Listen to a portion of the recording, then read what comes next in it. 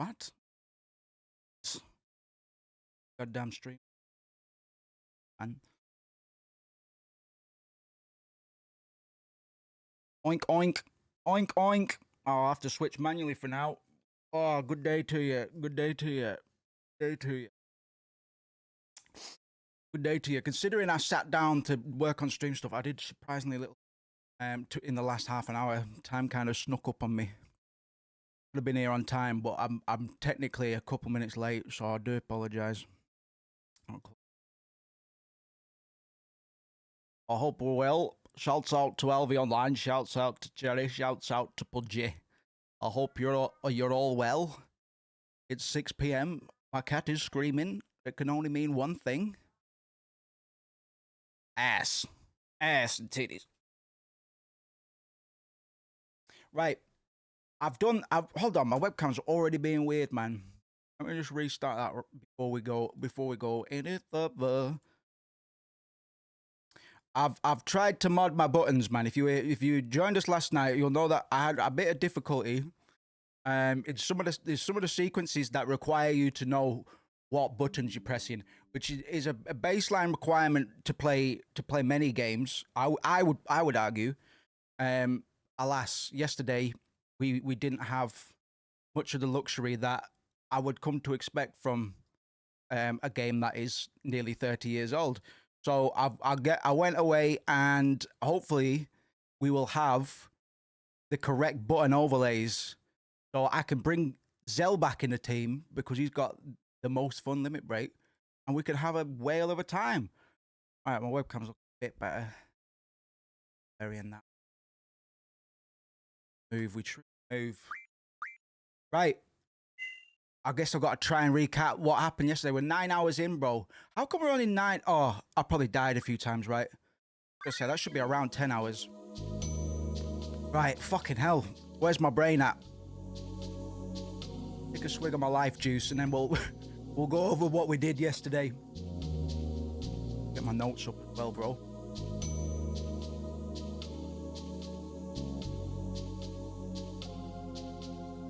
Could have done with a bit more milk. Could have done with a bit more milk. Will do. Yeah, what's everybody having for dinner, man? I told BB about half an hour ago, I'm thinking of going on the David Lynch diet. David Lynch eats a tuna sandwich for lunch every day with tomato, feta cheese, and some other bullshit. And he eats chicken and broccoli every day. And I'm like, not only does that sound based for somebody who is fucking overstimulated all the time, it would massively cut down on my food shop. It's a bonus in my book because I fucking hate doing anything that I hate doing survival things, basically. I'd much prefer to just, if I could take a pill and it would quench my hunger for the rest of my meager existence, I would probably do it, man. I'd probably do it.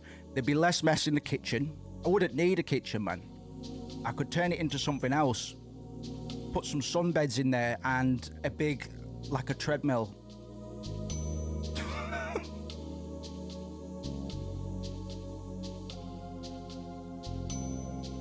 Sounds nice, but tuna and feta is going to be very... Hey, I don't make the rules, man. David Lynch... You can't question David Lynch. David Lynch just does Lynch shit. I had pork steak, 2 eggs, edamame, and a hash brown. Fucking hell, bro. Shouts out to Annie as well. Bunch of legends. That sounds fantastic, man. The other day, because I've been eating a lot of bad food. So the other day I was like, man, I need to stop. The most enjoyable dinner I've had in the last month or so is decent sausages and some fucking tender broccoli, man. Some nice tender broccoli. And it was the highlight of my month. Even in spite of Christmas dinner and I love Christmas dinner, man, but you're not doing yourself any favors. There's a reason you feel shit after eating Christmas dinner. Oh.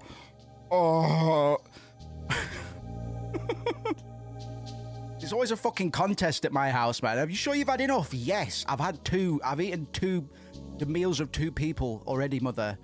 oh, well, I've got all this and I'm going to eat it all. Well, fucking do it then. I don't like... My Christmas at my mum's is really competitive, man. I don't know why. Broccoli is legit, man. Broccoli is too legit to quit. And on the topic of emojis and all that stuff, not until we're partner, we need to rack up 4,000 watch hours. We're 452 at the moment, but don't panic, because yesterday we clocked over 40 hours, man. So the onus is on me to just keep being consistent, keep on giving you guys worthwhile content to tune into, man. And based on how we've done this year so far, off of the back of the Final Fantasy VII remakes, Christ, man, it's 9 days until Rebirth, and I'm feeling fantastic about that. Yeah, I'm gonna be working, man. I'm gonna be working for you lot as best I can. If there's anything that you guys would like to see, or anything you would change potentially, don't be afraid to shout it out, man.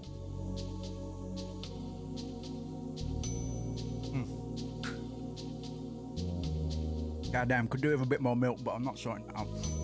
Protein and salsa is the way. Hell yeah, man. Fair enough. I never thought about that. Salsa's a game changer. Try to fix my diet a bit and add nuggies and root vegetables in the oven right now. Good man. Best of both worlds. 5 bottles of salsa in my fridge. Good man. Just imagine these big 2-litre bottles. Right, where were we at yesterday? We started with the initial Timber sequence. We were called to Timber to assist them in their quiet little rebellion. Galbadia occupies Timber, and a small group of clumsy, inexperienced insurgents called upon us to try and help liberate Timber. They wanted to kidnap the president of Galbadia with a very convoluted train plan, which we pulled off, but it turned out that the president wasn't actually on the train. We wanted to replace the actual presidents with a train car that looked identical, with a dummy president in that train car. So we would put the dummy train car where the president's actual train car is. And it all makes sense somehow. The way the plan is explained, it all makes sense. And it's magical. And we got traumatized by the lack of proper button annotations, but we did it. But oh no! They actually put a dummy president on the train as well. I think they were baiting. They kind of knew it was going to happen. So we fought a zombie. We killed it with a Phoenix down. And then we went and explored Timber proper. We went towards the broadcasting center, and Cypher appeared very abruptly on this live broadcast of a speech the president was doing, took the president hostage. Zell, unfortunately, ran his mouth and implicated Balam Garden. So we were briefly fugitives as Cypher disappeared. He was spirited away by a strange magical lady, and we haven't seen him since.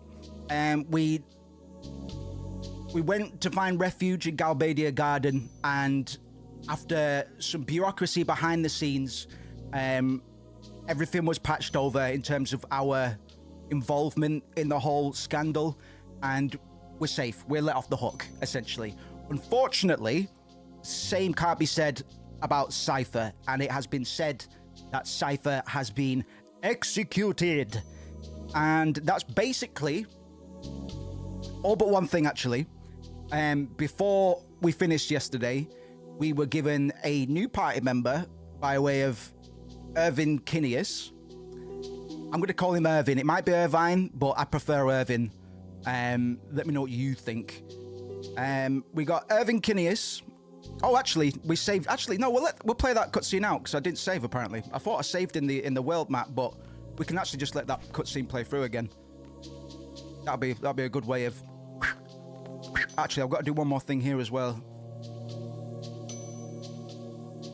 Because I've been running about without the guide for the most part. I do have the guide on the side, but there's some stuff I have to skip. But I'm not skipping this. I could be exploiting my way through the game via the card game, Triple Triad, and some bullshit involving that allows me to turn cards into items. But Triple Triad's going to be a bit boring to watch if I'm trying to grind out cards. Hey, where's everybody at? All right, okay. But I don't have Irvin, so... Okay, maybe I haven't done that much. Maybe I need to go do the scene where we're told Cypher got executed. I thought I saved on the world map, bro, but... Gotta warm up, you know? Hell yeah. So today, we're gonna finish disc 1, bro. We're gonna finish disc 1 today. 3 sessions per disc. Not bad.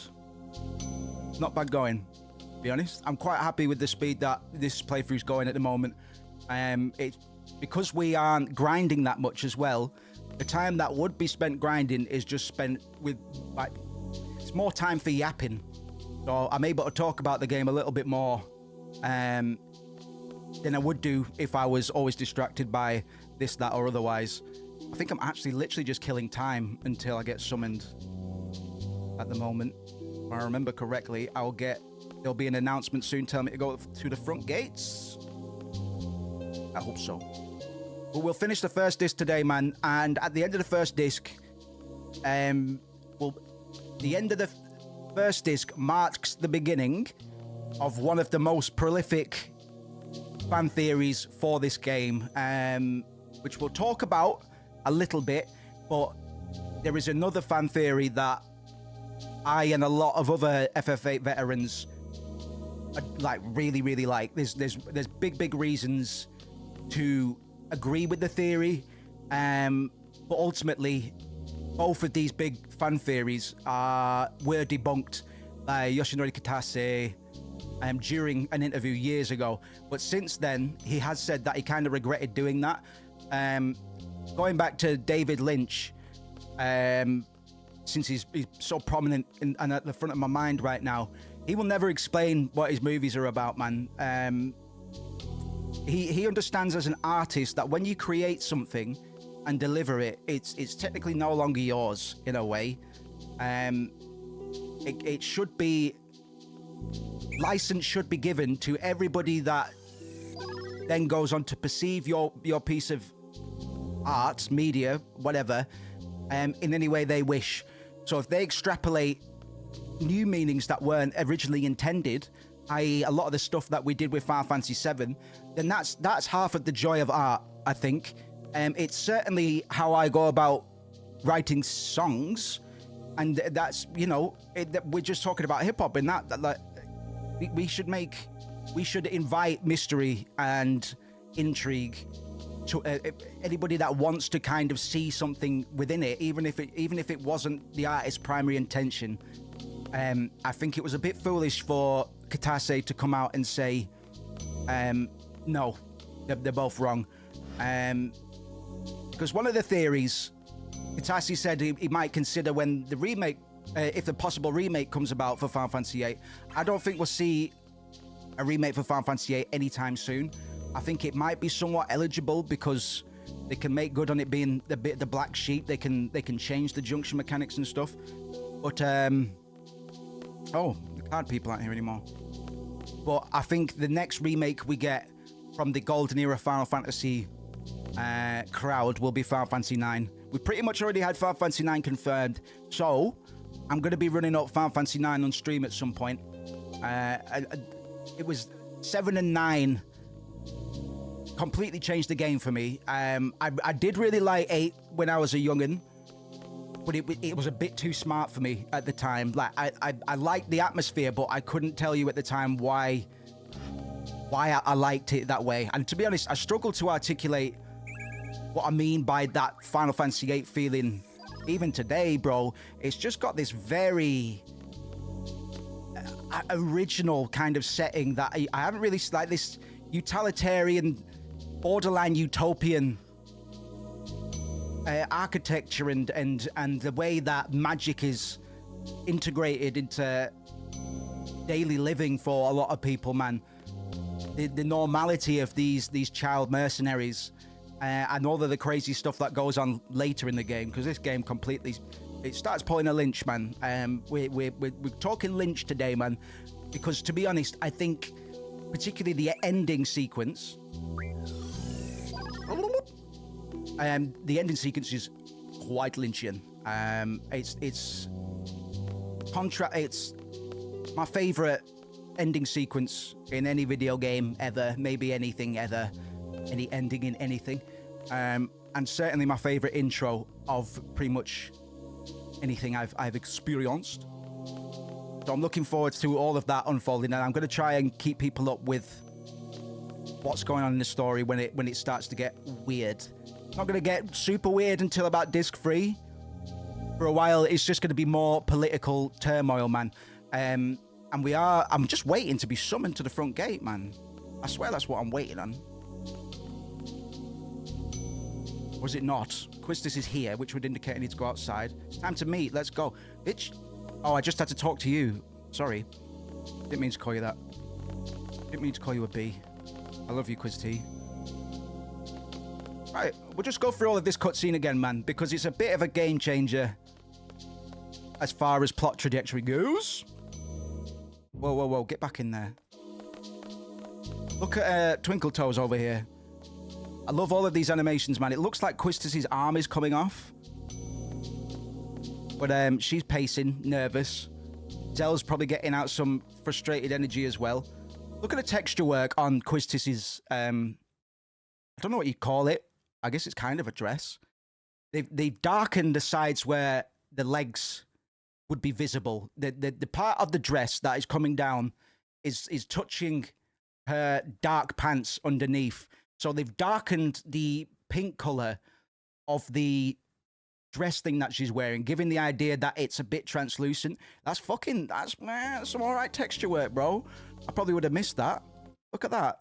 It's subtle, but it wakes. Let's just wait here. The master should be good. And you've got Renoa doing Twinkle Toes over here. God bless her. God bless her.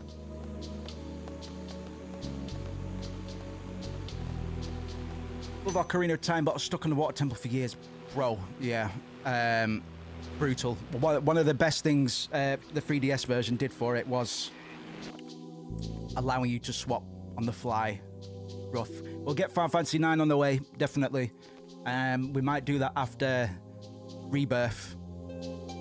I'm happy to stay in Final Fantasy mode for a bit, to be honest, because there's lots to talk about, and we've still got quite a few good ones. Sorry, my Pastor Meal's trying to make a runaway. I have official orders from Headmaster Sid addressed to you. Following regulations, I have gone over these orders. After careful consideration of our options, we have decided to fully assist and cooperate with Headmaster Sid. Actually, we too have been planning this for quite some time now. In order to stress the importance of the mission, I must first brief you on the current situation. At ease. You all know about the sorceress being appointed as the...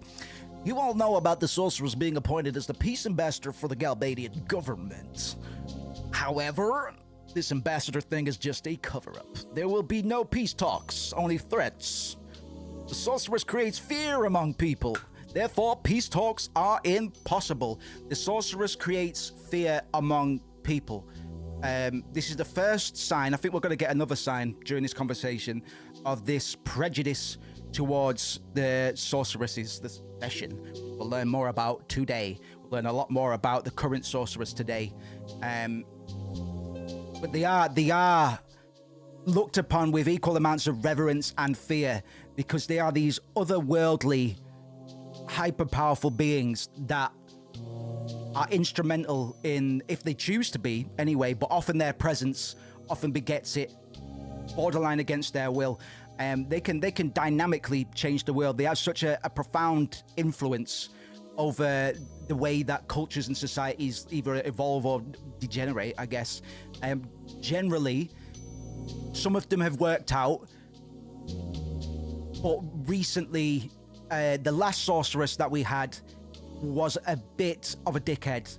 We'll talk more about that sorceress. I'm not even going to name them just yet.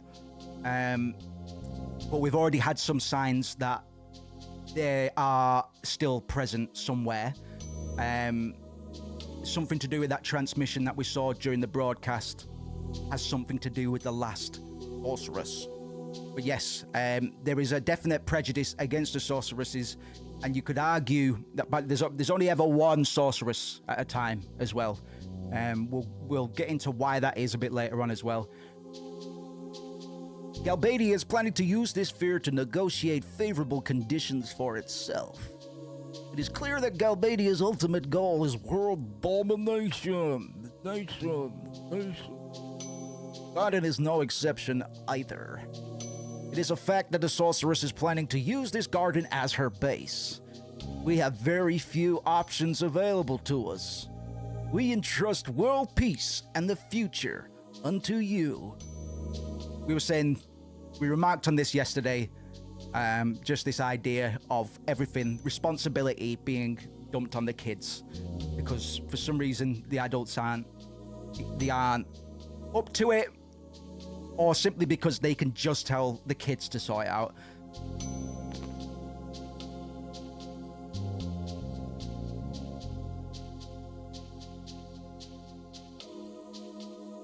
Details of the mission are enclosed in these official orders. Thanks, Big Chief. Oh, damn. You must rug pull Galbadia coin. Any questions? These orders, the orders say by means of a sniper. I think I'll do Squall in mostly my normal voice.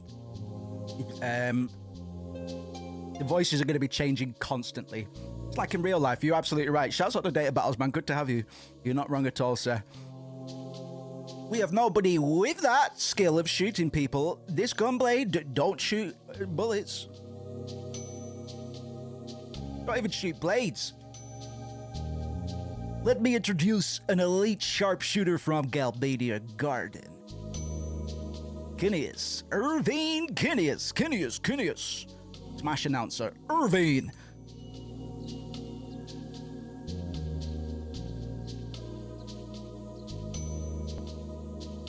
Here he is, man.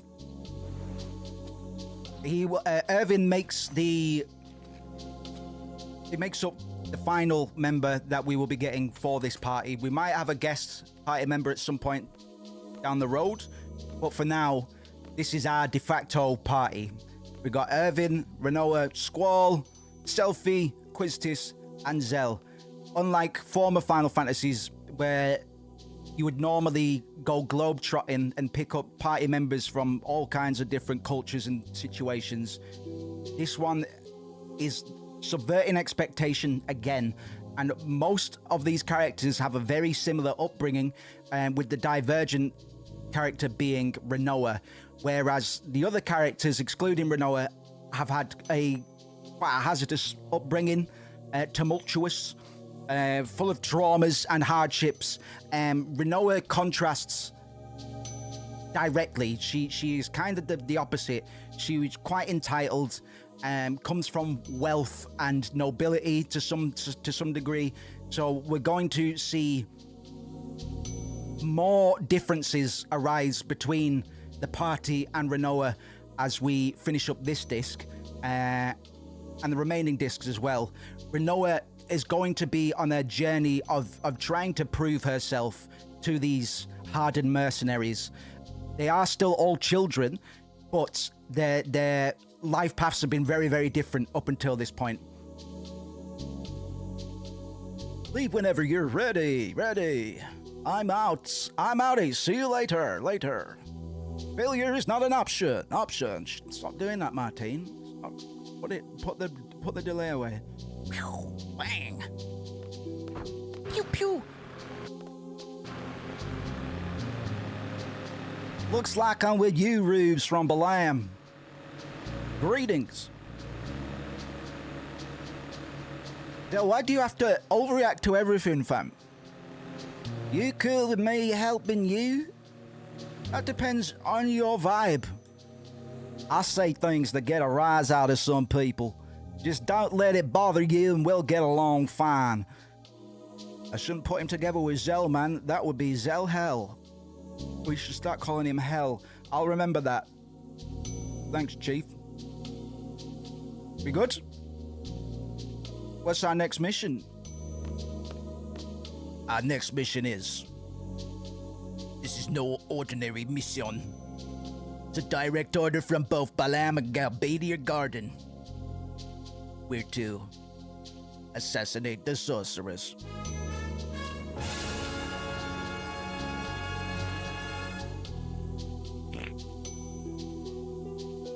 We're to shoot it from afar. Kineas will be our sharpshooter. We're to support Kineas to our fullest. Should the sniper fail, we are to attack head on. Thanks for the support, but I never miss my target. Eliminate the sorceress. That's our order, kiddies. We're going to head to the capital of Galbadia City. Sorry, we're going to head to the capital of Galbadia, Daling City.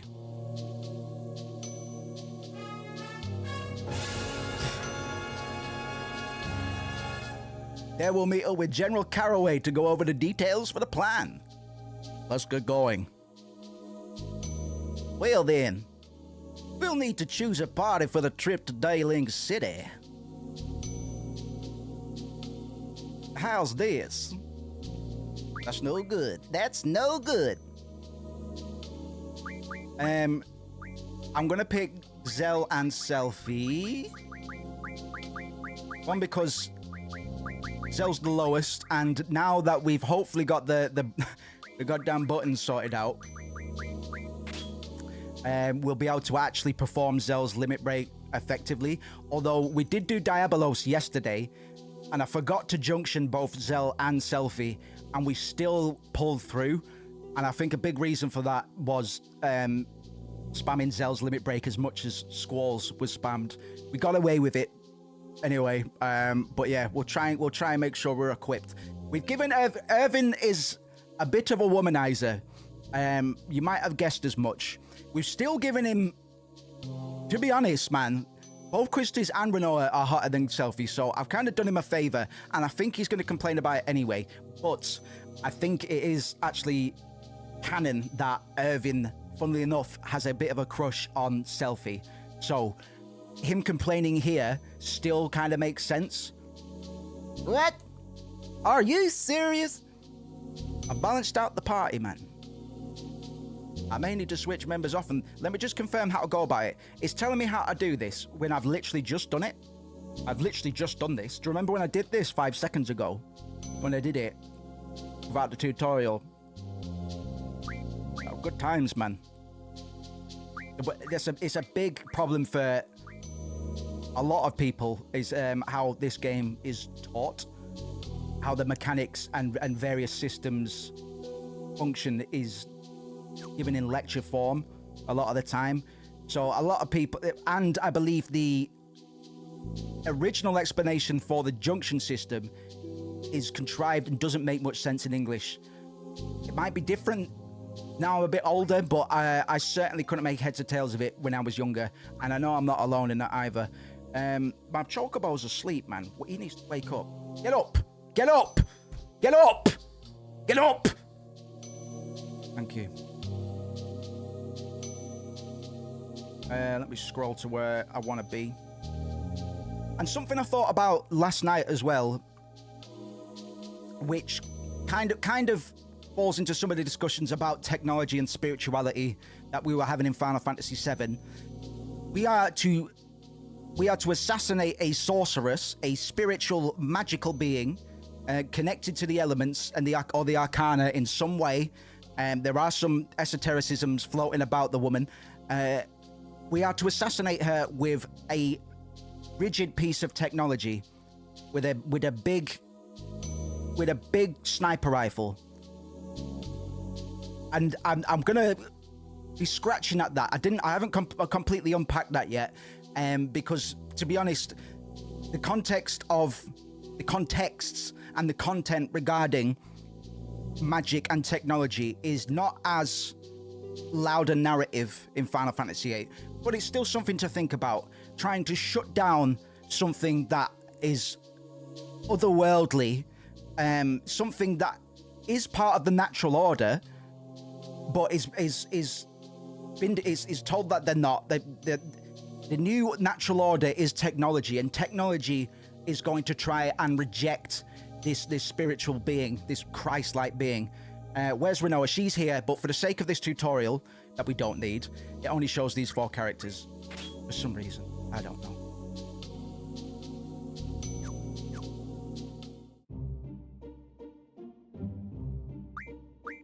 Let's see if I've got my button configs. Oh, you bitch. Why didn't that work, man? Why didn't that work? We'll carry on for now. Oh, shit. Carry on for now. Well, that's a bit of a ball buster. It's all right. Not the end of the world. Let me just try and memorize these. Let's start on... Right, X is confirmed again now. Go.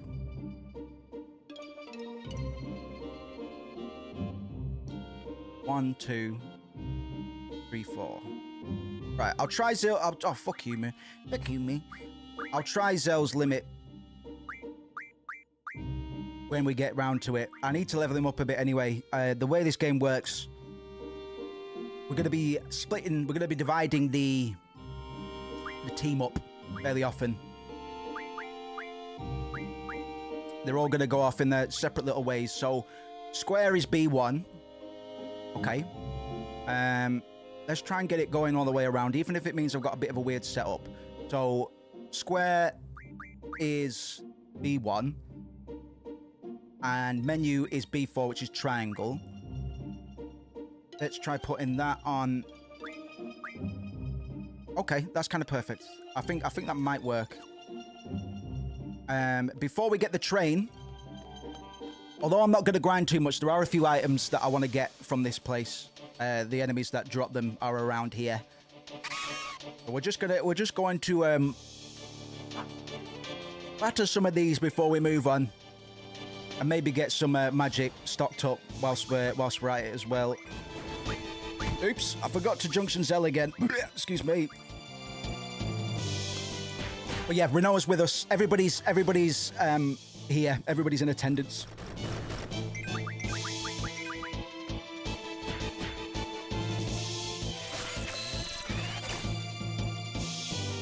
I got 9 blizzards. I killed the lizard. I killed the lizard. To be honest, Squall's got pretty good stats for this level, bro. Get some floats going, man.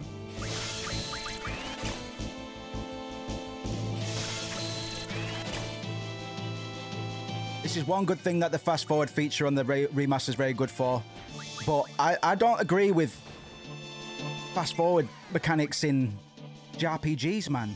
It completely cheapens all the experience. I do use them. I do use them because they have a very attractive use case, man. They allow you to grind with barely any actual effort exerted yourself. But it cheapened, like, if I can just... If fast forward means the game is easier by a big margin, if I can just sit here and draw magic at 3 times the speed, then I'm fucking breaking the game, man. So I'm kind of glad we haven't got it. It would help us for the sake of a stream playthrough. But I'm glad we haven't got it, man. I forgot to equip Zell again. Ra-ta-ta-ta-ta-ta-ta-ta.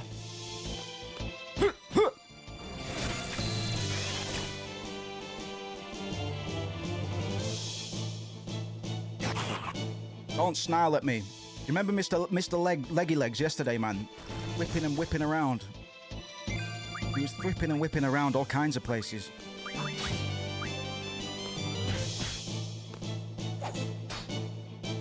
I've missed 2 triggers in a row now. If I tap R1 with Squall, within around 5 frames of making contact with the enemy, I get a crit every single time. And that's pretty much all the utility the gunblade has over a normal sword. That's it. It's got revolver chambers, but I don't think anything goes in those chambers, bro.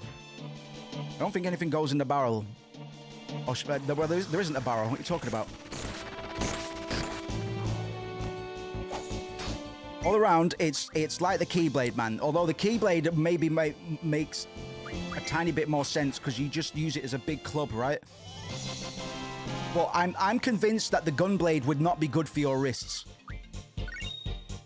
I'm pretty convinced, bro. Take it from me. I'm a physiotherapist. I'm a physio-orifice. Who's got Zell's moves? Who's got Zell's moves? Twisty, I should have known. Yes. Give it to my boy. He needs to grow up a bit. He needs to level up and he needs to grow up. I wish that Zell was my friend, but he's not real, so he can't. Why isn't Zell real? I don't know. It probably is somebody that got the Zell face tattoo, man. We find out. I need to find out if anybody actually got that face tattoo. Surely, in the spectrum of possibility, at least one idiot got that fucking face tattoo. Right? Only makes sense.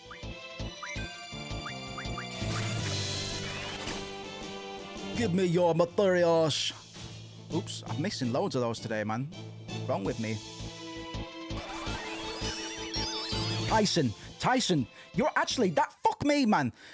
Yeah, it was actually inspired by Tyson's face tattoo. So fucking hell, Pudgy. Blow my mind there, son. I don't know why that isn't in my notes somewhere. I can tell you that Squall's appearance is inspired heavily by River Phoenix, but I completely forgot to mention that, man. He's punching motherfuckers too. Good catch. Very good catch, my friend. Goddamn Pudgy. This Pudgy motherfucker.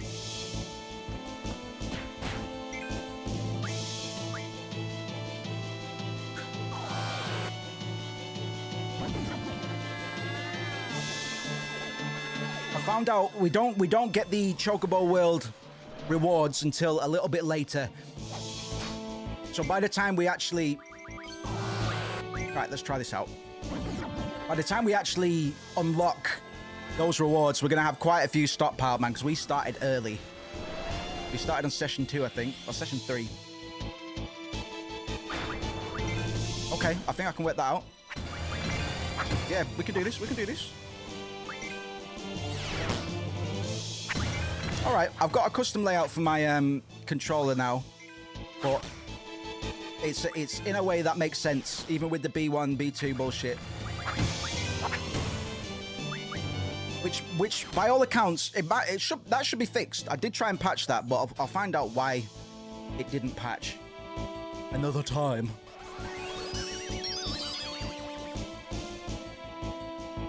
That put me to sleep.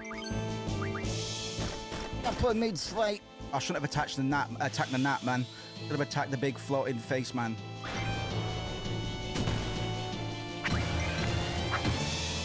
I've got loads of time, bro.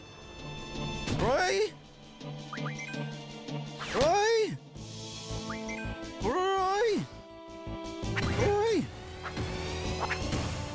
Roy his head off, man. Mac kick. What do? Shabaloo. Picky, boishka. Dinko. Karate chop. Mac kicker. Babungus.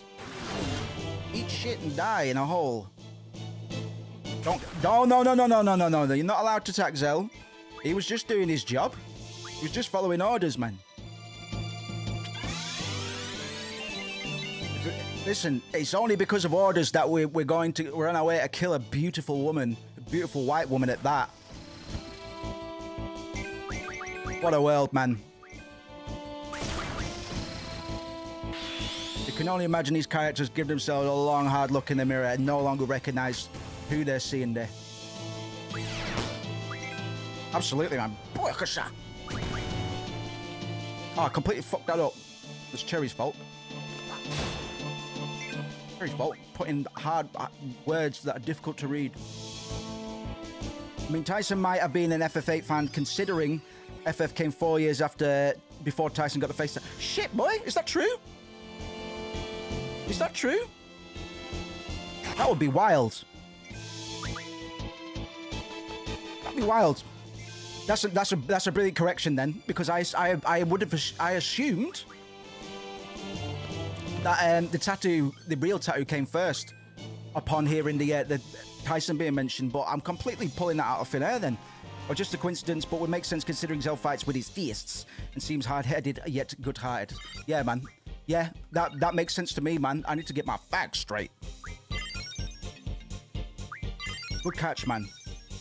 I'm just going to stick to my notes now.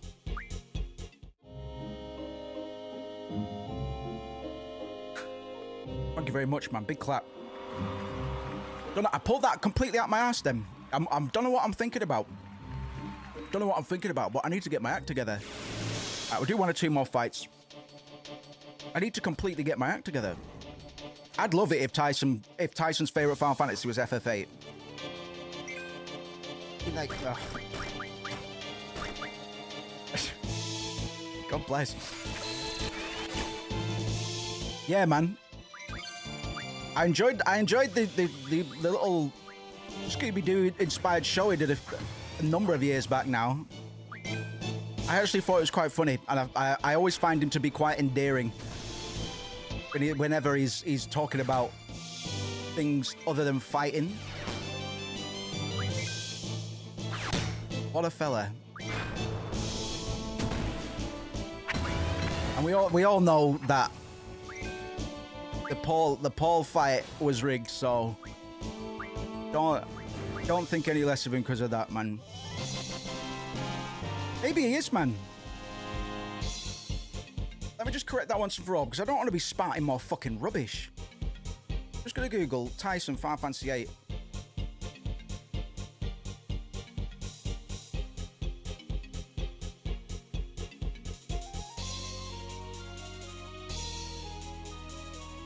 Time to put to rest that Zell's tattoo is modeled after Mike Tyson. So I was filled misinformation, and somebody on Reddit has corrected it in exactly the same way that Auntie did. Didn't get the face tattoo till 2003. So you are absolutely right. I was pulling misinformation out of my ass. So I'm glad that I did, to be honest, because it's still an interesting subject. Yeah, loads of people like, is it true that Zell had the face tattoo before Mike Tyson? Yes. Seems to me like Mike was a big Final Fantasy or Zell fan. Imagine if Mike Tyson was just a Zell otherkin. Imagine if Tyson was part of the Final Fantasy house. That would be live as fuck. He could have knocked out Jenny, couldn't he? This is bullshit. This is bullshit.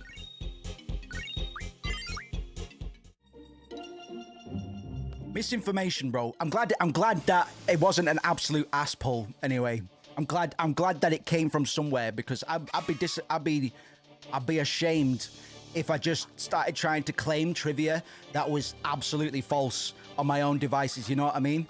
That would ruin my community, my academic reputation, my scholarly vibes.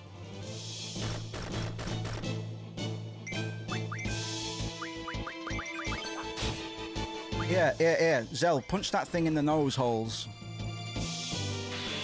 Great catch, Auntie. Thank you very much. You've corrected a piece of 20-year-old trivia in my head. That it absolutely, the moment you stop to think about it, is obviously wrong. Obviously very, very, very wrong.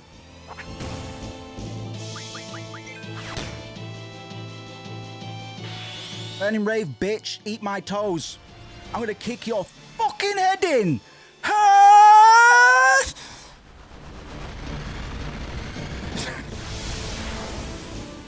Suck my toes, fucker! So, Zell's input-based limit break is heavily inspired by Sabin from Final Fantasy VI, who effectively he had a move called Blitz, and pretend this menu is the combat menu. In order to input your moves, you wouldn't have any input annotations or anything in the original. Anyway, in the new Steam version, this isn't the case, but you would effectively have to select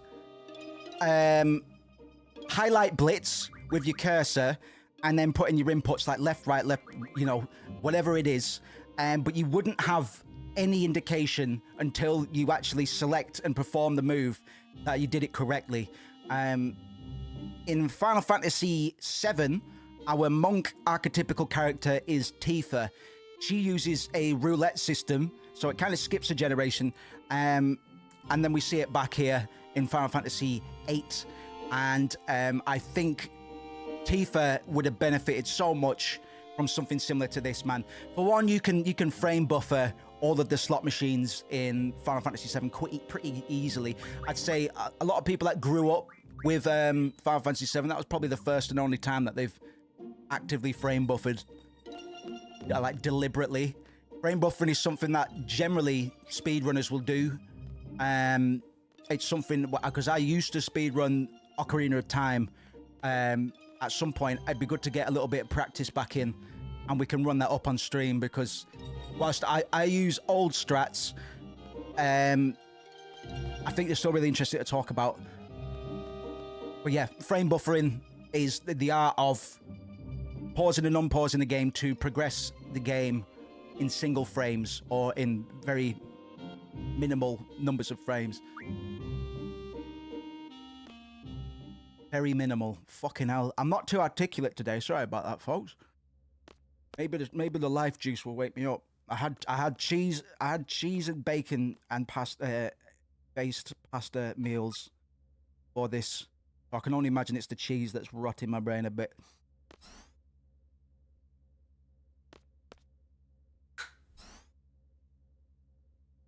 Hey Zell, what's going on, fella? When's this train leaving? Come on, man, come on. Let him be. Let who be? I want to talk to you about the thing that you did. That's all right.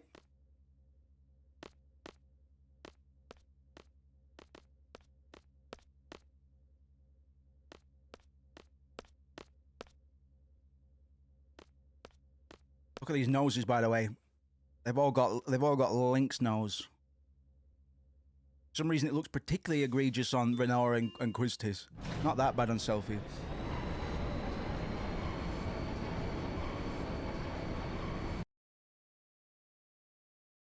Blurry webcam mode. Let me just try and fix it. I'm putting more time in through the week on stream production stuff, so I'll iron out whatever bugs are going on with my webcam. They're not even too... the webcam stuff isn't even that invasive, man. Just quality control, really. Yeah, just reset that quickly. Doink, doink.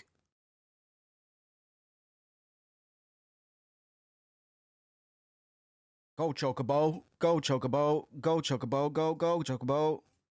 Oh, yeah, we got Bobobo as well. We renamed Angelo Bobobo, and that's the only goddamn character we've renamed so far. It'd be funny if it was the only one. May turn out to be that way, to be honest. Right, Stinkies, let's go. This is the only train bound for Doling City anyway. All right, sorry, I missed out on a joke. Perhaps it's fate. God damn.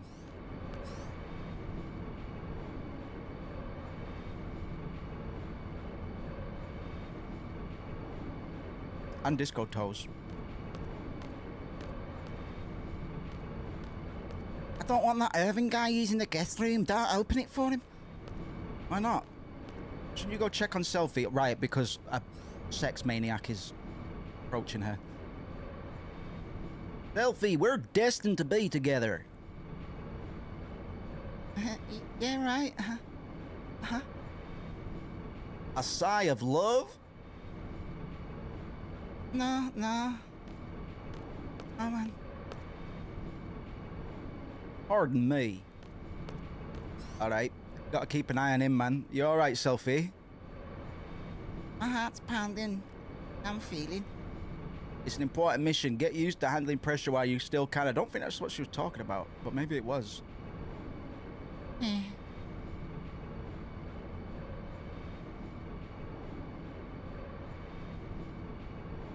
How much longer till Daylink City? Boink, boink. So, Irvin, a little bit of a pest, it could be said. Irvine Kidius, you're playing a major role in this mission. Now behave yourself. Vibrations of the train. Thank you. Good call, Cherry. No one understands me. Sharpshooters are lonely by nature. We hone our instincts, pour our whole being into a single bullet. The pressure at the moment, an instant attention. That's what I have to face alone. Man, not easy.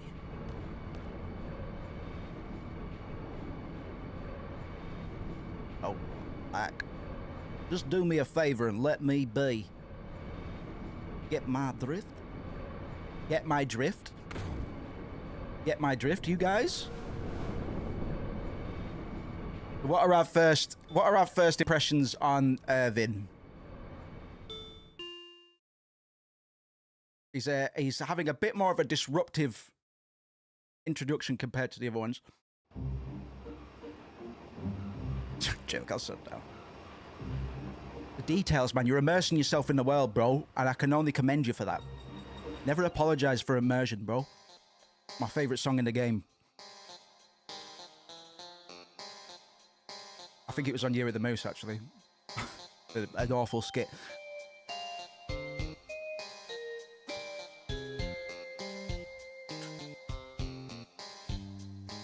Welcome to Daylink City. City. All right, come on down to Daylink City. Da, da, da,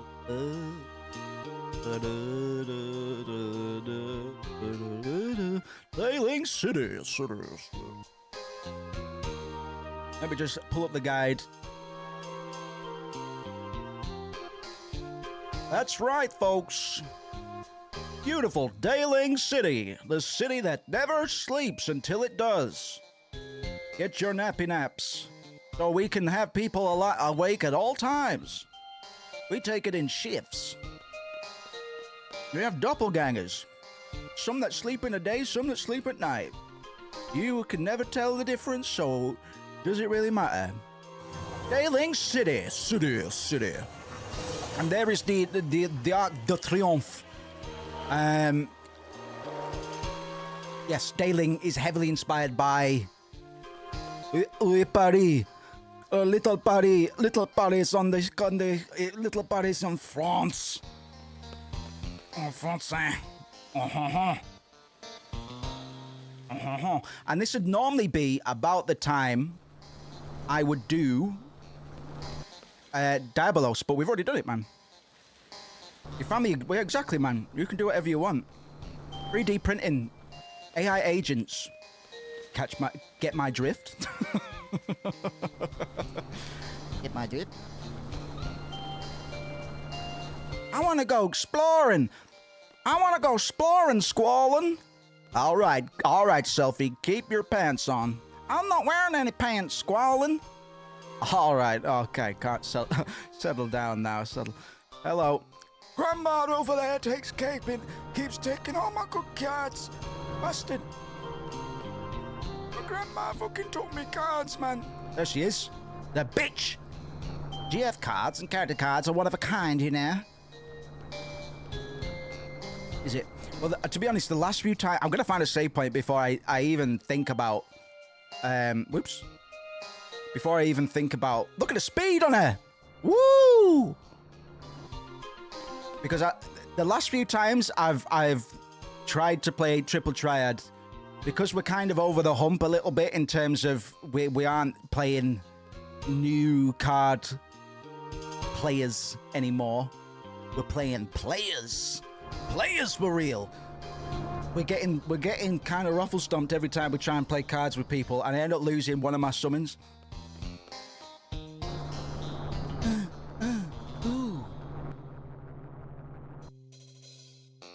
Shit, I'm lost. I'm lost in the big city. Whoa, did you see that? Depth of field or what? Whoa! Whoa! Whoa! All right, calm down, Squaresoft. That's a bit too crazy. Oh my god, we just looped back. No, I don't want to go to Caraway's mansion. I want to go party. Where's the party mansion? I want to snort coke off a Tomberry. That's what I want to do. Oh, shit! I want to ride a chocobo naked. You ever ridden a chocobo naked?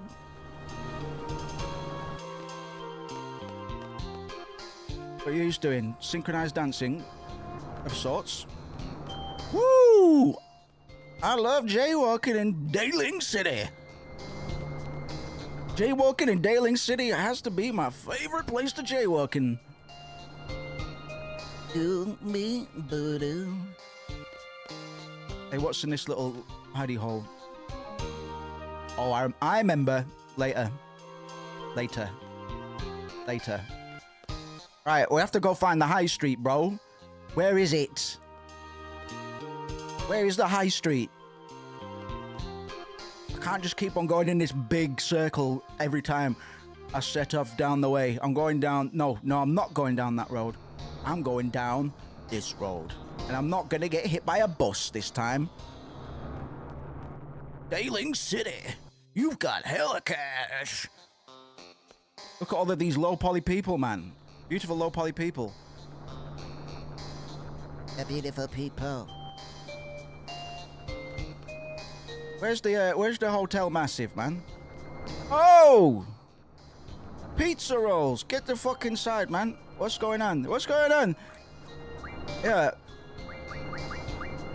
Those are all my default weapon, man. I haven't missed out on a weapon upgrade so far, have I? I fucking hope I haven't. Dayling City. Oh, I'm getting paid cheddar now that we got our rank up a bit, our seed rank, so we're actually minted, which is fantastic news.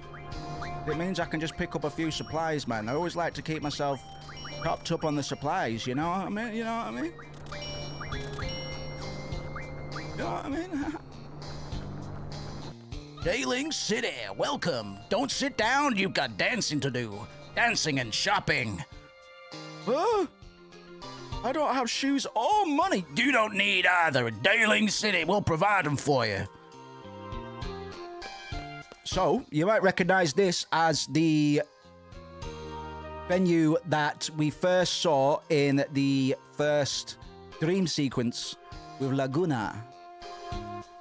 Shot in my eyes, you're up for a challenge, right? Oh, God. I'm only 17. Let me save my game before I start talking to these adult women about things.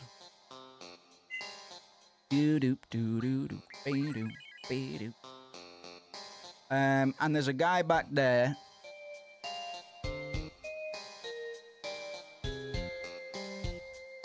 Across from the weapon shop is a man wearing black standing next to the road. Okay. We're gonna try and probably fail miserably. We're gonna try and get a few of these cards when we run into the people that bestow the good cards upon us. But I'll only really do it a few times, man. If I get wiped out, hey, if I get wiped out and I lose one of my cards, a hard reset, man. Yeah, me too, bro. That would probably be, apart from like bank robberies, you know, that would probably be the best use case, I think. Save points, do you think? What do you think the best use cases for save points are? Real life save point. If you had access to save points, what would you be exploiting those save points to achieve in iterations, iteratively. Yes, sir.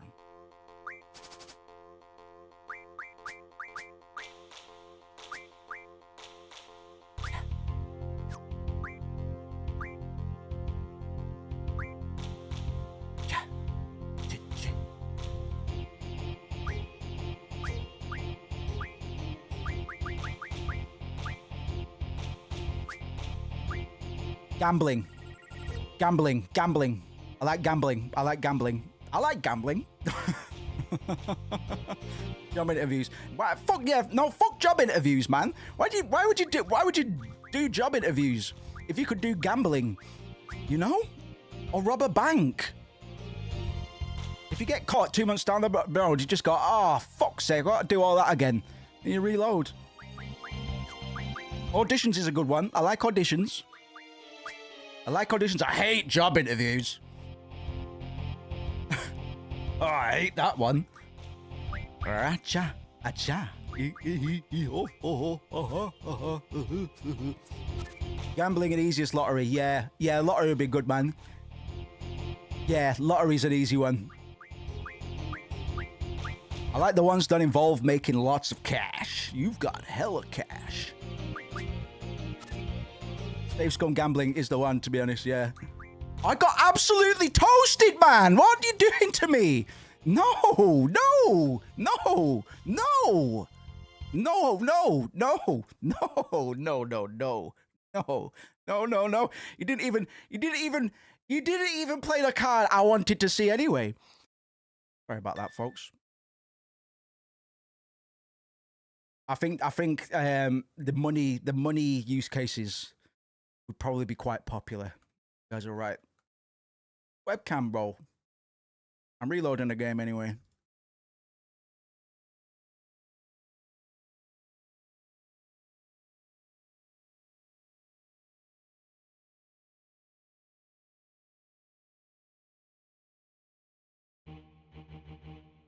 Either money-based ones or texting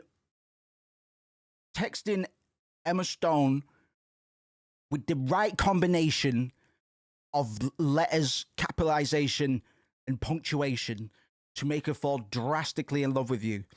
You could just piecemeal it over time. It might take 1 million attempts. You got me a puppy in Valheim. Call him fresh. Call him. Oh my god, my brain. Oh my poor brain. My poor brain. Call him Frankie Fresh. Call him Fresh Frank. Don't call him that.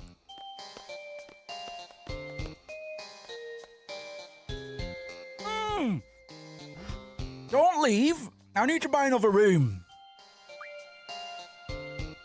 Christ. Thanks for the puppy. Del, don't look at me like that, man. Freaks me out. Pretty much Groundhog Day, but you get to carry on after the fact. You know? Oh, God bless you. I've done oh, my poor heart, man.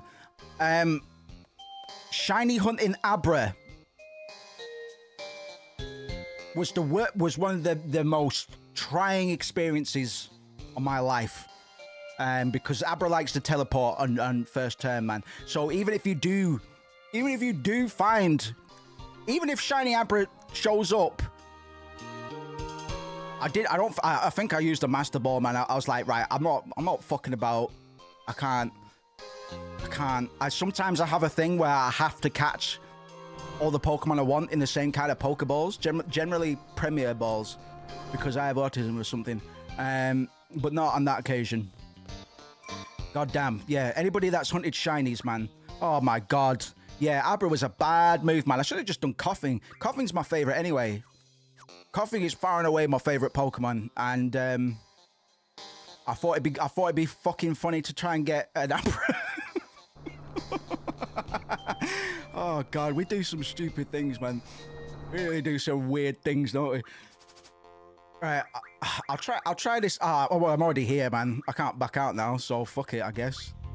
Fuck it, we ball. I guess. IG. Give it one more go, man. He's not even played the kiddos card, bitch. I had to catch a copy of every legendary in Soul Silver Premier. Best you, man. Something about those Premier balls just say luxury. Oh, there's luxury balls as well, right? I think I had a thing for them at some point as well, but Premier balls are clean, man. Oh, man. We have the run things in common, probably. Ruthless. Oh, what we like, man. That's funny. That's funny. Right. What have you got for me? Oh! Oh, I'm gonna beat you!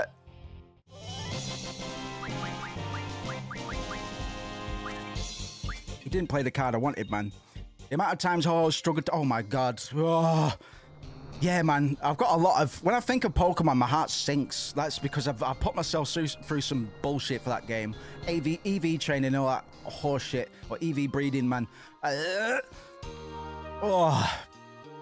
Talk about JRPG grinds, man. Oh, That's funny as fuck. Right, we got our first triple triad win, bro. I swear that I can play the game. He didn't even play the card that I wanted. I'm going to try and get the Kiddos card now that I can beat this guy. That I know I can beat him. This guy has the Kiddos card for some reason. And one of Laguna's friends, if you've been paying attention. If you've been paying attention. Have you been paying attention? No, you haven't. Fucking play the card I want you to play, man. Or I'll cry on stream. Hurry up. Times are wasting, man. I gotta save the goddamn planet and you're there fucking... Looking around, man. Show me your Pokemon, go. Show me your Pokemon, go. Pokemon, go to the polls. Got 1,000 hours at least just from riding the bike up and down the route next to the daycare with a cargo in my party. Hatch faster, yeah, man. A lot of pedometer business. You're a true gamer, sir. I respect that, and I'm sorry for I can share in your both in your shame and your successes, because they probably have an equal weight. I remember it wasn't even me that got the like. I passed it over to my friend, my mate, because this is when I was at uni, bro. It wasn't when I was a child. I was just farming on the sofa at the flat, and it wasn't happening. I handed it off to my mate, and he fucking got it within half an hour, because of course he fucking did. Fuck's sake, bro. Yeah, I'm never going for an Abra again. I don't even like. I like Alakazam, bro, but I don't know what the fuck I was thinking. I don't like him that much. I honestly do not know what I was thinking. Modern Moose would go straight for the coughing, like, without a doubt. Doesn't get much better than coughing, bro. What's everybody's favorite Pokemon? Pokemon! Got to buy them all by the lunchbox. Buy the pocket watch too. You ring me and I'll ring you. Pokemon phone. Gotta ring your mates. Gotta ring your mates. Come on, bro. You're an AI. You made your decision hours ago.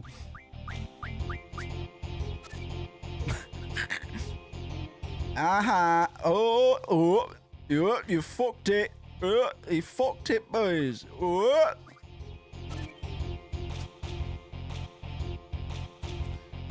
Stinky, rinky, stinky. Shelder, yes. That's fair. I did know. BB's got a big thing for Shelder, man. It's actually her profile picture. And I will say that Pokemon make for very good profile pictures. In terms of art and composition and stuff, like, I've got a big interest in the composition of profile pictures and what makes a good profile picture, especially coming out of the NFT space for a while. I was part of that whole mess for a bit. I still kind of am, to be fair. I'm not above NFTs at all. I know they have their use cases, but anyway, Pokemon generally scale very fucking well. Shelder in particular makes a really good profile picture because of that, man. We've got Weezing, Cubone, Mudkip. Remember Mudkip? A Wobbuffet, that's a good one. Swampert I like as well. Shell Smash Shelder got me a lot. Oh my god. Yeah. Cherry Noses meta. Fucking hell. I could never play Pokemon competitively, man, because the levels that some of these people go to, bro. These so-called people. Don't know why I just bought a room. I'm gonna try a couple more. I'm determined to get at least a couple of the character cards and stuff as we progress through the game, man. It would just be nice. We're not too far from the end of disc 1 now. Like, we're kind of just waiting to tee off the events that will lead us to the end of the disc. The end of the disc. Wobbuffet's a good one. I've got a lot of love for Wobbuffet, man. He was in a lot of my teams because he just gets crazy, man. He's just a big reflect. Just a big goofy shield, man. I've been put in my place by a few Wobbuffets as well. I think that's what inspired me to just start doing it myself. So who's that? Who's it with the mill tank, bro? Who's it with the fucking milky cow in the second gym that just shuts you down, man? Those games aren't for children, bro. Big milky cow tit woman, like, I can't even remember what her name is.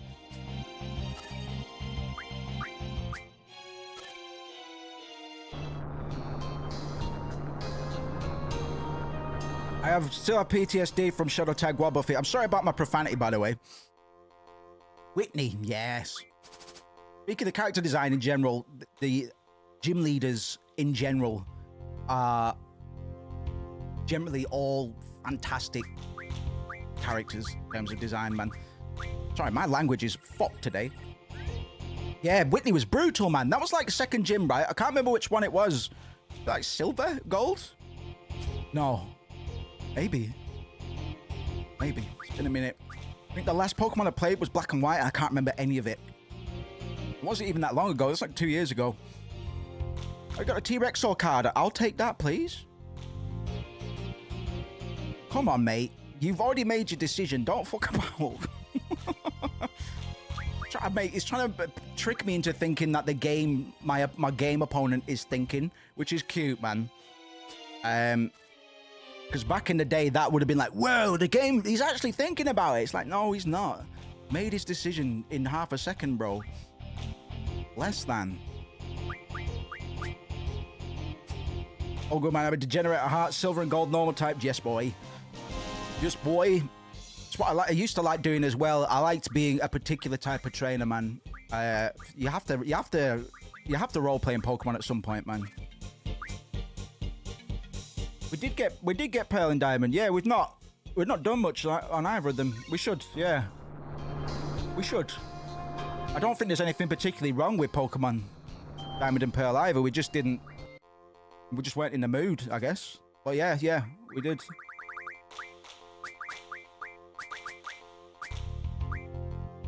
Would you play the Kyros card, please? That would be really nice for me.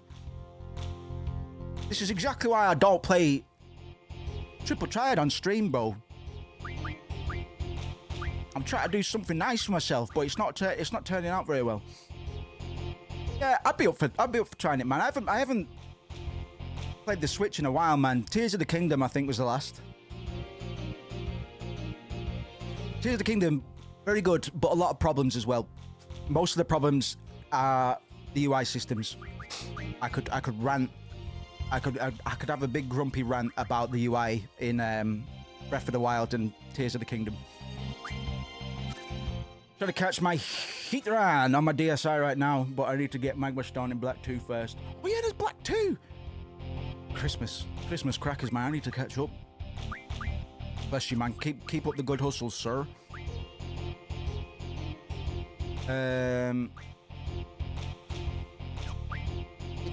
my nose and fart inside your face because it's funny. Very funny. Right, I'll play him one more time, bro. Because it's starting to take the piss. This is exactly why I don't grind out triple triad on stream, man. Play my card, man. What a shame.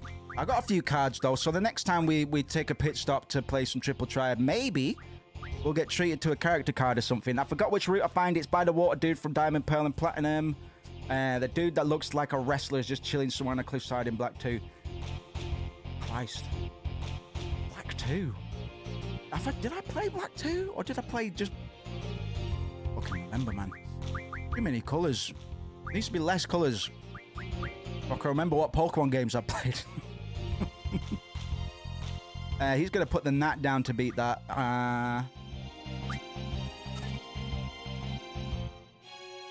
You're going to play the Nat. Oh, you stupid bitch. You stupid bitch. You bad bastard.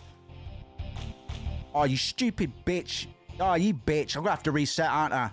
Bitch. Oh, you fucker. You fucked me. You fucked me. Oh, you bitch. And you didn't even play the Kiddo's card anyway. Oh, you fuckhead, man. You colossal fuckhead. You colossal fuckhead. You've got me beat. I can't beat him. Because he just plays the Nat. He'll just play the Nat. I can't stand him. You're a shit lunchbox, man. You're a lunchbox made out of a turkey's asshole. Go to bed and piss off out of my life. I'm hard resetting before you take my Dabble's card again. You piece of lunchbox. You piece of said lunchbox.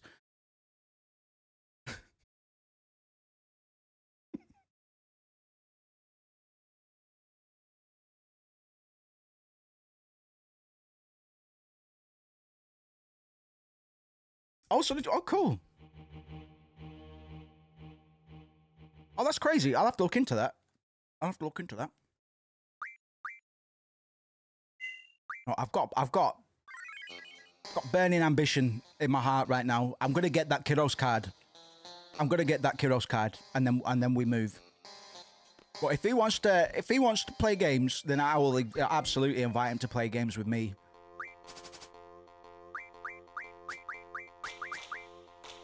I will have my Kiddo's card. Going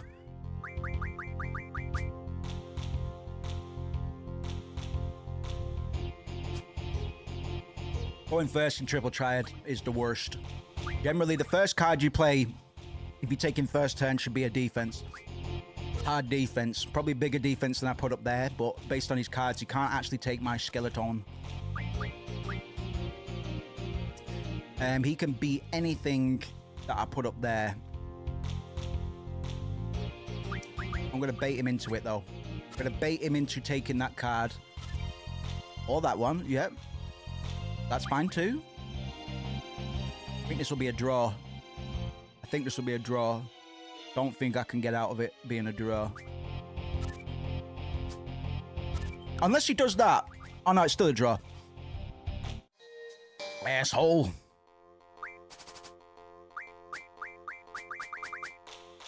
These? Oh, gods, man. I've been so good today. I've hardly sworn, man. I've only said fucking bugger a couple times. He lied. Lied with a shit-eating grin on his face. Come on. I know you... Hey, listen. I know this guy's got a neurological disorder, man.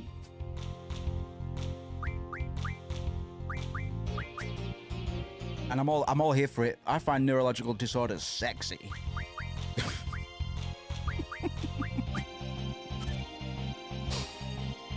Oh, I've got you beat. Ah, you're really shit at cards.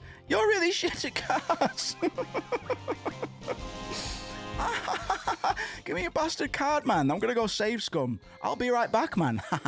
You're not getting that one back. See you later. Oh, God. Oops. Sorry about this, folks. I'll listen. I'm determined to get this card now. I've invested this amount of time into it. He has to play it eventually. I'm definitely picking the right guy, right? From the train station, take a right, run past the Galbadia Hotel. Yep. The next screen across from the weapon and item shops is a man wearing black standing next to the road. This is the man that holds the Kyros card. Challenge him to a game or two until he uses the card. A game or two? That's being fucking generous. Goodness. Anime was made by the Japanese. I could get a neurological disease. Yeah, there you go. It's waifu season, man. I need to watch Black Lagoon, man. It's been a while. It's been a while. Haven't seen Black Lagoon? Please. I love it. It's one of my favorites. I absolutely adore it. And watch it in English. Watch it in English. I rarely say watch the dub, but no, watch Black Lagoon with the dub. It's great. Really good.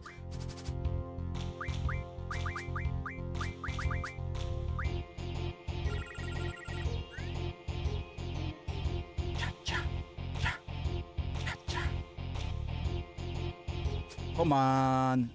Come on, motherfucker.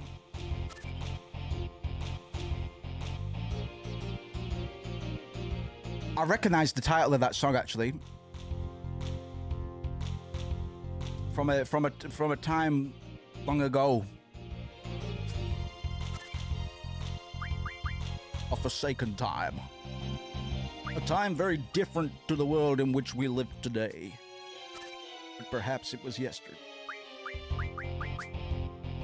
Topic of gym leaders are burned down in office just to get slapped on by Flannery. Yeah, boy. Yeah. Yeah. I feel you on that. I feel you on that.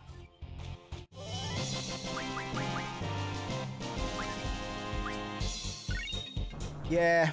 Yeah, I'd say that's fair. I'd say that's only human, to be honest. Please play the Kyros card, bro.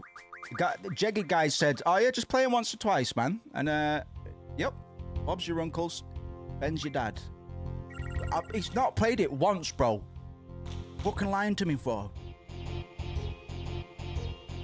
And the next one's gonna have to be my last one, bro. Because I have very little what I like to call God luck. As in the cosmic force of luck as a concept, which is a very convoluted concept in and of itself, man. A bit like karma. Because there's a lot to suggest that doing good things for other people and stuff like that, getting your karma up, not just on Reddit but IRL as well, is very good for you. Gratitude and all that horse shit is very good for you, you know. So luck, in a similar way, I see as a bit of a weird loosey-goosey concept as well. But in terms of the cosmic kind of luck, I don't have much of it, man. And that's why I work so damn hard. Why I work so damn hard. Oh yeah. Yeah, don't worry. You wanna play your Kyros card now? Yeah? Yeah. You wanna play your Kyros card for me? Oh, you're a dickhead, man. You're a dickhead. Gunhead had to remove that stuff from his channel after it was signed. I had to censor. So, probably fair. Probably fair to some degree.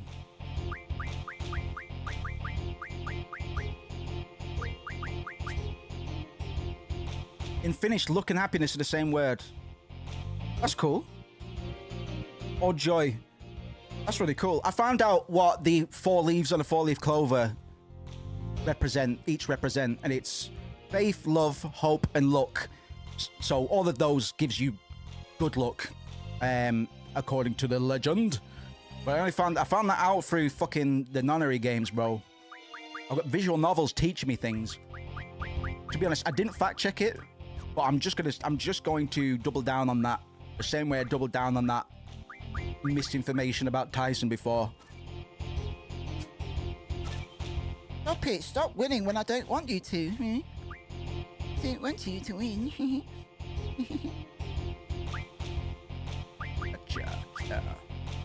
So I think having karma brings you both joy and fortune. I'd agree with that as well. You know, not in terms of a cosmic force, like, but also as a cosmic force in a weird way. I don't know. The law of attraction, right? Because I kind of believe in the law of attraction, man. Like when I'm at my best, I'm the master of my own universe, motherfucker. I can do anything. But it's hard to maintain that all the time. So right now, I can't master my universe quite as good as I'd like to, but when I can, goddamn, look out. I've noticed anecdotally that I get good gambling wins when I'm down on my luck, and also when I'm grateful and doing good deeds. What kind of gambling? What kind of gambling? Because if it's straight up gambling, and not poker or quote unquote strategic cards or something like that. That's what interesting observation. Being present and mastering one's own mind. Absolutely, man. Absolutely. My brain likes to move around a lot. I don't know if you can tell. It's hard to get it to do one thing, but when I can and do, when I'm able to slip into that flow state, it's transformative, and I usually do something I'm very proud and happy of. If I'm able to absolutely lock in, it's easier said than done. Just slots. All right, that's interesting then, because that is pure luck in that case. Interesting. Yeah, I am always interested in these cosmic concepts. But obviously, a lot of the whimsy is just earlier cultures trying to reason with these very human dynamics and what they can do for your personal conditioning, outlook, and behavior. If you hone your instincts and your impulses and learn to just take action, have willpower, discipline, your mental health's going to be so much fucking better than if you lack one, two, or all of those things. I know that kind of sounds like it makes sense, but it's hard to keep all of those things going all the time, especially if you are a sufferer of poor mental health. It's a weird dichotomy in that way. So it's interesting to hear Antti say that when his chips are down, but he still continues to be a good person and be available for people. His luck turns around, gets a bit of a crash mat. Even if that's just confirmation bias, I still think it's an interesting observation, you know? Yeah, gambling's a slippery slope, man. Gambling's a slippery one. It's something I never recommend, along with crypto trading. Like, I enjoy crypto and I enjoy gambling. I don't gamble at the moment.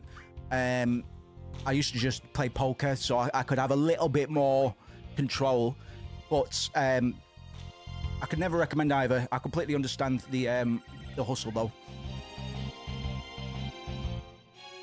When I know my karma is good and I have good intuition, I win. Good man. I hope you're mostly in the green, my friend, or all in the green, even. Cherry says, I like blackjack slots and I gamble with roulette. Ideally, I'll turn 5 into 15 free blackjack, play 10 on slots, and sometimes win like $20. Be at 25 and then put on red or black. That's it, man. Okay, let it ride. Yes, gambling's very tricky because going on till, in my experience in poker,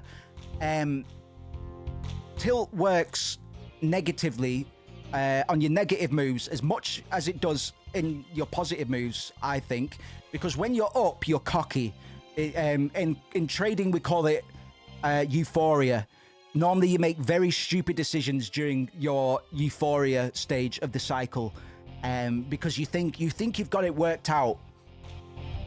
Never listen to euphoria, man. Always refer to strategy. It's always best to be emotionless when you're gambling or trading or doing anything. Emotion's got no place in any sort of place where money moves, because money doesn't care about your feelings. And a lot of people miss that when they get into trading and stuff. I certainly was affected by it when I started trading and stuff, but money doesn't care how you feel. So, you know, you gotta be as cold and calculated as finance, as the best advice I can give to any would-be gamblers. Mania could be a term. Yeah, absolutely. Gamble what I can afford. I never want to go crazy. Good man. But yeah, moderation, because there's no greater feeling than getting a good pot. Especially as gamers and stuff, man. We've kind of got that conditioning where it's like, right, well, we're already doing something we enjoy, but now there might be money. So it's very easy for gamers who have trained their reward centers in a very certain way to fall into the slippery slope of gambling and rug pull themselves effectively. But yes, everything in moderation, absolutely. I'm not worried for you lot, because you're brighter than a lot of the people that I trade alongside with in crypto and stuff like that. And that's a lot of gambling as well, man. Some of that is this is why I like poker. It's why I like technical analysis for chart reading and stuff like that.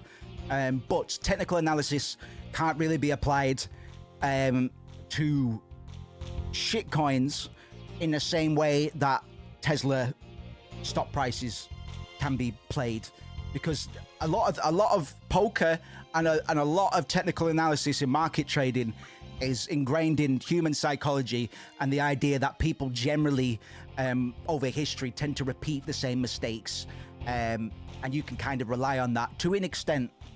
You can never predict the future though, and that's where even the best gamblers and traders sometimes, you know, shoot themselves in the foot, because you can't predict tomorrow. Crypto was very, very euphoric coming into the year, but ever since the market shit the bed this week, and it'll probably be here with Mr. Trump getting inaugurated on the 20th. But it's amazing to see how quickly the sentiment changes, man. And everybody who was a evangelist quickly becomes a doomsday sayer as soon as the heat is on, every single time. It's going to be another draw. Bro, I've been trying to just... he's not played the Kiddos card once. I'm going to play him one more time, and that's it. Whoosh. Dude sold his card, man. Jesus Christ. Oh, I think, actually... I did get... But the algorithm picked me a rage clip the other day, man. Just some guy who had put everything on the line for... He put his 401k on the table or something. And he wasn't happy. So I could probably understand that, because I just found it so intriguing. Just try to read what this person was feeling internally, because it must have been panic and anger, panga. It's like white as a ghost, man. And he was just like making very stiff movements. I was like, Jesus Christ, at least I'm not him. I'd rather be broke as I am right now than that guy. Hey, buddy, are you okay? Do you want $5? Whoa, sorry, just trying to help. Yeah, that's crazy to me that people are putting up that kind of collateral. That is crazy, right? How are you getting home? You can't afford a cab anymore. Dick face. Yeah, everything in moderation, guys. You as long as you got a system. And not ace. I got a system. I can count card. Then fantastic. Fantastic. Unless you're Mr. Jackpots, like in season 3 of Twin Peaks, man. Thank you, Mr. Jackpots. Thank you, Mr. Jackpots.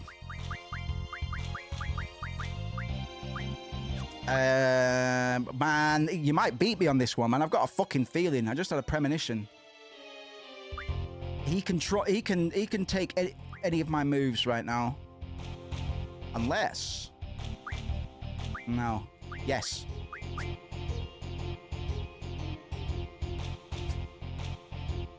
Okay. He's not played the Kiddos card once, man. And every time I'm like, one more turn. And he still doesn't play it, and I'm still here fucking doing it, man.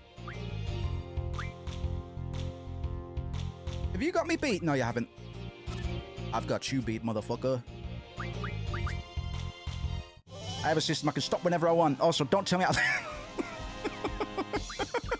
Appreciate you, man. You're absolutely right. You're absolutely right. Can't argue with that. I need a Gizard card, man, I think.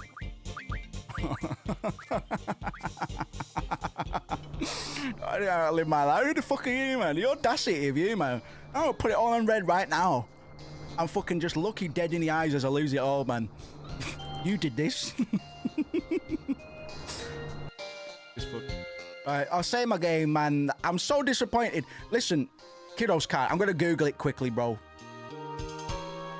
Because this is outrageous. Fucking hell, I'm hot.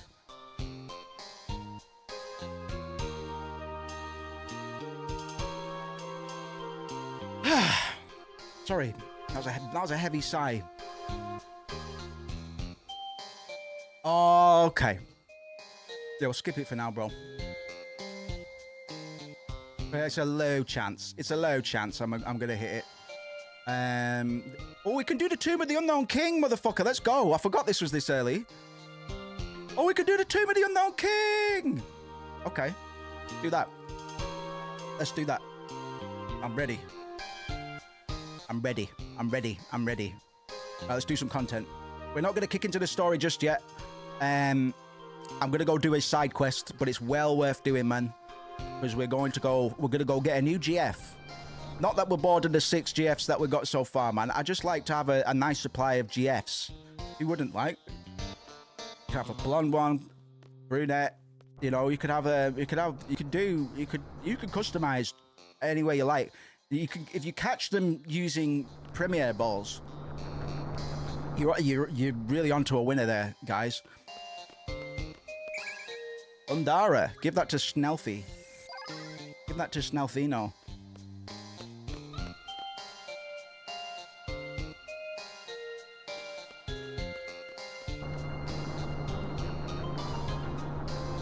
Excuse me.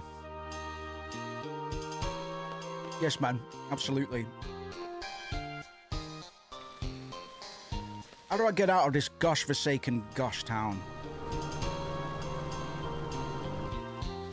How do I get out of this gosh town? La,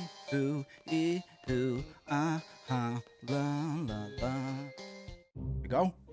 Right, we are off to the Tomb of the Unknown King, which is... Which is... up there?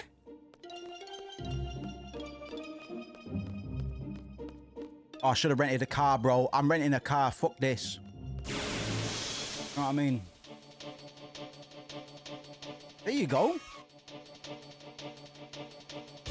It is, man. I really like Dilling. Welcome to Darling City. Wrinkletown. Absolutely. Even Final Fantasy fans that aren't a big fan of Final Fantasy VIII all agree that Final Fantasy VIII has one of the best soundtracks in the series. Hard agree, to be honest. This is probably my favorite track on the entire soundtrack, but I've got a lot of favorites. I just say that's the most iconic one in my mind. That one aligns the closest to my personality, or at least my sensibilities. Yeah, that was better. Fucking just rent a car, bro. Look at that. How do I get out? How do I get out? How do I get out the car? How do I get out the car, bro?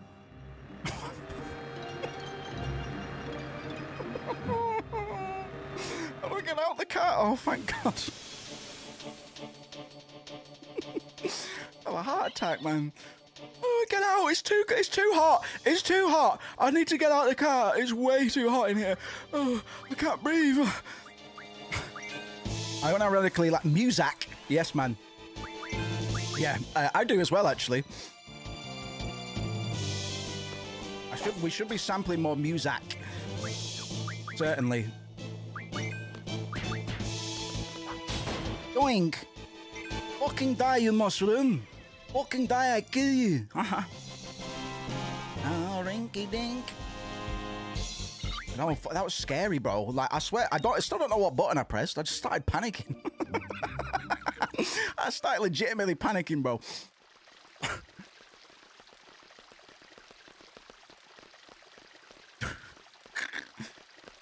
Right, couple Siege students are fucking hightailing it out of there, man. If I don't do this next sequence properly, or if I need any help with it to get out, my seed rank will be reduced. We are about to get into a bit of a maze section. And I cast my mind back to memories of that guy that couldn't find the fire cavern at the start of the game. Because this is one of the locations that the people that were replying to him listed as being one of the locations. One of those, oh, wait till he gets to X locations. I remember the first time I did this as a kid. Right, this is random every time. So student number 59. Whoops. That's random every time. I need to bear that in mind. You were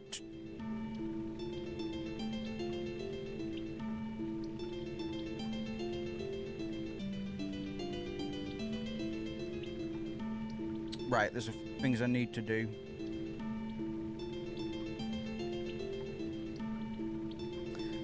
Don't want to be lost in here, so I'm just going to burn my way through this, man. It is a bit of a labyrinth.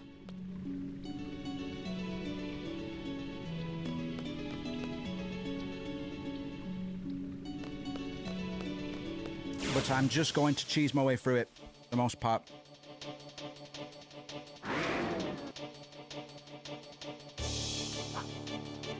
What time are we on? Yeah, I barely made any progress in terms of narrative today. I spent about fucking half an hour, 45 minutes playing that dickhead at cards, which I shouldn't have done. Never again.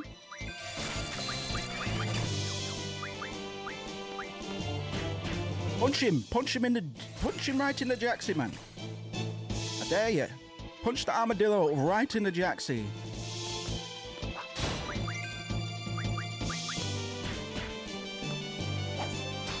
Oh, that's embarrassing. Get up. Oh, bimbo. Yeah, eat shit, man. Clap. Barely had any nicotine this stream. That's probably why I'm getting so stressed out over cards and cars. So can somebody roll down the window? I can't fucking breathe. Pull over. I'm going to be sick. I love that you can just rent a car. You can buy fuel for that car as well. You can run out and they'll ring you and be like, where's our fucking car, dickhead? No, they don't do that bit, but you certainly can't rent another car till you take the first one back. And I think that's great. If anything, they should charge more gil for it, man. Charge me 10,000. Then you get a bit of a penalty for doing it if you're a cheapskate like me.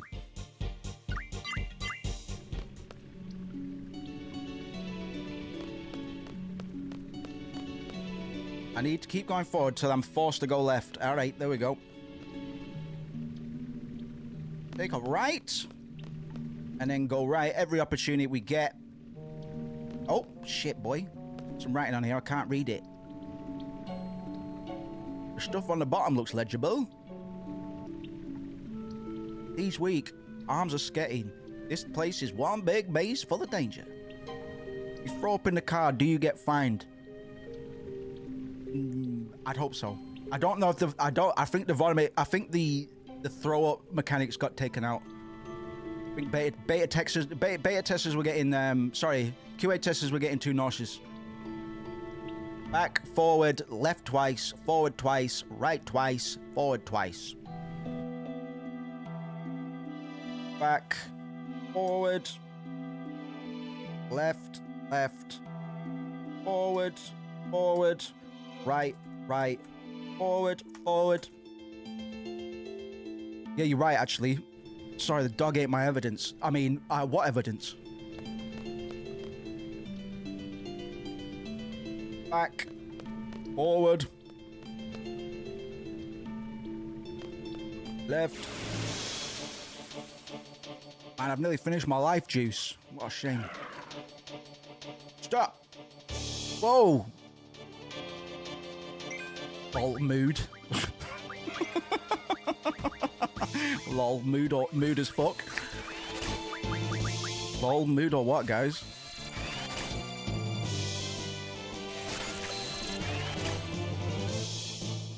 How much do you envy these two fellas right now? No, I do. Do you see that vertex stretching, bro? Fucking hell. Ow. Right, I have to cast magic on these guys because they are flans. I think they're flans. Are you a flan?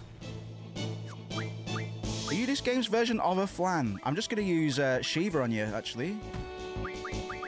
Keep on stocking up shells. I've already forgotten the directions, bro. Like, interrupting my thought process completely. This is the problem with... I've got ADHD, man. Can you tell? I can't be expected to remember things for more than 5 seconds if there's an interruption.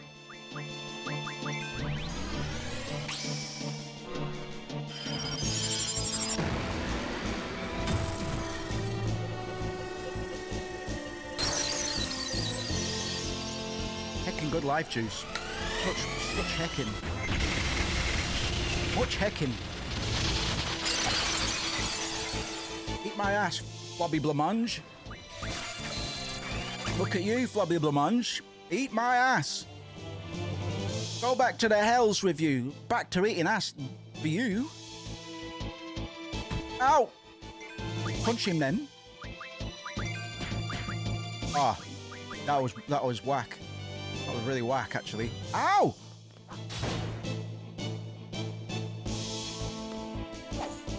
I'm listening.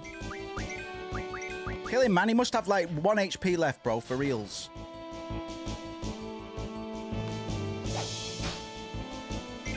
There we go. Right, directions.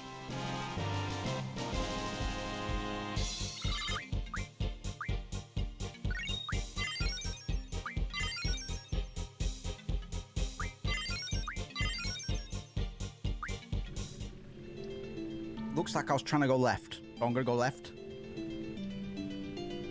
Left.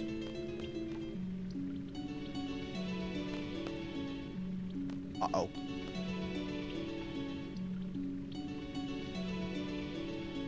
Forward, forward. I'm a bit worried. I'm a bit worried. Oh, I'm very worried. I'm very worried.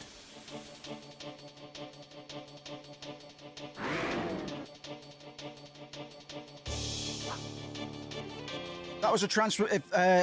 It was that transformation gonna make me. Oh yeah, absolutely. Yeah, man. I think they censored it a bit in because of course they did.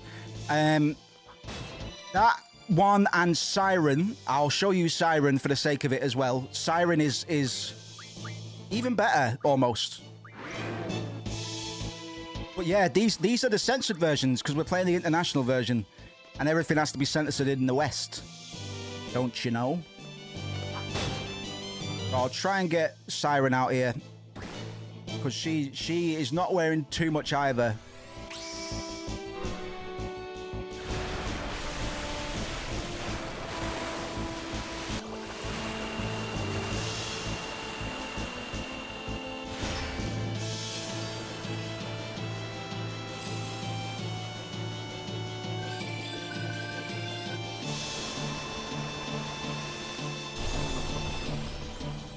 Hot dog.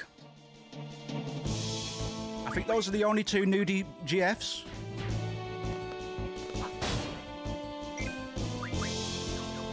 What can I say?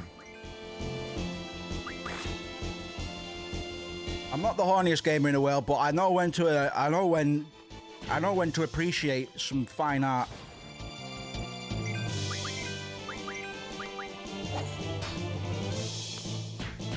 I know when to enjoy some highbrow material. That landing strip. Oh, no, there's not even any point. He's gonna die anyway. Hit him, Squall. Hit him, Squall. All right, you were waiting. Hit him, Zell. Punch him, Zell. Please. Armadodo fell over. You fell over. It's an idiot. Oh, it's got to be dead. You have got to be dead.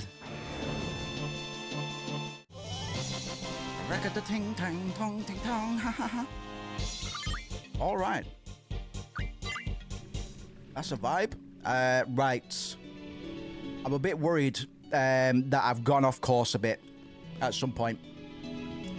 But yeah, I definitely have. I definitely have. I'm gonna take right every time until. Yes. Okay. Let's go over this again. The stuff on the bottom looks searchable.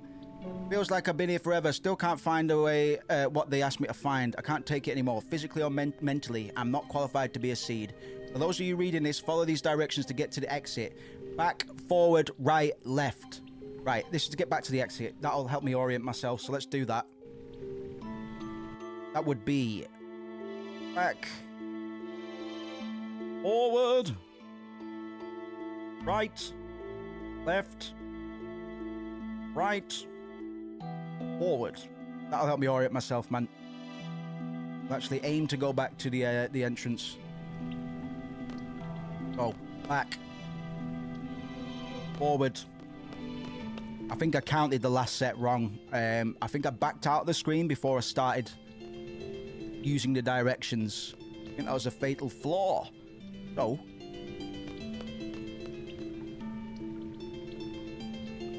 aha. What's this? Yeah, right, we're back at the entrance. Wicked. Right, let's leave and then come back in so the perspective is correct. Okay.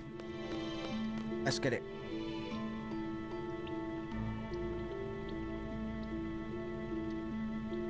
Okay. I'm going to take this. It should only let me turn to the right. Yeah. I'm going to take the next left. And that should only let me turn to the right. Yeah. And then if I take the next left, I get to one of the first rooms. What you say? That you really well, the cuss you did. Well, the cuss you did, bitch. Well, the cuss you did. If I use my GFs too much, they do actually decrease my seed rank. Just for the sake of cutting down these fools, I'll let it ride for now. Because to be honest, I didn't mean to heal you, but okay. Because to be honest, we can just do the exam. We can just sit the exams and get it back right the fuck. We can just do the exams and then it'll go up. Shouts out to Siren on scene.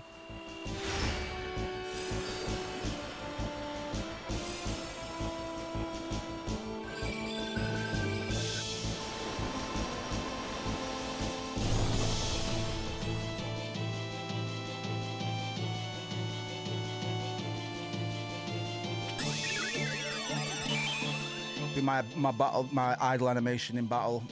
Shake my fist at him like a curmudgeon.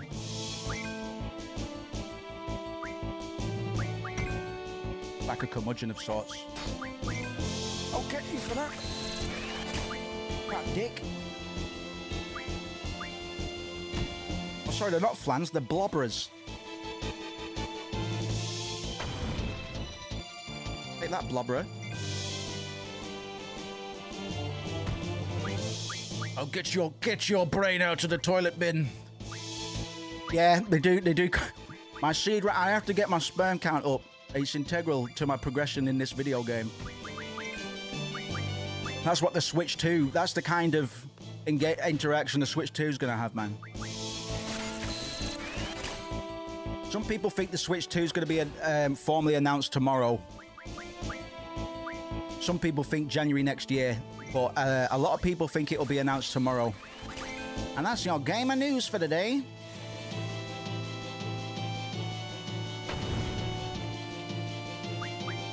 Oh, I love blobberers, man. I just love killing blobberers. Take that, blobberer. Yeah, just Shiva the hell out of him. Blobbert and Blobberta, and they hold blob hands. Whoa, that one. They've both got bulges, man. It's not just me.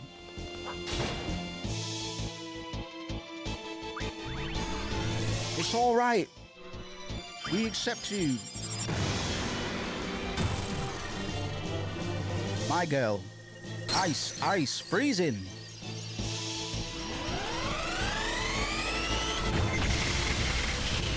Did you know Shiva doesn't have a butthole? Why did it do so much damage to that one on the right? Christmas crackers, man. Right. Jimmy Neutron brain blast time. I think I'm finally oriented. Yes.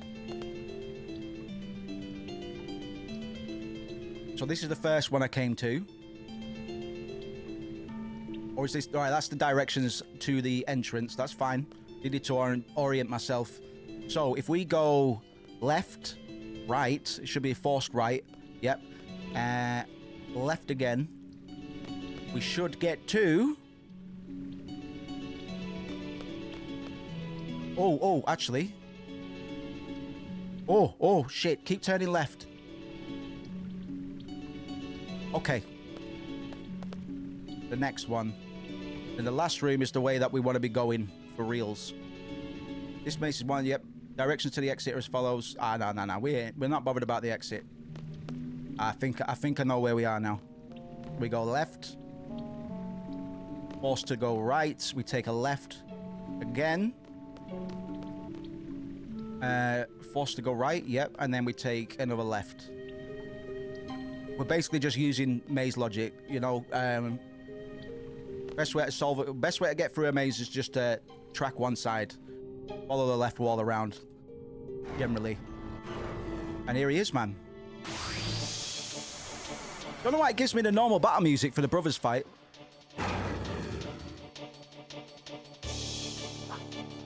You say brothers, but there's only one of them.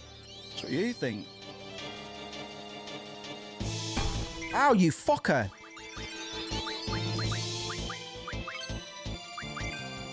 Ow, you fuck.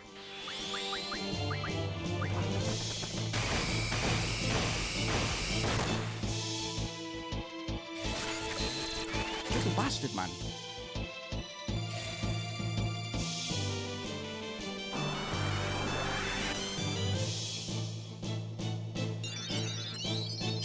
Stop healing yourself. Only I'm allowed to heal.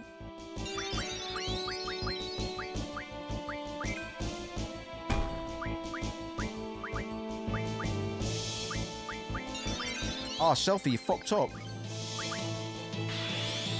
Renza cooking.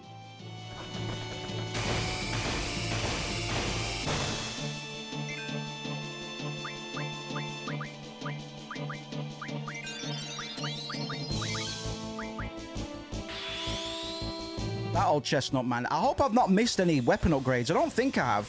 You don't get them too often in Final Fantasy VIII, to be fair. Selfie, what's going on, girl? You're having difficulties, I see.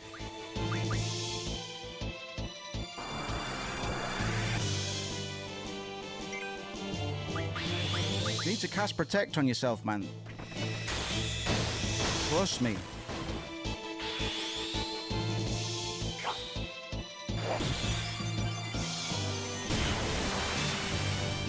Eat my ass.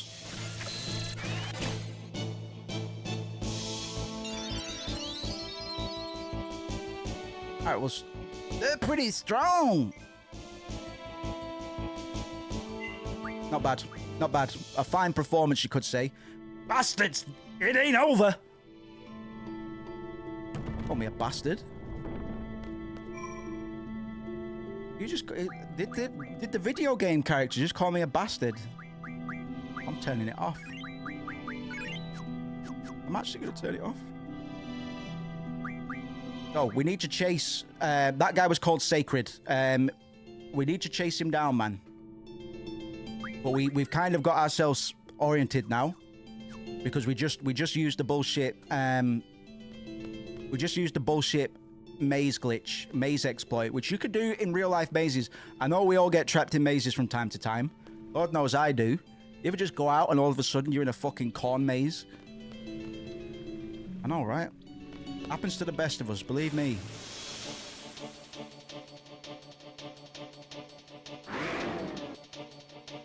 Hey, asshole. And then after this, we can continue with the plot, man. This has been one of those sessions where we kind of do side activities, but in a bit more of a concentrated fashion to how I normally like to do them on stream. But in this case, it's kind of worth it. I do want to make sure I get all the GFs, even if I don't get all of the cards. Although there is a GF that requires you to have one of every single item in the game in order to get it. We'll still be going for that one as well, I think. Happens to the best of us, you as well, and you, sir. Yeah, it's a blight. There's a problem with mazes in the UK, and I've been lobbying against it for many years now, but I can never find my way to the town hall to actually submit my petition. I think the system wants it that way. So if you're in a maze right now, thank you very much, man. I'm sure you'll get out. But thank you for checking in, despite your just keep following the left wall, man. You'll be out before you know it, unless it's a really big maze. Unless it's the maze of life, idiot.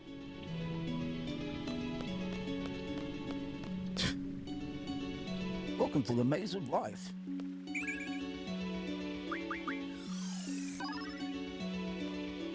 Pull the lever, Squall. Galoosh. Galooshicus. Right. We're going to take a right every time we get the opportunity. Basically, at the moment, we're just skimming on the external wall. As you might have guessed already, we're just using the external walls of the maze to orient ourselves. Because the perspective changes based on which side you enter the room, which does make it pretty fucking confusing. If you aren't aware of that at first. There you go, selfie. Enjoy.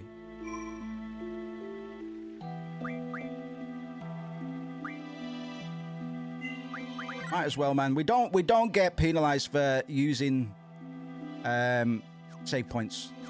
Well, generally, I'm not against save scumming, man, for the sake of progress and making sure we don't have to redo stuff.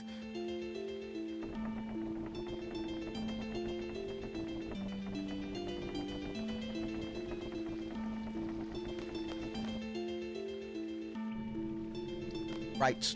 Now we're going to orient ourselves so we return to the beginning of the maze.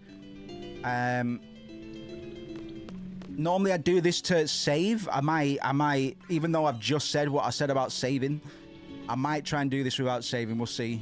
Ah, fuck it. I'll just save, man. I'll just save. We'll be back at the beginning now. Alrighty. Okay. So far, not that bad, man. Only the first tour around the maze gave us a bit of difficulty. After that, I started applying S-tier maze logic.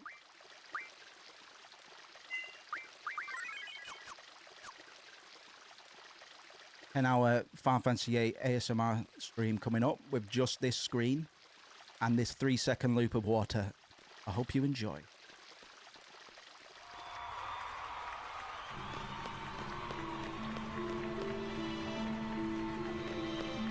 I believe we got Rebirth soon, man. I'm going to be so on form for Rebirth, man. Like you wouldn't believe. I'm going to bring my A game because I have no idea what the fuck's going to happen. Look at these blobs with bulge, man. Bulge.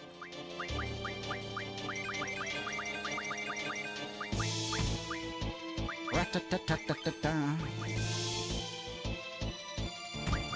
Stop it. Boosty, boosty, boosty, boosty. Oh, that did fuck all, bro. Just use GF spam, it's fine. This did obscene damage last time anyway. And after this, we've got an assassination to attend. What are you gonna wear? What does one wear to an assassination?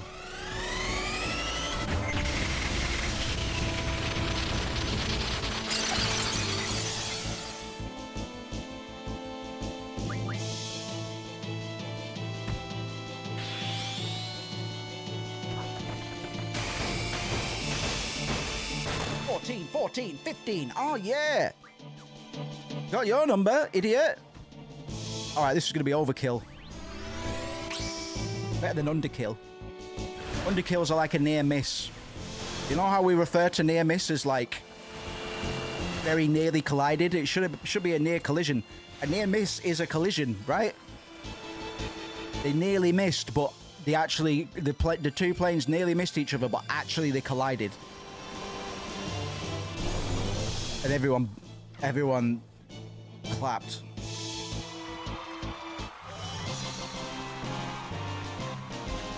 All right, we've got the alerts back on stream now. I'm going to casually patch up the rest of my stream production stuff over this week and continuing on.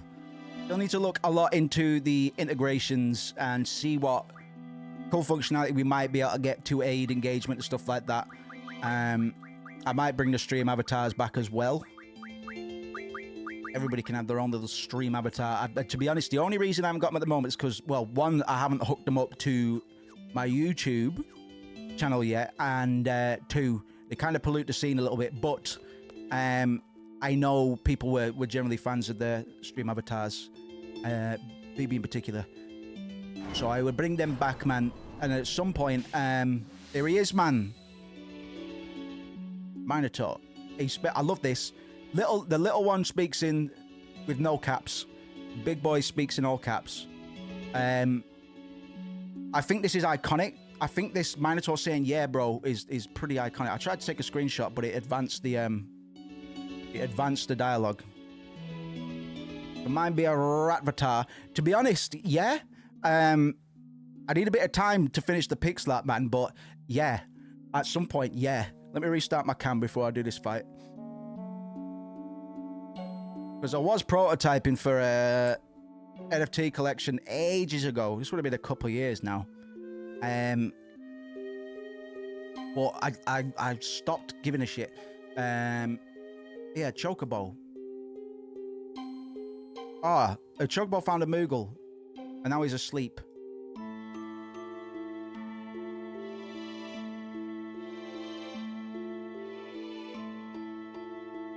Chocobongus, man. You keep going, man. I thought I set him to auto yesterday, so he shouldn't have to prompt me. But hey, yeah, we'll have some default stream avatars.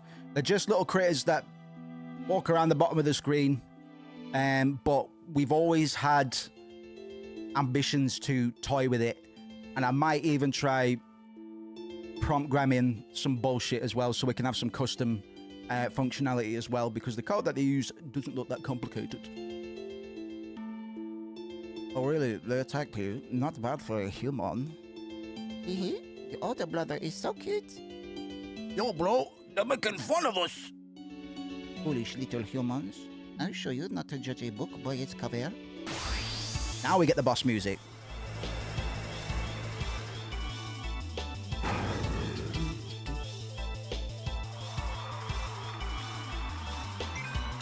Love this. Just make the model smaller and give him slightly lighter armor. Jobs are good and oh my goodness.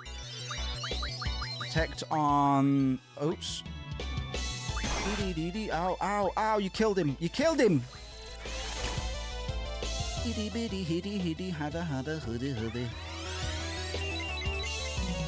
Oh. And I will get back into the analysis horseshit after this. To stabilize. Don't kill my squall. Don't throw phones, Dean. Oh my god, you might. No, you're not gonna take the W on this one. I will reverse this poor start and turn it into a winner's beginning. Don't use mower. Don't use mower. Oh, use mower. Right, selfie. Get yourself sorted out. No, she's dead. Okay. Well, this is a bust. This is a sincere bust. I'll let you guys take this one. Don't even care. Don't even care. Not even salty about it. Not even salty about it. Go on then. Yeah, so what? I'm not even mad. I'm not even remotely peeved, actually. Mad Cow Special. Here we go. Oh, sorry. I looked away for a minute and then I died. If I was actually looking, I could have turned my fate in my favor. Shit.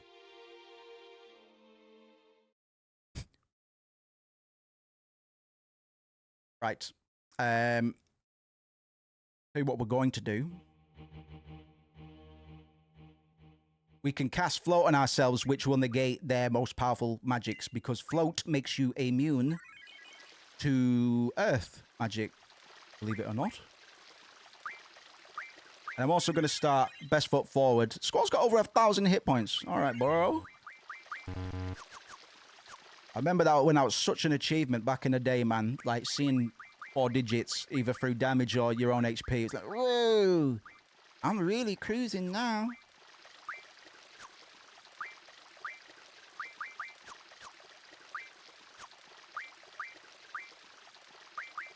You need to go for that, bro.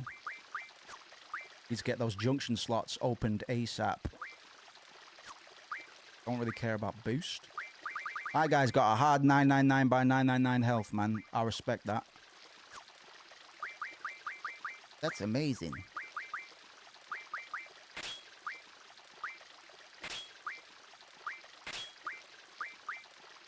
Ah, the squad's got even more HP now. Cool.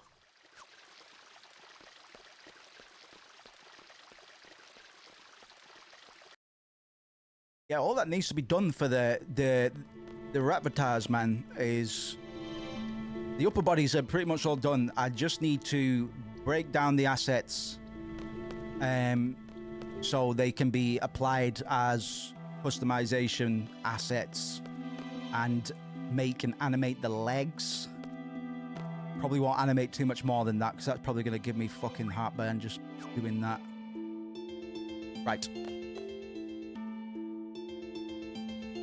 Oh, so the little one is the big brother. That's even funnier, man.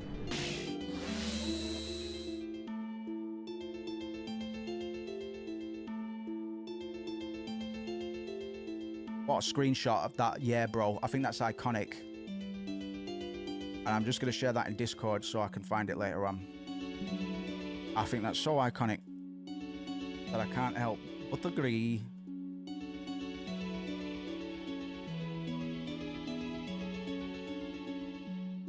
But agree.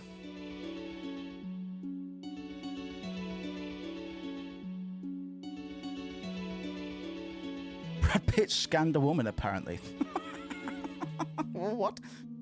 I'm looking at the HP of the guy whose guide I'm following.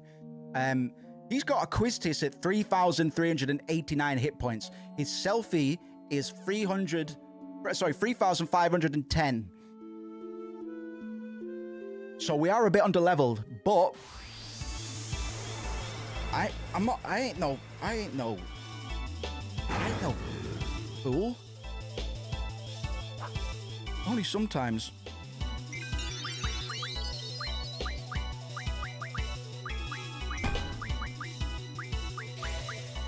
So let's cast Protect on everybody. That's gonna negate a lot of damage from the jump. And then we're going to cast Float on each other. We're just going to set up first. We're not even going to bother attacking. They're just going to continue healing themselves anyway. So until I'm able to do consistent damage, more damage than they are healing every turn, there's no point in me attacking anyway.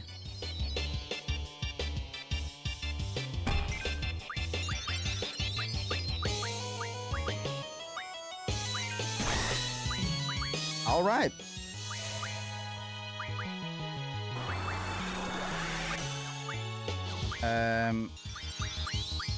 Just attack Selfie, I guess.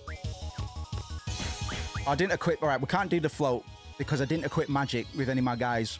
I'm an idiot. We move.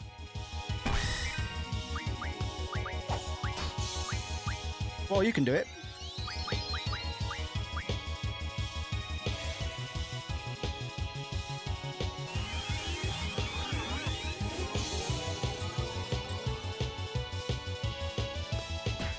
Punch him in the fucking head, man. You're not doing enough damage, Zell.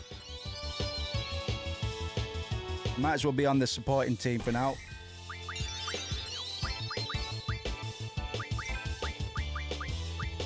Oh, here we go. Completely missed Squall. That's what we like to see. Right, we're still just setting up, bro.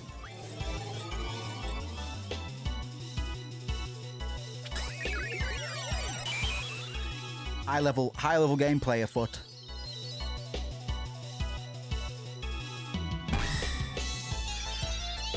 Let's get Zell floating and then we start whacking on the damage. Hi, guy. Let's go. All right, are you ready?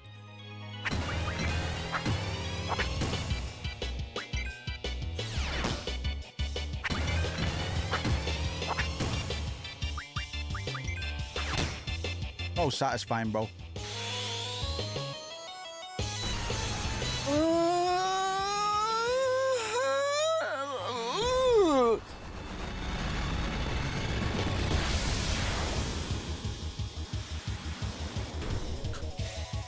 That was just about enough damage, man. Zell's a bit of a weakie at the moment. I think he's the lowest level, to be fair.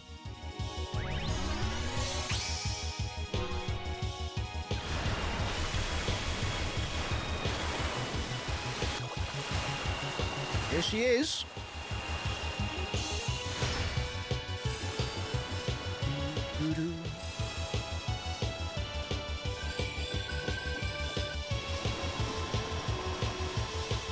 Oh, shit. Selfie, go on, my girl.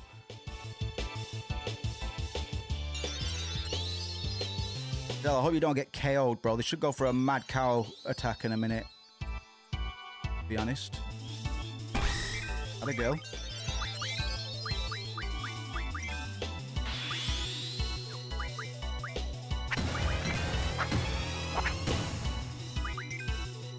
Sometimes, Duel, this limit break will give you an absurd amount of time, man. Upwards of 10 seconds, it feels like. I don't know what the... it might just be RNG, to be fair. Funny.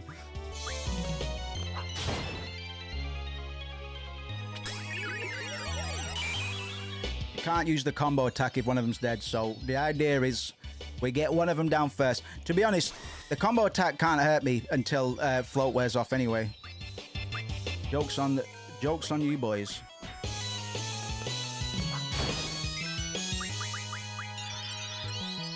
Shit, man. Yeah, that out-healed me easily. We need to spice things up a bit. Mad Cow Special. I'm sorry. Sorry, fellas. Shit, man. I swear he's healing for more.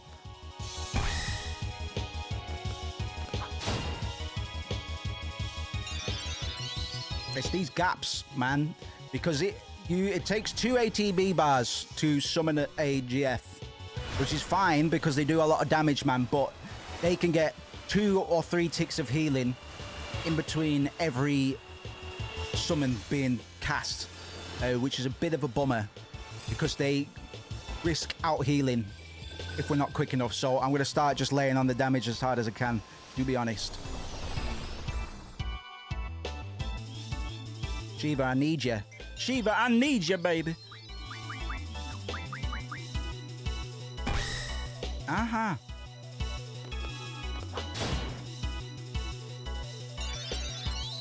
Come on, I need Shiva. There we go.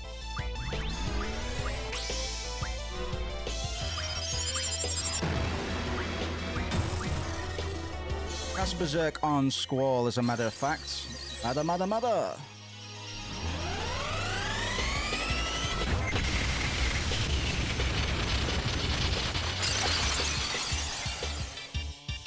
Nice one.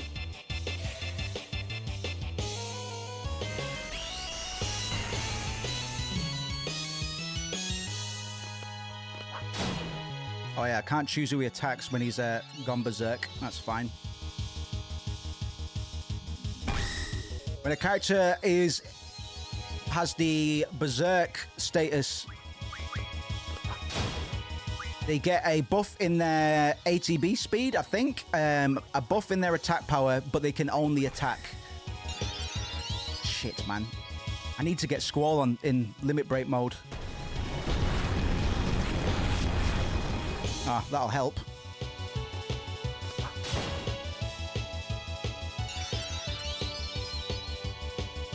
Ricky Dicky. Need these summons to come out in quick succession. I'm not bothered about the left one healing, really. It's only the right one at the moment. But this turn is going to make sure we catch up quite a lot, I think.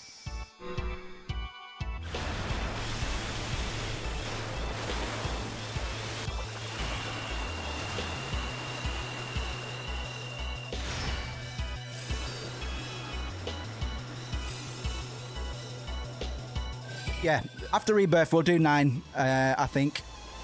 I've got a lot of good things to say about 9, obviously. Final Fantasy IX came out in... Oh, right, he died anyway. All right, see you later. Final Fantasy IX came out in 2000, and I was just about old enough to and experienced enough with Final Fantasy to know what I was doing. So that was the first time I completed a Final Fantasy in my junior years without gatekeeping myself by running away from random battles and stuff like that.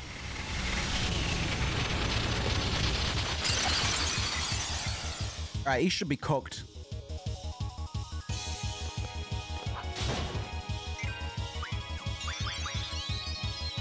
Little man's got a lot of he's got a lot going for him. They can't do the Mad Cow special anymore.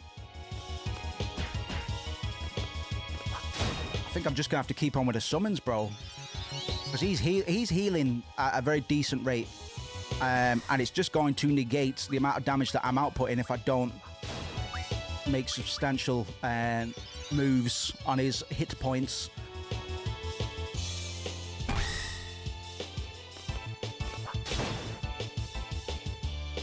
So all Squall's really doing at the moment is dampening the amount that he's healing, but he's not completely taking care of all the restoration that is being conducted by the little bull fella over there. This is another reason I don't spam GFs too much, man, because they are beautiful animations, but you do have to watch the whole damn thing every time. It was the same in Final Fantasy. Rounds of the Knights of the Round in Final Fantasy VII takes about 45 seconds to a minute every single time. Crazy. There's a move that Safer Sephiroth can do that takes upwards of 2 minutes every time he casts it, which is crazy. Brothers. Yeah, we'll just keep them as brothers, man. 2 brothers. You are quite the powerful ones to have defeated the 2 brothers. Thanks to you, I am free from this cramped stone coffin. However, there is something I have been thinking of for a very long time. It is really necessary to entomb those traveling to the other world. After such a long and tiring journey through life... Sorry, I didn't read that correctly. Minotaur card. I got 2 cards for the price of 1, man. Joy of joys. Right, I'll let C-3PO get back to his power nap or whatever he was doing.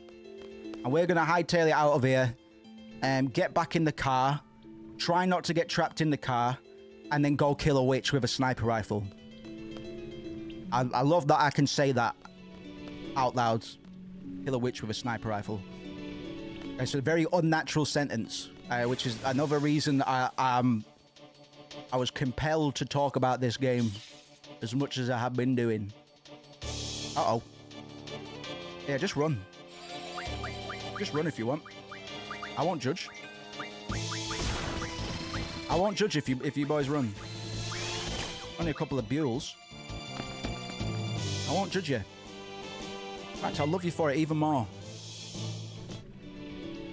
Right, let's get the heckings out of there. Those two bozo seed that ran out of here, hey, they should have just learned maze logic. They should be teaching maze logic at mercenary school. It's not my fault that they don't. I have a special interest in mazes. That is my special interest. Joke's on you if you didn't study maze logic, man.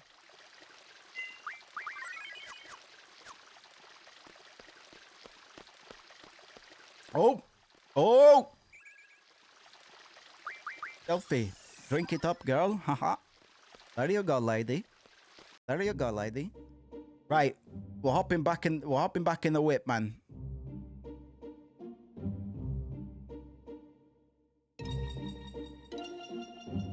Jesus Christ.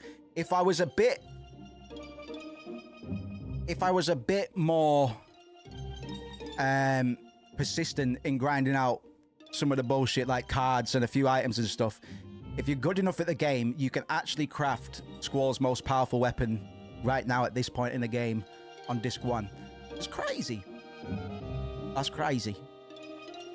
We're going back to Dailing City. Boom. Do do do do do do.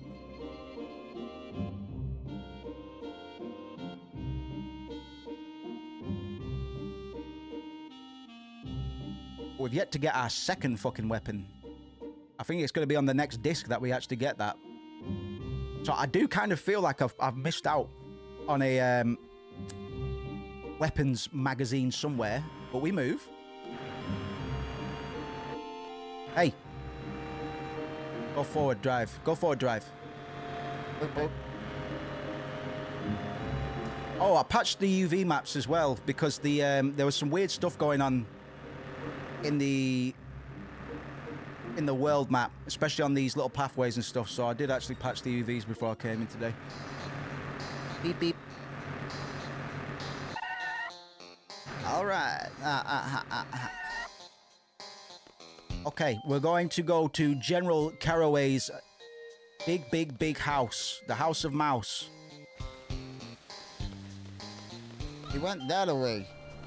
Ah. I think it's just down here, boys. Then we're gonna shoot a witch.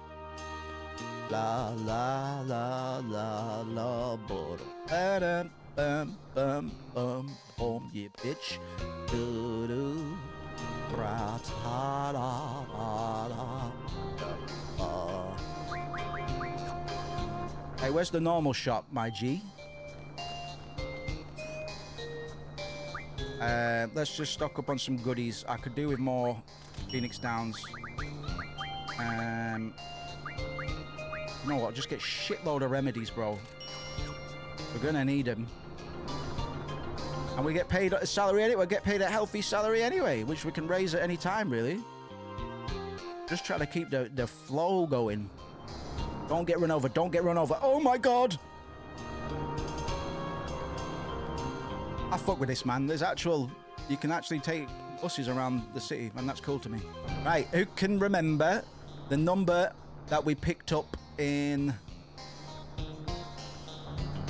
I believe he's been informed of our arrival. Yes, indeed, but I was ordered to not let you through until your skills have been tested. What the hell's he talking about? Test our skills. What does he want us to do? The Tomb of the Unknown King. Oh. Interesting. You have to bring back proof that you were there, a code number. A code number? We came all the way out Just for some stupid test of courage? There are many students like yourself who wish to call on General Caraway, you bitch. There was a student from Galbadia Garden yesterday who has yet to return from the test at the Tomb of the Unknown King. The Tomb of the Unknown King is located... Yeah, I know where it is. So what was the student number, boy? It was student number 59. Yeah, thanks. Ready to answer. Oh, 5. Oh, bitch, no, sorry. I did it in the wrong order. You should have just guessed. Actually...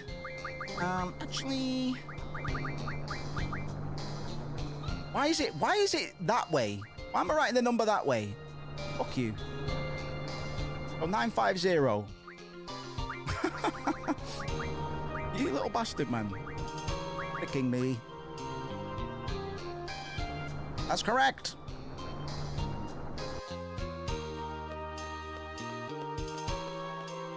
Okay. Both Balam and Galbadia Garden are joining forces with a general from the Galbadian army. Why? No point in me thinking about it. Seeds aren't meant to question why. Love it. Seeds aren't meant to question why. Just do what you're fucking told. More confirmation that these guys aren't really thinking for themselves. These characters don't actually have any real agency. Much like Harry Potter.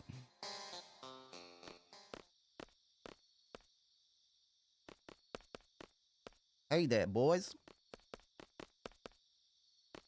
Hey, Quisty. Making us wait quite a bit. Hey, Renoa. Hey, Renoa. Hey, Renoa. Hey, Renoa. Hey, Renoa. He always does this, so discourteous, making people wait. I'm gonna go complain. Who does she think she is? What does she mean he's always like this? Everyone just wait here. What? Oh, by the way, this is my house. What? What?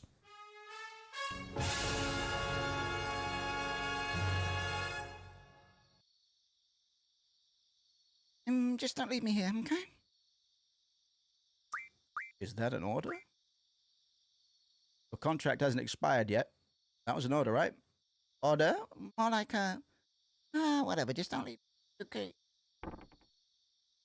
All right. All right, honey buns. Hope it doesn't lead to any trouble. So this is Renoa's house. As I was saying, Renoa comes from wealth. She is the daughter of General Caraway, and we're actually going to find out who her mother is soon. We've actually already met Renoa's mother, but she's not alive.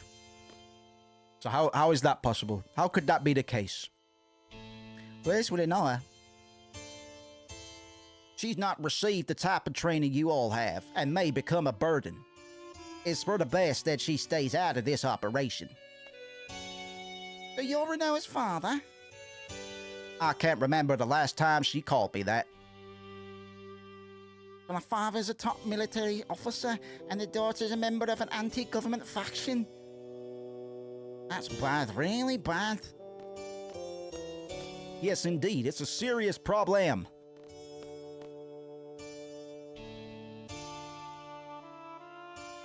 But it doesn't concern you. It's our problem. That's not the case. Yeah, this Disco Toe's dad. He is the general of the Galbadian army, and his daughter is explicitly anti-Galbadian occupation, which is a bit complicated for the household. There are reasons that Renoa disdains the nation of Galbadia. We'll get into that soon. I believe it has... Sorry, it felt like two songs are playing at once, but it's not the case. Yeah, we'll get some reasoning soon. Garden's directive and Renoa's orders have the same value to us. Once our mission is accomplished here, we're working for Renoa, as per our contract. I don't know what your situation is, boss, but please don't interfere when the time comes. And if I do? What's his problem? We're all seeds here. We'll act accordingly. Call me accordingly. Hey, fellas. We're here to knock off the sorceress, right? Woo! Let's get down to business.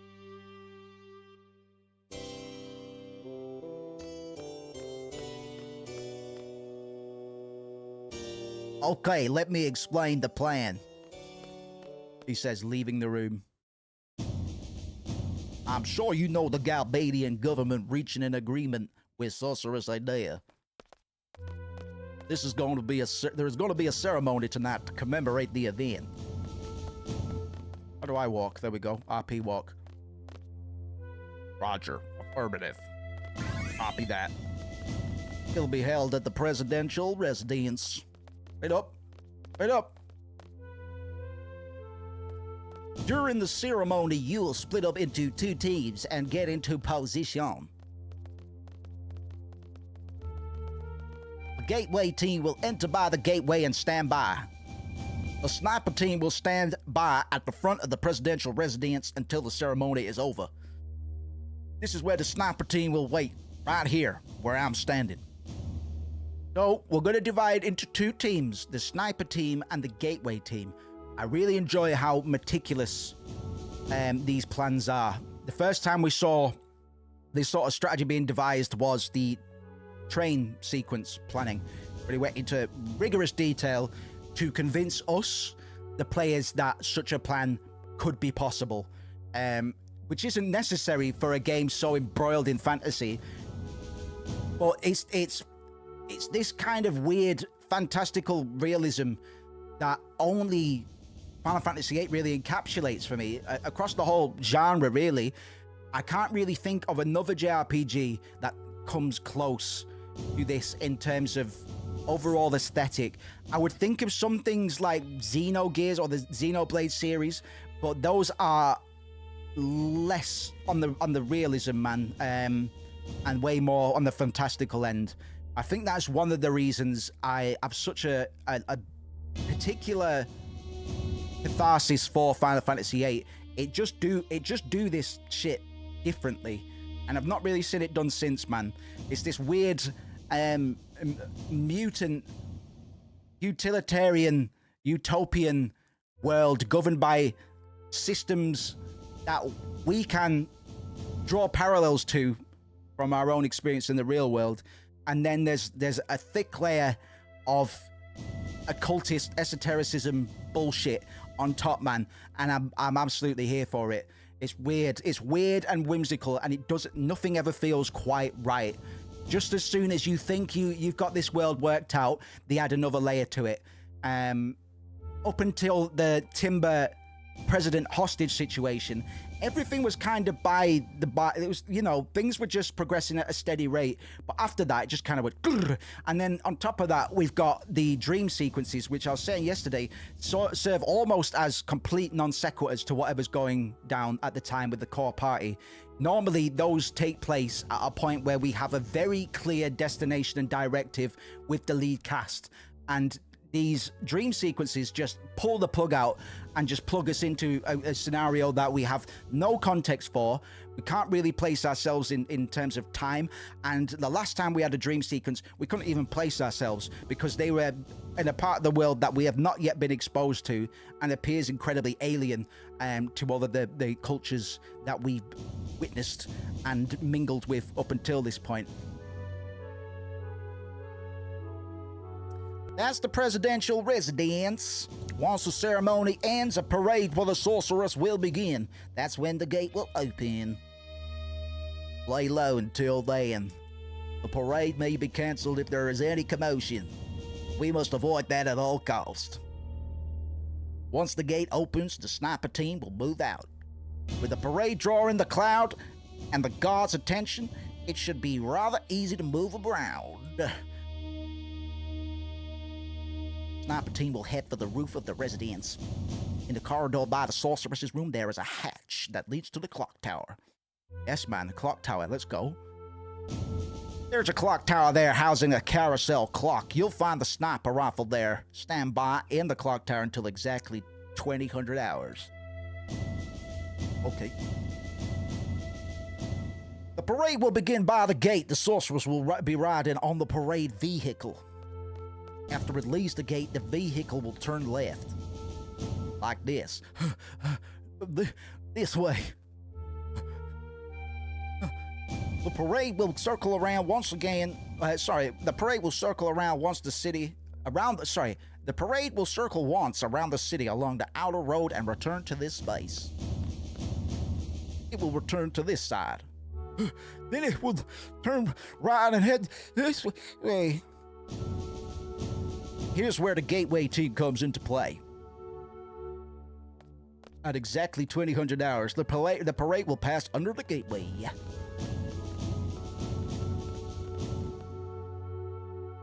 Copy that. At this point, the gateway team will operate the console to drop the gates. The sorceress will be trapped inside the gateway. At 2000 hours, the carousel clock will rise out of the roof, carrying the sniper rifle team up as well. The dancing clowns are very funny, but don't laugh at them. There will be no obstruction between the sniper team and the sorcerers. Take the open shot. Bang!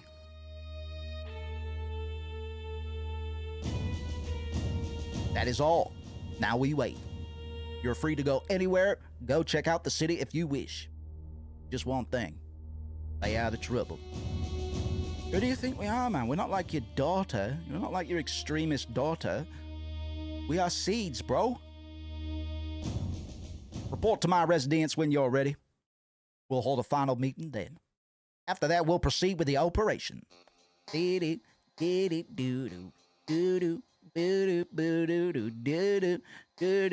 segue. We're gonna assassinate. Assassinate a fucking witch. Shoot that witch in the head. Right, I'm just resetting my cam again. Alright. I'll look into that tomorrow. I've put it on my notes already. Wake up, Chocobo.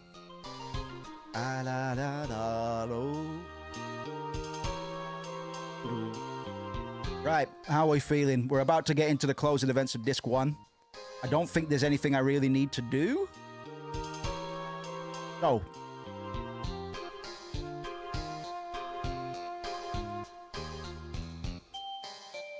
Okay. Buckle up. Hopefully, how do you think this is going to go? What are people's predictions? Do you think this assassination attempt is one? Do you think the plan is solid? We're gonna trap the sorceress in between the gates beneath the Arc de Triomphe, and we're gonna blow her head off with a piece of technology made explicitly to blow people's heads off. I don't know if anybody's ever shot a witch with a sniper rifle, but as I say, this is one of the many reasons I really like Final Fantasy VIII, because it's the only time in my life that I've ever come across such a scenario. If you are familiar with any media in which a witch gets a head blown off with a sniper rifle, tell me about it, because I'll probably really like it. It's time to form the teams. The sniper and the leader of the operation will form the sniper team. The leader's role is vital. What does he mean? If the plan fails for some reason, or should the sniper miss, the leader must carry out a direct assault against the sorceress. The plan was devised carefully, because we intend this to be a covert operation. But our ultimate goal is to eliminate the sorceress, and we must achieve this at all costs. Even if they uncover our identities. So, who's going to lead the operation? Everybody looks to Squall, man. I will. Fine, I'll leave the rest up to you. Right, the sniper team is decided. Irvine and I will make up the sniper team. The gateway team will be... Woohoo! Roger, let's do it! So, who's going to be the leader for the gateway team? Zell's putting himself up for it.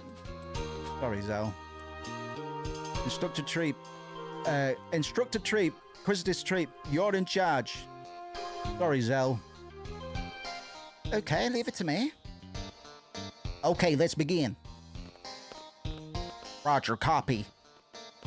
Copy. 10-4. 10-4. 6289. Do you read me? Do you read me? 6429. Do you read me? Squall. What with Quishtish? Okay, fellas. Let's kick some ass. Woohoo!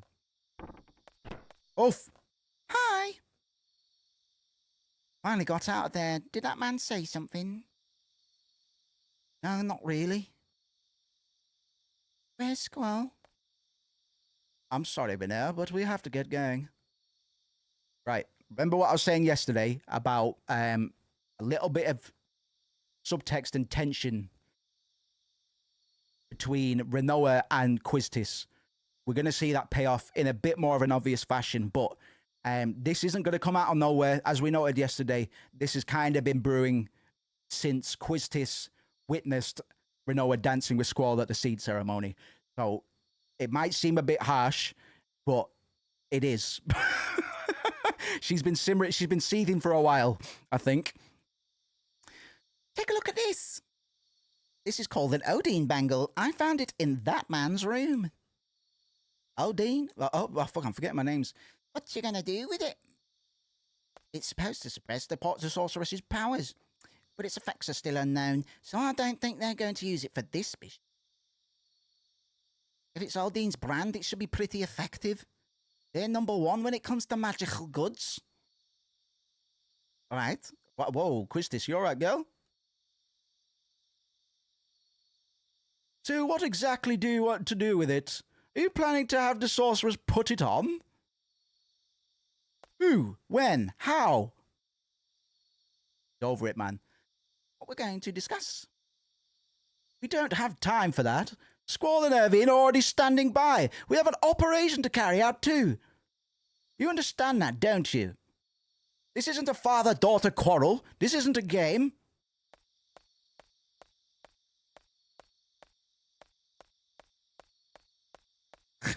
A face. Poor girl. Who said this was a game? I understand what's going on. Not like I don't have a plan. Yeah, but your plan isn't means tested, my girl. That's the point Quistis was making. She wasn't, you know. If you had brought this up earlier, then maybe we could have implemented it into the plan, but you didn't. And now the wheels are in motion. We have a sniper rifle and a carousel to attend. So a bit harsh, maybe, but I'm kind of with Quistis on this one. Hey kids, stay away from the Arc de Triomphe. Heard something about a witch getting her hair blown off.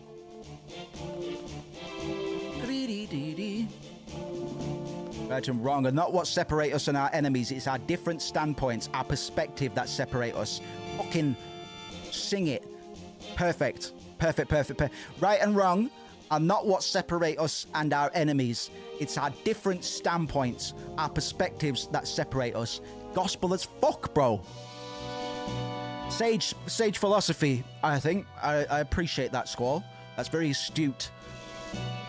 He appreciates that whilst what they're doing is deemed to be good in their books, it may not be an overall good.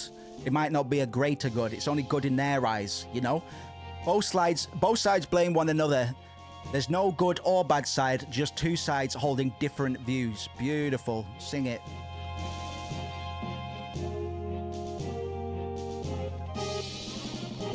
All right. We'll store the sorceress here, and then it's up to you. All right. The gateway team will wait inside until 2000 hours. You can enter through this door. The sorceress will pass through the gateway at exactly 2000 hours. In that instant, lower the gates using the control console laid on the top floor and trap her inside the gateway. Yes, sir. Should I play OG or remaster on Steam? Shouts out to Luke Flywalker. I love the name, man. I would say you would probably get more out of remake if you played OG first. To be honest, to be honest, if we're talking about Final Fantasy VIII, maybe the remaster. Because the Steam one lacks proper button annotations. Yeah, it's just a little bit, and you can mod all that stuff, man, but if you're looking for the easiest experience, and the one that's most feature complete, play the remaster, bro. I do have the remaster as well.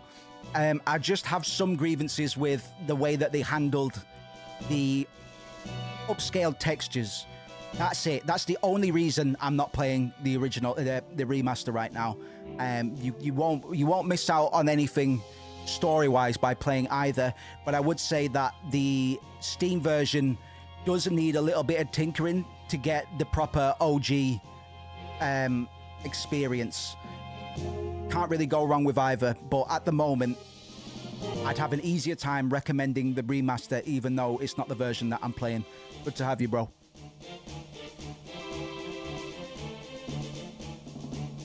We can't just leave our post.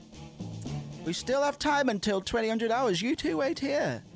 So she's got to apologize to Renoa because she recognizes that she kind of bit her head off a bit. I don't think this is what she should be doing. I think she should remain at her post. As she said, this isn't the time for games, as she put it, man. Like, we've got a very serious task to do, to complete. You're very welcome, man. Thank you very much for the sub as well, bro. I thought my alerts were back on, but maybe they're not. So I didn't see that pop up. But thank you very much, brother. It's really good to have you, man. Right, we'll leave those boys to it in case they want to have a kiss and a cuddle before the assassination. Yeah, I'll have a look at that tomorrow. I tested my alerts before stream and they were working all right, man. But thank you for letting me know that you subbed as well, so I know that it ain't working. And I appreciate you being here. Oops. No, right. We have to go and apologize to Renoa. Do we? I swear that's what she wanted to do. Call off the snipers, yep. It's all right. Call off the witch snipers. He's not a witch. I repeat, he's not a witch. Or is he? Witches come in all kinds of shapes and sizes. Right, maybe I do have to climb up there now. I thought Quistis goes back to apologize to Renoa. Either I got that fucked up, or that is what I have to do, and I'm just being silly about it. But I remember... Alright, I'll climb up for now then. We'll continue up the ladder, blah, blah, blah, blah, blah. Alright, let's go. Do, do, do, do. Boom, boom, boom.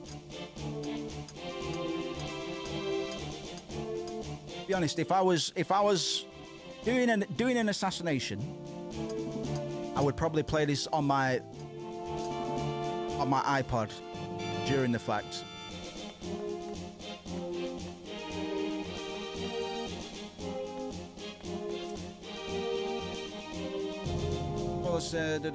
Attempt to leave the room.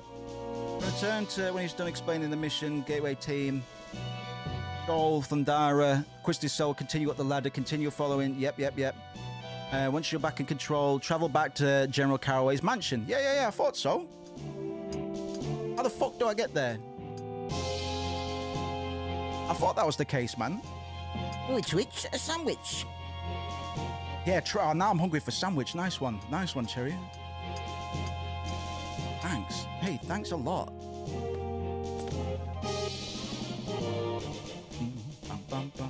Right, how the fuck do I get back to Mr. Man's castle of treasures then?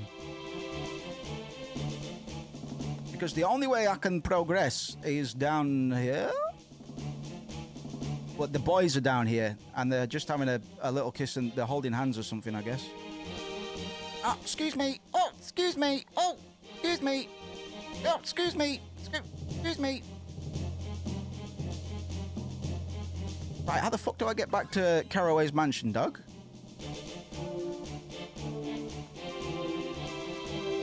So Quistis can apologize to the poor girl. All right, I swear I tried this road a minute ago, Doug. Me being an idiot. Don't mind me. Don't mind me, just being an ass. Do. I have to apologize to the girl that I said was a dickhead. Renoa, I'm sorry for calling you a dickhead. Please be my BBFL.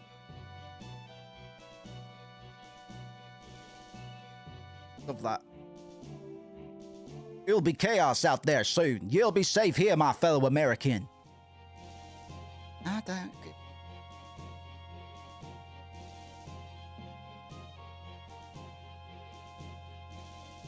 Look how skinny her arms are, Doug. She needs a sandwich.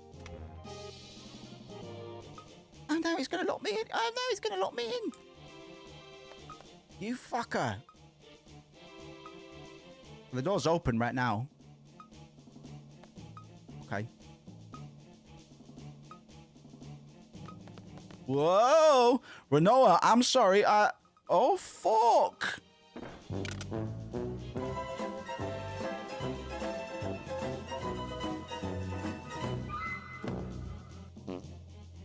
How did that happen?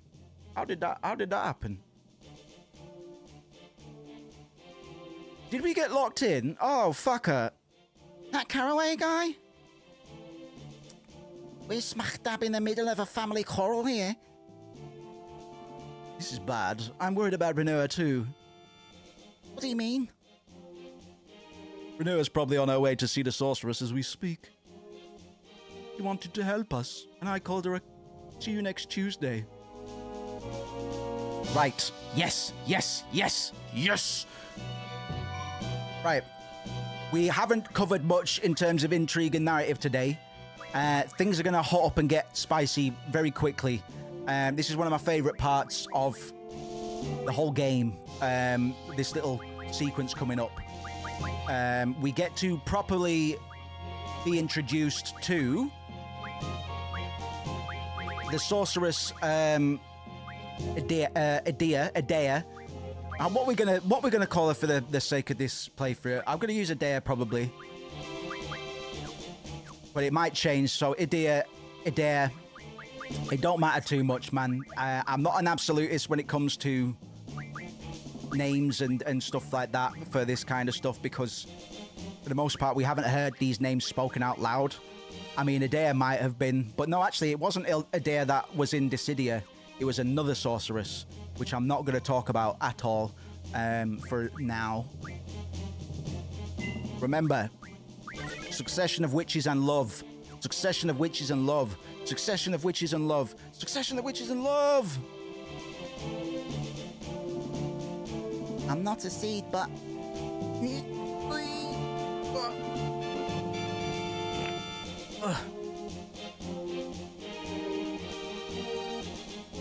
Look at how much she's labouring to get up these boxes, man. It really does go a long way to show just how inexperienced she is and how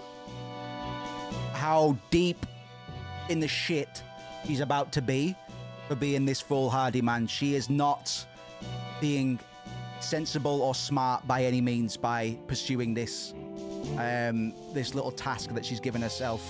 This is a very, very dangerous, foolish thing to be doing, but it just goes to show the extent to which Renoa is underexposed to the greater threats and dangers of the world. She is out of her depth completely.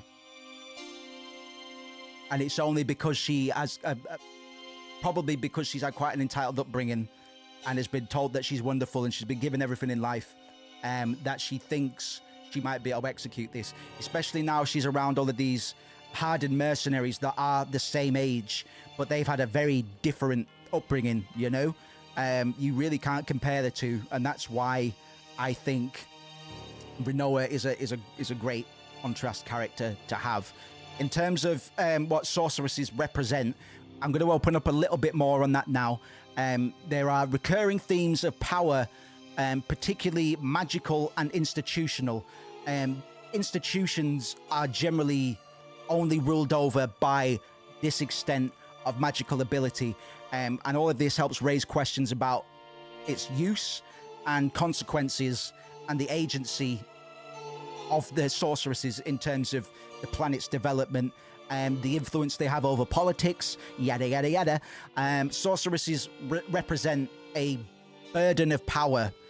Their abilities isolate them and make them targets of fear and persecution, which mirrors very real-world issues about how society treats those in positions of authority or influence. Sometimes for the right reasons, sometimes we're misunderstood. As Score was saying before, the only difference between there is no good and bad, there's only different perspectives, really, because ultimate good and ultimate bad depend entirely on the cultures and the belief systems that you were conditioned to internalize growing up.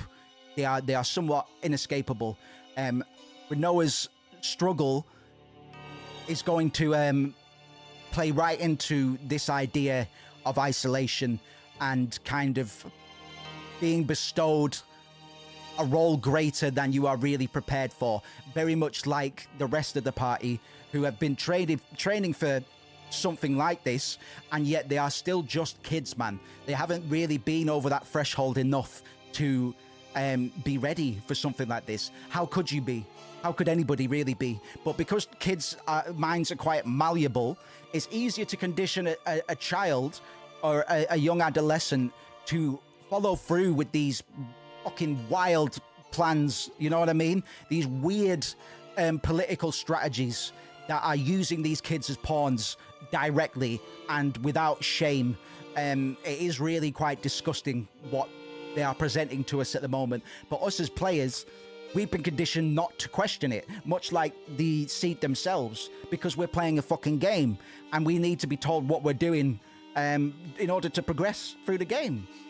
So really, we are fulfilling the role of these teenagers that are thoroughly unprepared for what the fuck's about to happen. The Seed organization represents the institutionalization of power and the moral ambiguity of training kids for warfare, bro. It invites critiques of systems that prioritize utility over individuality and the human cost of such structures, man. We're going to get into all of that stuff very, very soon. The world is going to become a very real place for these kids that were raised in fantasy, essentially, by delving further into themes of fantasy within Final Fantasy VIII. We're actually going to see the characters be presented with harsh realities, which is a little bit ironic and another subversion of expectations, I think. It's not going to immediately get loftier. In fact, once we've come up the mystical mountaintop and we've reached a certain plateau and we're like, okay, this is when stuff's going to get really fucking weird. It pulls the plug out. It's going to completely pull the plug without spoiling anything. They're going to keep on playing this little trick and subverting expectations. Just when you think things are going to go linearly and follow through in a trajectory that you can understand, that is cohesive and makes sense based on your expectations through playing video games and Final Fantasy games of the past, most players will think that they've kind of got a grip on what's going on. But really, you're just being dragged along by the wrist, much like these characters, man. I'm the daughter of the Galbadian army's General Caraway. I thought I'd come pay my respects, you know, because of my father and all. So I brought you a small gift. Please. A body language, bro. She's shaking like a shitting dog. I don't think she's supposed to be twitching quite that much. Look at her Bible. My girl's tweaking. Notice how we've not yet seen the face of the sorceress either. Unless you count the intro cinematic. But we enter this room. The sorceress has her back turned, man. Like, they are doing everything they can to keep this curtain of mystery up until they're ready to drop it properly, which is going to happen very soon, man. The following cutscenes are some of the best in the video game, so lock in, man. You'll hear when if you are doing other tasks in the background, which I always kind of recommend anyway, you'll know because strange things will start going on in your ear holes.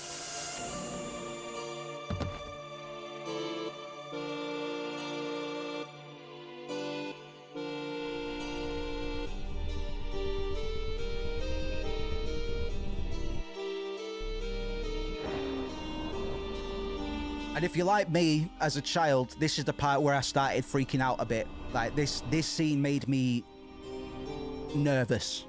For the first time, I think, since starting the game, this was a scene where I was like, it does such a good job of setting up the sorceress in terms of her mystique, her allure. She's in this room full of like, what do you call those curtains, man? This room is very ornate for the sake of being ornate. This room was purposely created just so Sorceress Adair could be sat with her back turned when we enter it. But this is a room custom made. I know I'm kind of speaking the obvious here because that's fucking game development, but there's a reason she's in this room with all of these wispy sort of curtains and stuff. these translucent curtains where you can kind of see past the veil, so to speak, for lack of a better metaphor. But I started getting very nervous at this point as a Ute. Look at this bullshit, man. Stunning.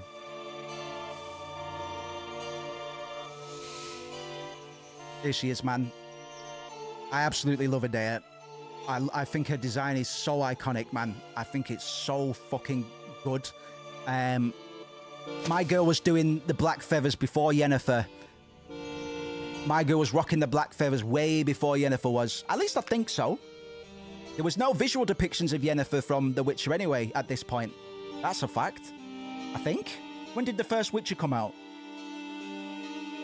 My girl is going full Padme on all of these bitches.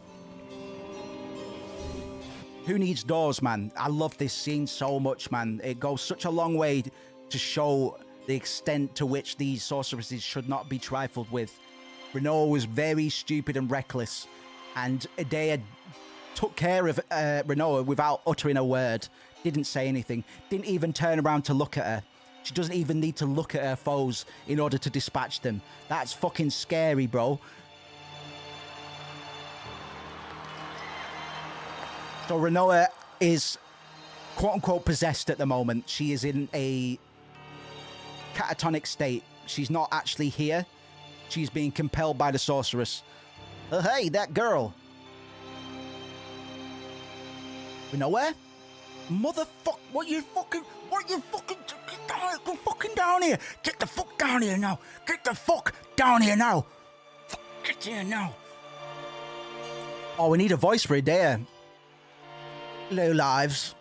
Shameless, filthy wretches. No, actually, we gave her a French accent, didn't we? We gave her a French accent. We're going to stick with that. Shameless. We gave her a Slavic French accent, so I'll continue with that. Shameless, filthy wretches. How you celebrate my ascension with such joy, healing the very one whom you have condemned for generations. Have you no shame? What happened to the evil, ruthless sorcerer from your fantasies? The cold-blooded tyrant that slaughtered countless men and destroyed many nations. Where is she now? She stands before your very eyes to become your new ruler, darling. Ah, ha, ha, ha, ha. A new era has just begun, darling. Adea, are you alright? Adea? This is reality. No one can help you now. Sit back and enjoy the show. Let's go. Eating chicken Caesar salad and chilling. Let's go. Let's go. We're locking in. So, Adea has just killed the president of Galbadia, and nobody cares because they are almost passively compelled. They are drawn towards this woman. The fan base kind of believes that she's kind of cast a spell on them, because really they should be freaking the fuck out. The president has just been assassinated in front of all of them. Can you imagine? Can you fucking imagine? It's happened before, and it nearly happened recently, as a matter of fact. Rest assured, you fools. Your time will come. This is only the beginning. Let us start a new reign of terror. I will let you live a fantasy beyond your imagination. Come, darling. She's basically said, fuck you all. I'm going to come down on you like a pile of monstrous bricks. Ruthless, man. Ruthless introduction. We have technically seen Adea before, but we've never seen her face, and we've never seen her act, really. She spirited Cypher away last time we saw her. Last time we saw her, but that was pretty much the extent of the powers that we were able to witness at the time. But now, not only has she dispatched Rinoa and put her in a catatonic state without even acknowledging her presence in the room, without even looking at her, she has gone and assassinated the Galbadian president in front of the entire parade crowd. And then she went on to tell them all that they're fucked, that the sorceresses have been persecuted long enough, and that they're stupid for putting her in such a position, because she's going to come down on them hard, man. She's going to punish them for all of the prejudice and discrimination that sorceresses have faced across the years. Let us end this ceremony with a sacrifice.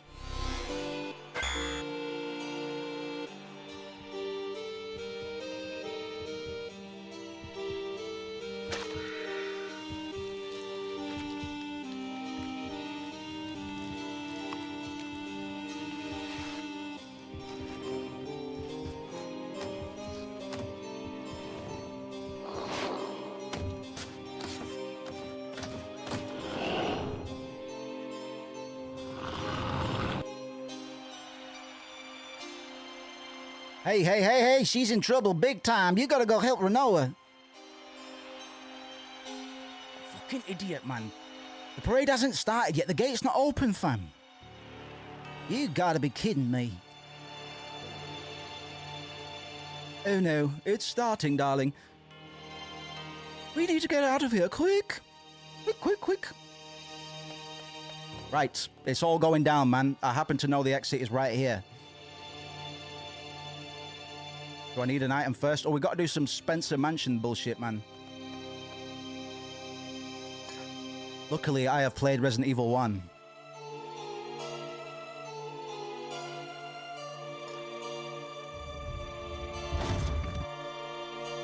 No way, man. Fucking hell. Pretty sneaky. Let's go.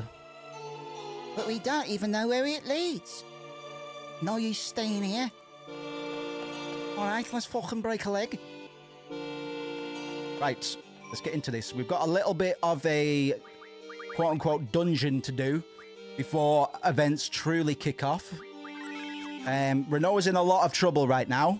That can't be understated, man. Idea intends completely to sacrifice Renoa, as she puts it. You'd think one sacrifice would suffice, but no, sir.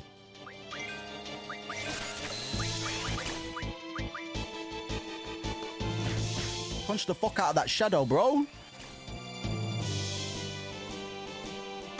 We still got a good amount of time on the clock as well for tonight, man. Actually, I thought I'd done too much fucking around tonight. But to be honest, the pace is still all right. So we might even get started on Disc 2 tonight. Well, we will get started on Disc 2 tonight, boys and girls. We're making fantastic progress at the moment, and I'm able to finally start kicking off about some of my bigger talking points, because the sorceresses and the mystique around there was something I wanted to respect for people that aren't versed in Final Fantasy VIII. 'Cause it's only fair, man. I would be such a dick to tear down that mystique, because for me it was one of the most compelling things in the game at this point. I was anxious. The sorceress made me anxious during that scene. The way that she's got this alluring harpsichord theme playing all of the time, man. Very kind of oppressive, mystical bullshit. It's all just aesthetic. It's just splendorous, bro. I really do. Oh God. Hey Fengy, what's going on, Doug? Sorry, my cat cut me off. But they're all just going crazy for it, man. So I can only imagine that they are all kind of under some sort of spell. Like they are captivated beyond the point of rationality. Such is the extent, the effortless power of the sorceresses, man. She's not even trying. Look how relaxed she is. Oh, guess who's still alive?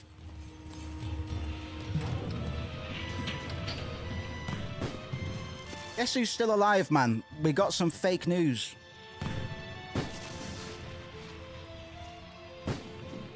You are fake news.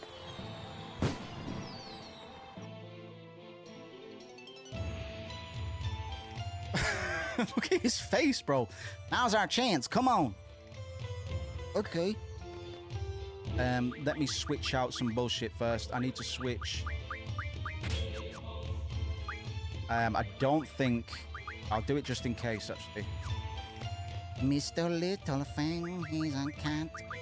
And what's this?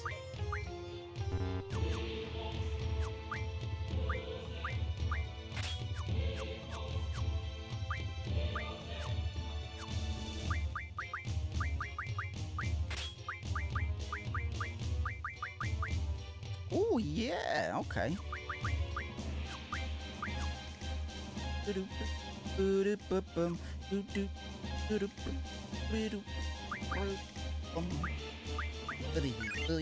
Mr. Feng, where you going, Doug? Mr. Feng, you're going crazy. You're going crazy. Do you want your mic? Want your mic? Very good. Say that again. Get louder. For the people at the back, Feng.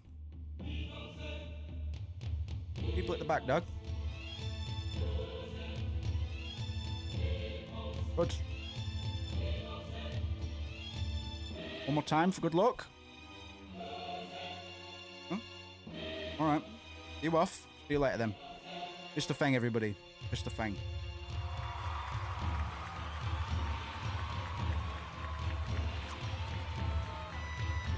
That crowd effect, that applause soundboard thingy that I use suits this scene to a T, man, even in terms of the audio quality. Right, let's get into this. Give that cam a quick restart, Doug. Just in case. The reason I like keeping my webcam kind of... yeah, it's some bullshit bug, and occasionally my cam will drop in frame rate and lose its sharpness a little bit. It's just in case I ever come back round to making any content for this, because in the case of the Final Fantasy VII playthroughs, at some point I would very much like to do a proper edited and scripted YouTube video covering all the stuff that we went through and then some more stuff. So it helps to have archive footage that I can refer to and maybe clip in. That's not going to come for a while because I'm going to need to work with an editor on that. It's going to be a fucking hell of a job, and because of music and all the rest of it, I don't want to commit to big projects like that. But the Final Fantasy VII video will happen at some point, just because in my mind I haven't seen a video short or long that goes into quite as much detail as we have. There's some that come close, there's some that I've learned things from, but I have not seen one complete video essay that contains all of those different elements, man. We went fucking hard on Final Fantasy, and we've still got 2 more games in the remake compilation to go through as well. And I'm going to be going back and getting footage from the OG as well. So if anybody would like to see OG Final Fantasy VII sooner rather than later, because I'd potentially do that off stream, I don't know, but if people would like to see it, maybe to contrast or whatever, it's about as long as it's only about 30 hours, man, so we can get done with that about as quick as we're going to get any of these games done, really. They're all roughly about 30 hours. Remake 30 hours, this one 30 hours, Final Fantasy VII, yeah, and I believe 9 is about 30 hours as well. What's up, Mr. Man? Yeah, you can come up if you want. You don't really like sitting on my lap in here anymore, though, do you? Look at him. So what's going on with Cypher?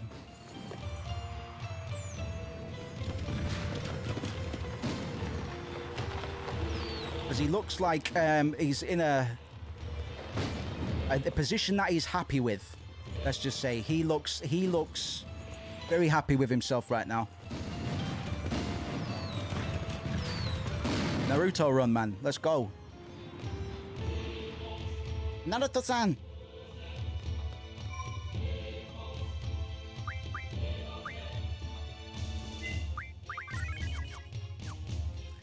Alright, how do we think this plan's going down so far, man?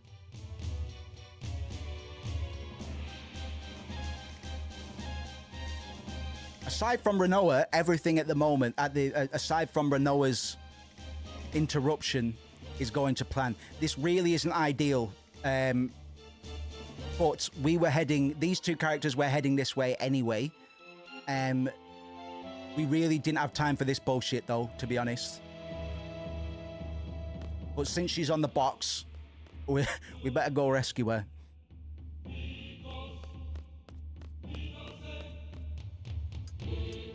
So the lyrics that you're hearing right now are the faux Latin parts of Liberi Fatali.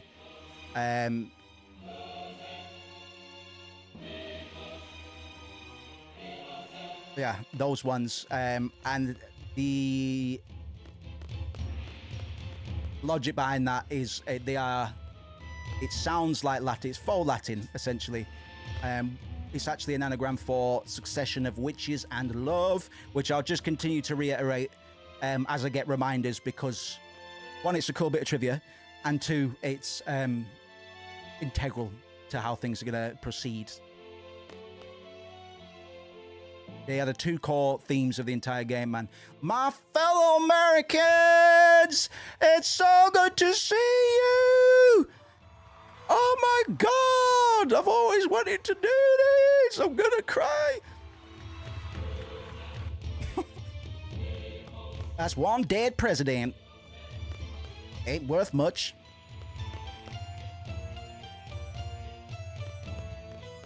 Irvin, are you actually going to be in this fight? I swear this is just Squall and Renoa, but we'll see. Renoa, actually, maybe it's Irvin and Squall. Yes.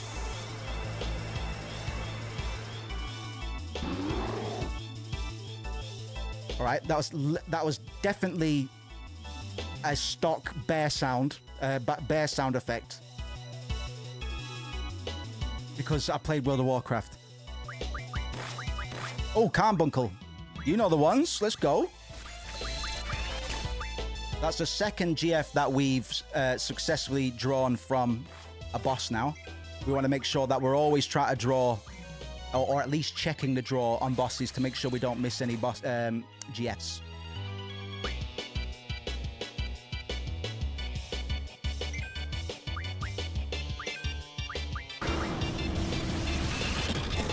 Is this gonna fucking... No, that's all right. Oh, he's got Doom on him. He's either got Doom or Petrify counting down at the moment. That is a bear sound effect, bro. Stock as you like.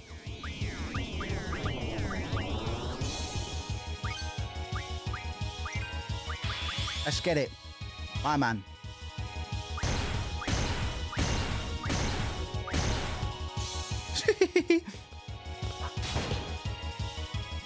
Irvin, you're in trouble, bro. I'm not gonna lie. I think this might be it for you. Shit. This is not good.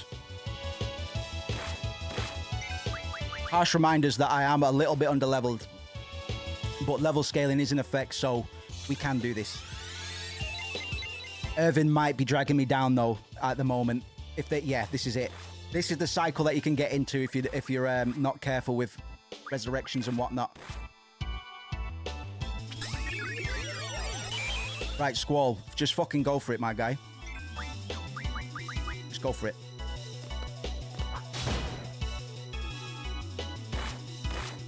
We can probably solo it with Squall, to be honest.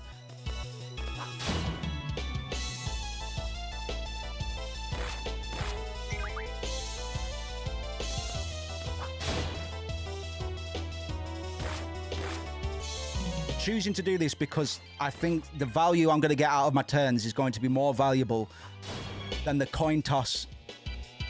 The 2 coin tosses that need to be done in order to get Irvin alive and healthy again.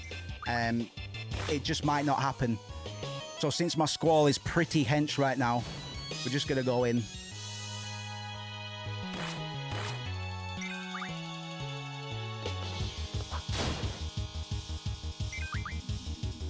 Go on, Squall. Fucking hell.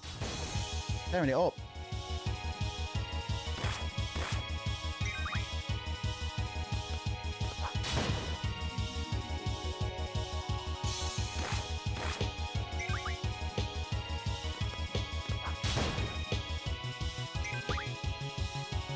And I think some of the fan base took Renoa's spontaneity in approaching Sorceress Adair with the Odin bangle, as she named it.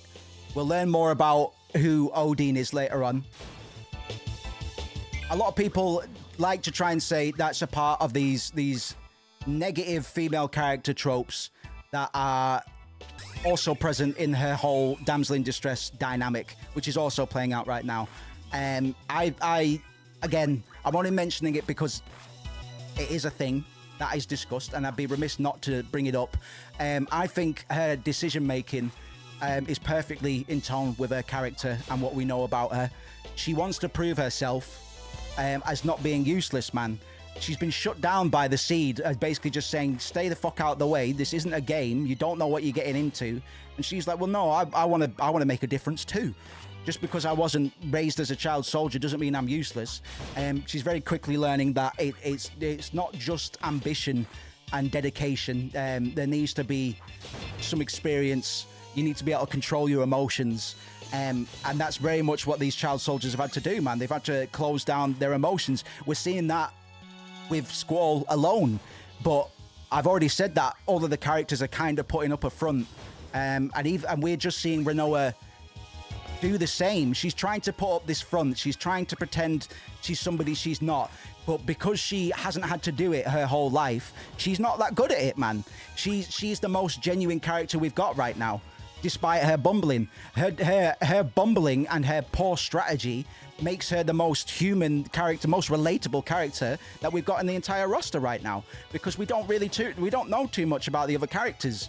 Say what you will about Renoa, she is the only character that has displayed her own sense of agency. She has started the Timber Rebellion, and she took it on her own. She took it in her own stride to try this plan out. Regardless of whether it failed or not, she has shown that she actually has the capacity to make her own decisions. Squall, Irvin, and the rest of them haven't shown any degree of agency whatsoever since the game began right up until now. This is kind of, this little rescue mission kind of goes against that point, but we needed to get through those gates anyway. I'm not saying they would have just left Renoa for dead anyway. Renoa being the daughter of General Caraway would have pretty big implications if anything did happen to her anyway. I know the president's been killed, but we're gonna have to deal with the fallout of that. Anything else on top of that, any other political assassinations aren't gonna make things easier for anybody. So whereas a lot of the fan base would like to try and argue that Renoa is a trope, a negative female trope, a character made up of age-old misogynistic storytelling devices, I fucking disagree. In spite of the fact that she is a quote-unquote damsel in distress, it's only because she's throwing herself in the deep end, man. It could happen to any of them, really, had they been raised in the same way with the same expectations, the same self-belief. None of the other characters have any of that, man. All of these characters are more than happy being told what to do because they don't have any agency, man. They're scared to speak out. They're scared to be individuals because they're worried of what will happen to them if the world rejects them. So it's better to just shut down, put up these fronts, man. Squall pretends to be a broody, got it all together, you know, cold, calculated leader. But really, he's a bit of a scaredy cat as well, man. He's got his issues, man. There are things he's running away from. Combat isn't one of them, though. Combat is a way that he deals with his problems, man. He projects his internal aggressions towards himself and the state of the world against whoever he's told to poke with his gunblade, man.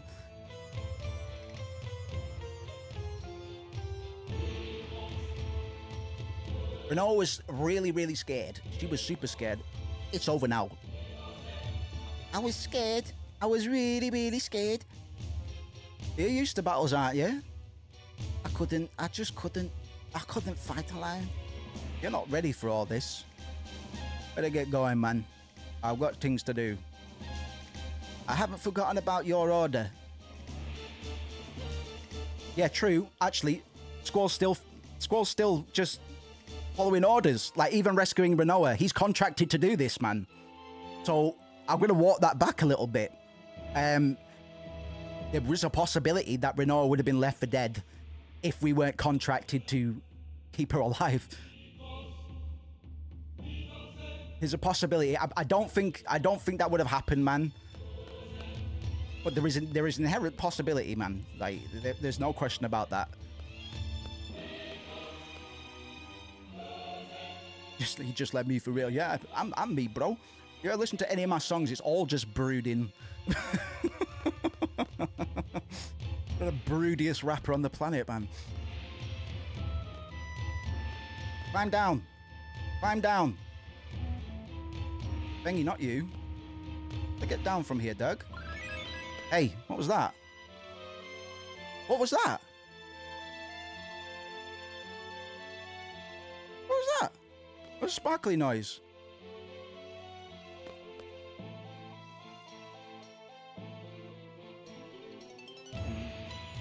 Bang, boom. Boom, boom. Boom. Oh, yeah.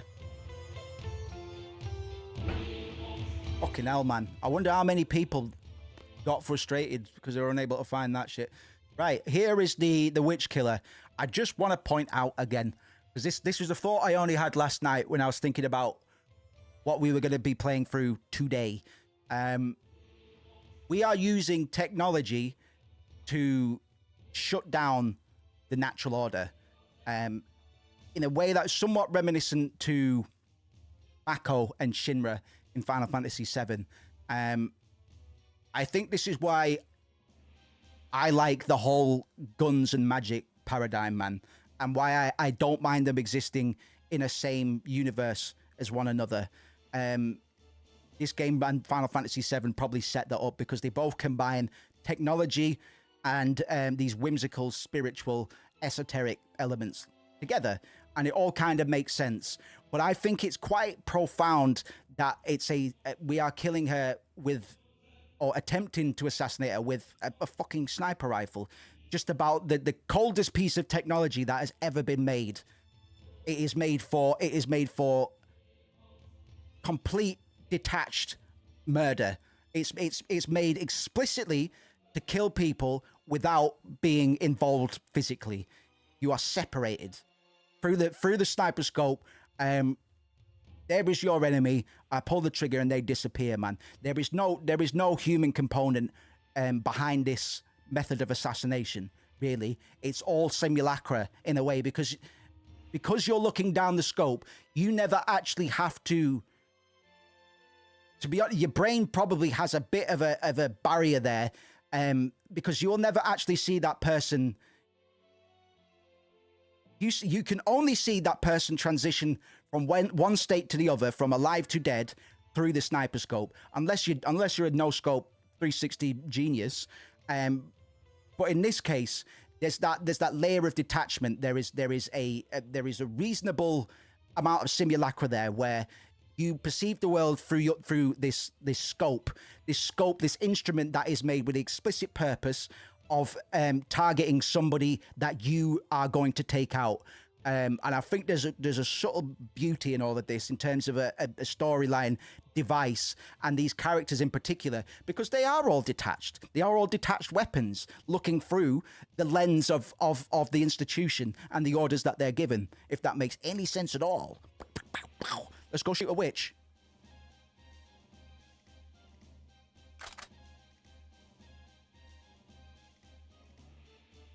Irving Kineas, it's in your hands now. Look at Irvin. Keep your eye on Irvin.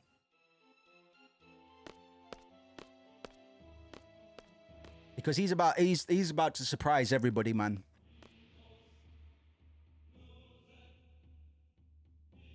We haven't had much time with Irvin yet. But from what we know about Irvin, let me just set this up because it's going to be really important. From what we know about Irvin, when we met him, he was lying on his back on the grass, and he was shown to be cool, calm, and collected to the point where he was balancing a butterfly on his finger. He's in touch with the present moment, and he is confident in his own skin. He's shown to be a bit of a womanizer, but ultimately that mostly just tells us that he's a confident everyman. Like he doesn't have a problem talking to people. He's a very confident person, somebody that you wouldn't expect to have a moment of, well, oh, he must be concentrating. Squall's remarking on the fact that Irvin's suddenly gone really quiet. Loneliness of the sharpshooter. I guess he has a point. Can't hear anything from in here. What's going on with the parade, I wonder? Cypher. Oh, he's alive. Noah. Cypher's alive, bro. He was in the parade with the sorceress. Mean? Who knows, mate? If I were to face the sorceress directly, I want to get a little reverb button for these internal monologue moments, man. Would I have to go through Cypher? That's the way it goes as a seed. You can't choose your enemies. Can't choose your enemies. I may end up killing Cypher because I've been told to. Despite our upbringing and our rivalry, which was not the most productive thing, but you know, they had a bit of respect for each other. I'd like to believe that even though they are rivals and Cypher is a dick, I still like to believe that they have a mutual respect for one another. But they're wrapped up in this hyper-masculine, never talk about our feelings, which also backed up by their independent traumas as well. That's the kind of world you live in. You've had a lot of emotional training. This goes exactly what I was just talking about with Renoa. But of course, I'd rather it not happen. All up to Irvin. You right, Chief? Gone quiet, fam. Huh? You freaking out? Don't tell me you're getting the jitters. I can't do it.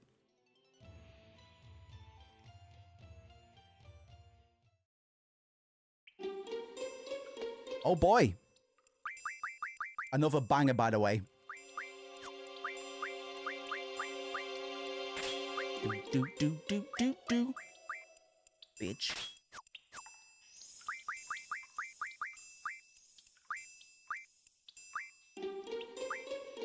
Motherfucker, bitch, what? Running around the sewers like a bitch, what? Put a witch in the fucking head, what? Shoot the witch in the mouth. Send her down to the deep south. Woo. What a big taboo. Walking around with my Zell tattoo on my face. Shoot this witch, I'm amazing. Pinpoint, precise sniper boy. Go on, get on the water wheel. Sorry, I forgot which lady I was controlling. Hey! Alright.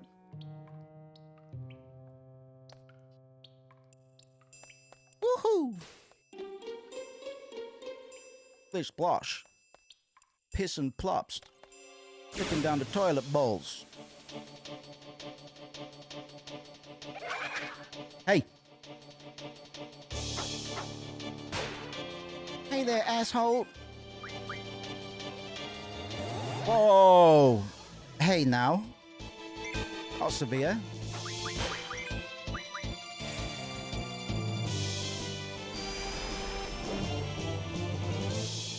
We're gonna try and turn goons into cards as we go. I'm not gonna force it too much. They need to be a low enough HP in order to do it. But for the sake of it, I'm just gonna keep on casting it with, to be honest, I should hand it off to somebody other than Zell.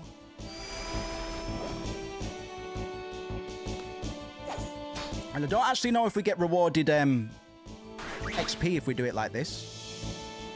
I'll be interested to find out, Bang, because... Oh, that might be too much. Right, should be able to do it now.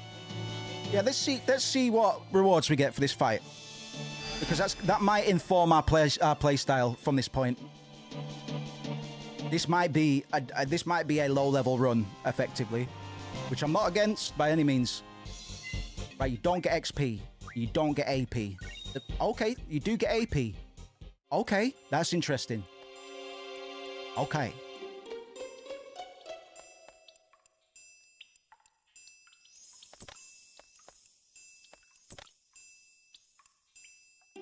Walking around the sewers, whose poo is this? Whose poo is that?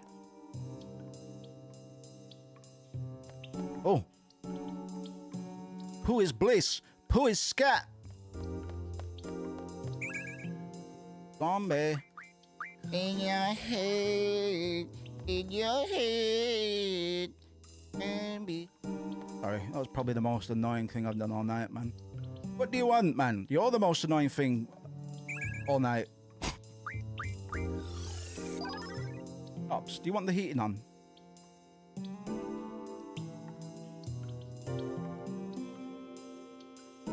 Alright, all done. Let me just give him a little snack.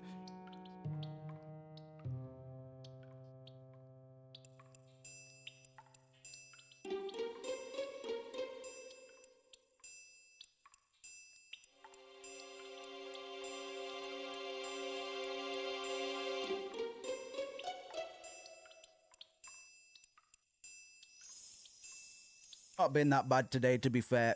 He really doesn't like me being in this room, man. And he's actually done a good job of just leaving me the heck alone to do my bits and bobs. Or you can have a little bit of food, man. Right. Let's crack on, man. We've got an hour and 15 minutes left. I'll keep it locked in at that time again for today. Just so I don't go... I'm trying to sort my sleep routine out at the moment. Which is a bit of a bastard. Once you've destroyed your sleep rotation, man, it's a bit of a bastard to get it back. But I'll get a lot more done during the day before stream if I can achieve that.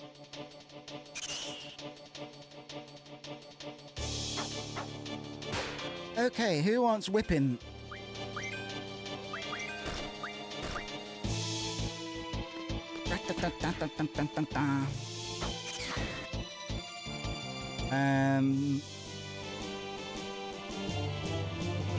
Let me just find a good point in a note. There's so many spoilers in these notes, Doug.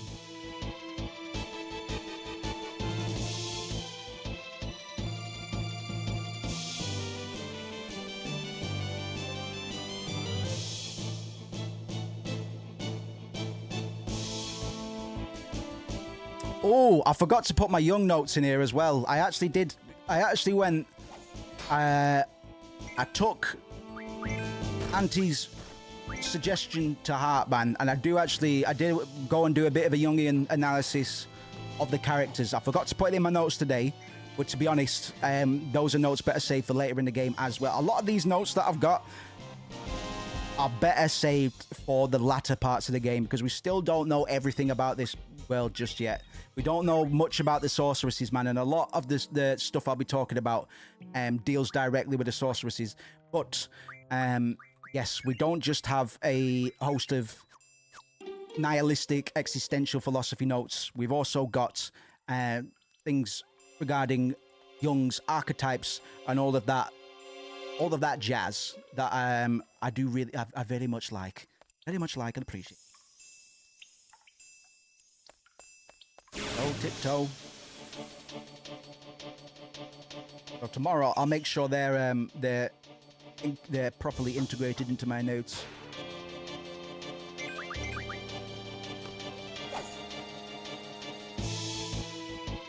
Cha-cha-cha-cha-cha-cha.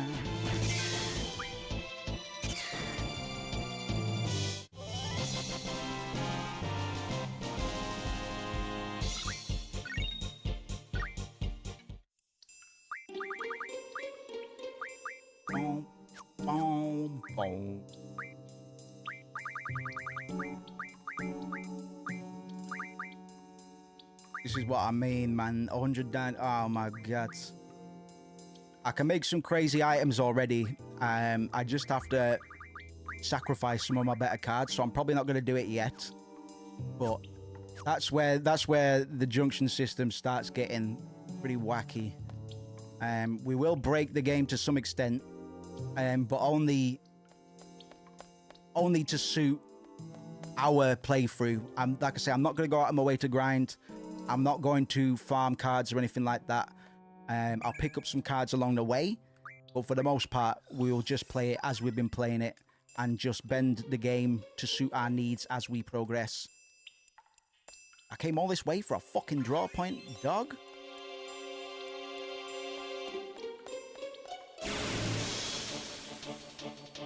Boy thing. Have a snooze, dog. You look full of food and ready to snooze.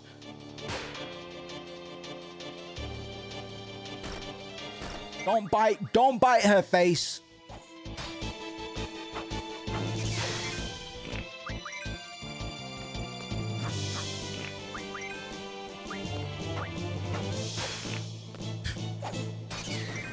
Eat my ass. Those bats are ripped. Look at the back muscles.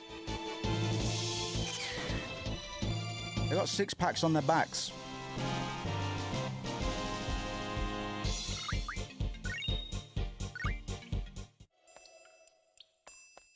So the ladder fell down there. Right, we'll carry on going this way. Basically, I progressed a bit further than I ought to have. I mean, go. Get out of here. This is the last dungeon, or if we were playing Final Fantasy VII Remake, this would be the last padding section. Given this game doesn't really throw all too many dungeons at you, I'm reluctant to call this padding. We just call this content. But Final Fantasy VII certainly took the piss in the remake for making us redo a lot of things.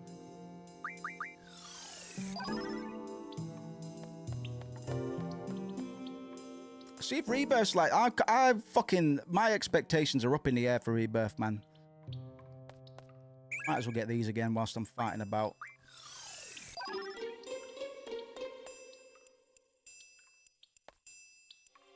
I swear I got on this water wheel, man. Yeah, there we go.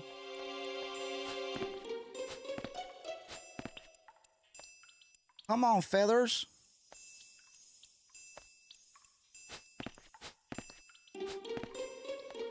It's the Quiztis crew coming through. Oh yeah, I've not even commented on the fact that this is the only Final Fantasy game, apart from the more recent ones, the remakes, and 15... I think 12 started this trend where the characters follow you in the open world, bro. I was so used to it, I didn't even see fit to mention it, but that is fucking a game changer, man. Up until this point in the Final Fantasy series, you would generally only see your lead character in the overworld. But I really like it, man. I really like it. I'm probably going to do the same in my JRPG. Holy motherfuck, what are you? I'm going to turn you into a card. Don't hit Quiztis, man. Don't hit the Queen Quiztis.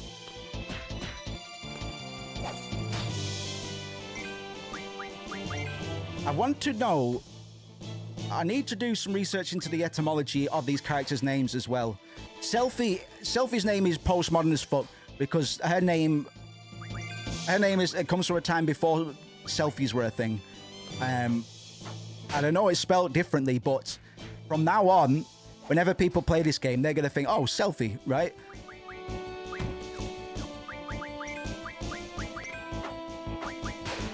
But Quiztis, I'm like, where does Quiztis come from, man? I know where Squall comes from. Like, Squall is literally like a fucking broody water, man. Brooding water. Fucking dark brooding water. Similar to how Cloud was named after a weather component and bit of an element. Cloud's name served him in a similar way, being something that is kind of floating around and constantly changing form and doesn't really have a real shape, much like Cloud doesn't have a real identity. Squall's name just informs you of his personality, man. He's a brooding, self-absorbed teenager. But Zell, Quistis, I don't know. Renoa feels like one that I might be able to find out the answer for. Renoa sounds like it is a combination of a few things. Don't know what those things are, but Renoa sounds quite natural compared to Quistis. Irvin is probably one of the more natural names. I think something about Irvin just sounds like it could be an actual name, bro. Nobody's calling the kid Zell. Well, mind you, people were calling the kids Daenerys, so what the fuck do I know?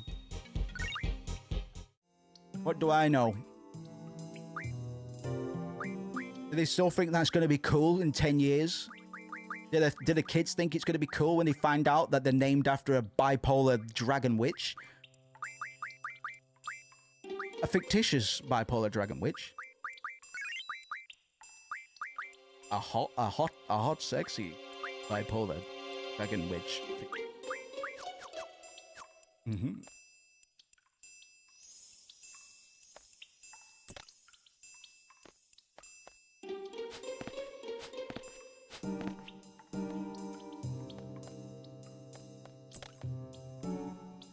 We are making progress. I know these screens look the bloody same. It's because they do look. It's because they yes.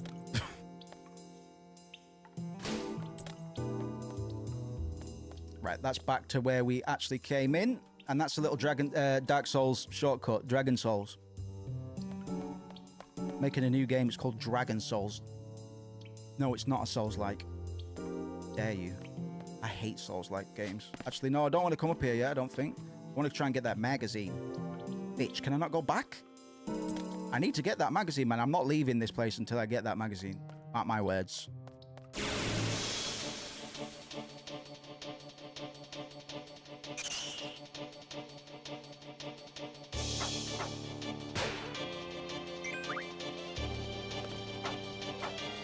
Yippee!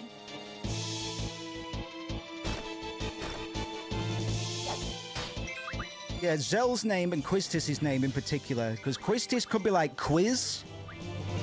Quiz as in like school, as in instructor treat, but I don't know. That's what I mean. Quistis is the worst name to say out loud, man. Like until I had to, I don't really know how I was pronouncing Quistis. Probably like Quiztis or something. Right, we need to go back, because that's the way out, but I'm not satisfied. I need to get that fucking magazine. I hope it's going to let me go back, man. Aww, that's a shit box, especially because I just saved over my only way back. Let's see what magazine that was.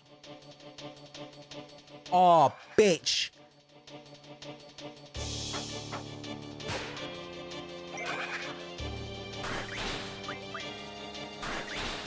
Oh no, I had to get that with Renoa. I had to get that with Renoa. That was a one-shot opportunity to get that magazine, and I actually had to do it with Renoa, bro. And I completely forgot about it. That's a fucker. I hope I can get that somewhere else. I'm gonna have to Google that in a minute, Doug.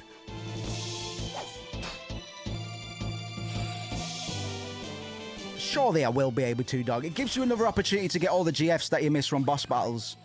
Well, I've really conned myself out of that, Doug. I was supposed to go into a little sewer section with Renoa when we had control of her, man. I completely forgot. I'm gonna have to Google that, bro.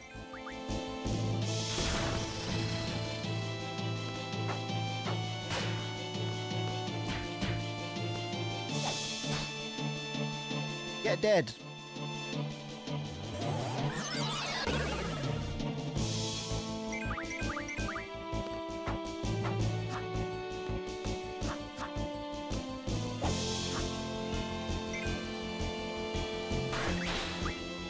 Hey Siri,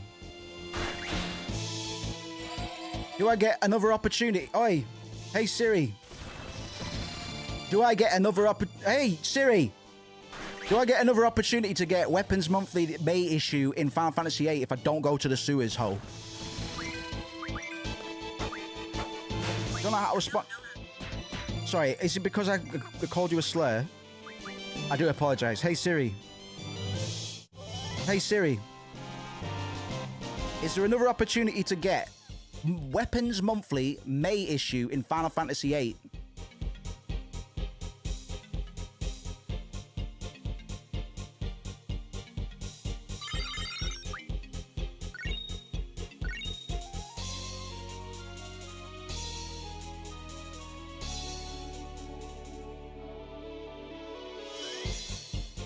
We can get it later.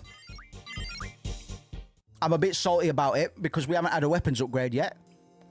But we can get it later, dog. It's inconsequential. Well, it's not inconsequential because we lack a better weapon. But fuck it, because we're not going to get the opportunity to actually upgrade our weapons for a little bit now.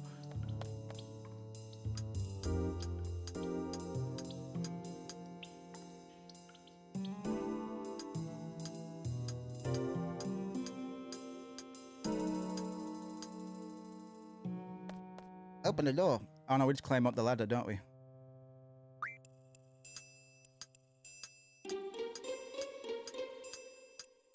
Actually, I want to talk a little bit about... I don't know why this stuck out to me. Squall had a quote that a lot of people refer to when they're discussing morality as relativism in Final Fantasy VIII. Squall said something along the lines of, right and wrong are not what separate us, it's our different standpoints, our perspectives that separate us from our enemies. And this goes back to other discussions we kind of had on morality and following orders and quote-unquote sides. This quote kind of encapsulates the game's rejection of traditional black and white morality in favor of a relativistic framework. It's a coping mechanism. It challenges the player to see conflict not as a struggle between inherent good or evil, but as a result of divergent perspectives shared by personal experiences, social contexts, and historical circumstances. Traditional storytelling, this is another way the game, I think, is a little bit postmodern, and definitely, if not postmodern, then absolutely a subversion of many typical RPG and storytelling tropes. Traditional storytelling often frames conflicts as a binary. Fucking hell, Moose. A binary between heroes, the good, and villains or evil, good and bad. Simplifying moral complexity into an absolute dichotomy. Final Fantasy VIII subverts this convention, flips it on its head by presenting characters and factions whose actions are morally ambiguous and rooted in their unique contexts. You can't really say anybody is an ultimate good or an ultimate bad, except for the ultimate bad that will come about. But so far, in terms of Galbadia, the conflict with Galbadia is not one of pure malevolence. Galbadia operates as a nation state, and as such, it has its own political motivations. Its soldiers and its citizens are not inherently evil, just as not all Germans were inherently evil during the wars. For instance, Cypher, a central antagonist, was first aligned with Balam, but now is aligned with Galbadia. He acts out of his personal idealism and his desire to embody this heroic romantic dream, as he puts it. We're going to talk more about Cypher's romantic dream later, especially now that we know he's still alive. But he relies on that and embodies that rather than any innate maliciousness. Cypher isn't a bad person. Cypher might do bad things, but it's the conditioning, it's the environment and the traditions and cultures that have put pressure on this particular character and turned him into a bit of a crude diamond. It's this kind of recontextualization that goes a long way to force players to question whether these sorceresses are truly evil or simply a product of their circumstances. The game blurs the line between enemy and ally vocally in a way that we're supposed to think about as players by portraying Galbadia as a faction with its own perspective, one that conflicts with Seed's mission but is not devoid of legitimacy by their own terms and regulations, if any of that does make sense. Up until this point in Final Fantasy, good and bad has always been really fucking clear cut. And even in games like Metal Gear Solid, you know, a game that is still dealing with the fantastical, but is supposed to be more rooted in reality. Even in that game, there are very definite goods and evils, you know, like Liquid Snake is rarely going to do what is good for the planet, man. He wants to see the whole world fall to shambles, bro.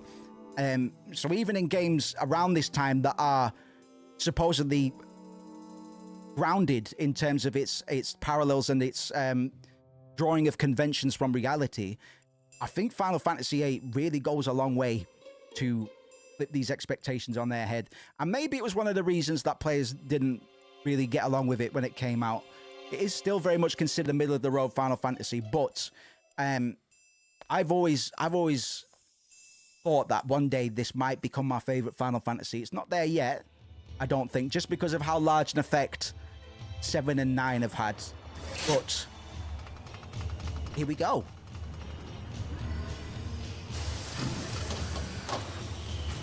This is my favorite Irving character moment. And I can only discuss so much of it for now. We'll come back to it later on.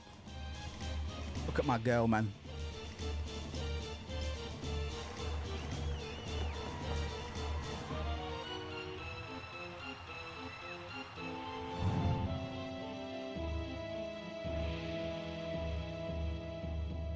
Just to tie that discussion up, that quote about right and wrong that Squall spoke before emphasizes the importance of standpoints, which refer to positions from which individuals or groups perceive and interpret the world. Standpoints are shaped by many of the things that were discussed. Personal history, a character's past experiences typically shape their motivations and beliefs, much like in real life.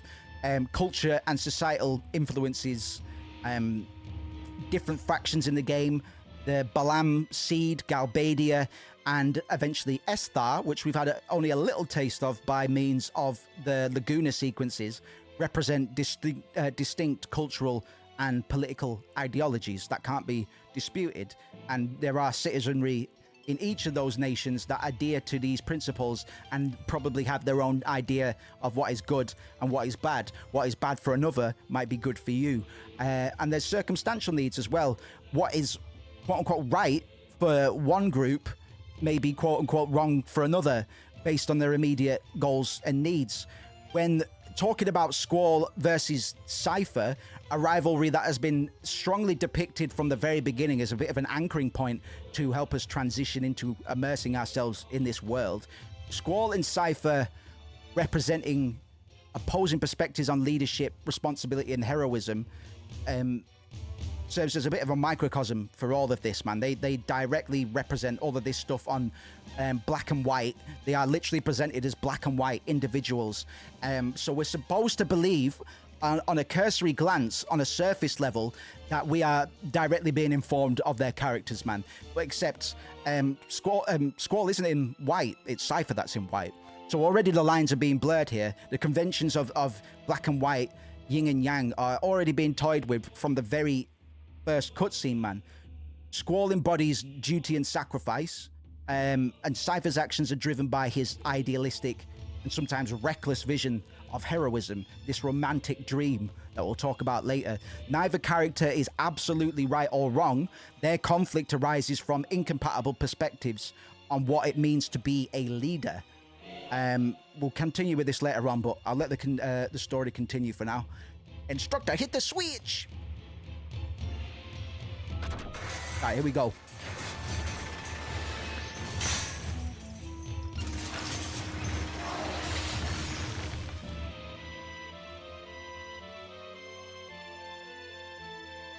Irvine Kinneas, bro.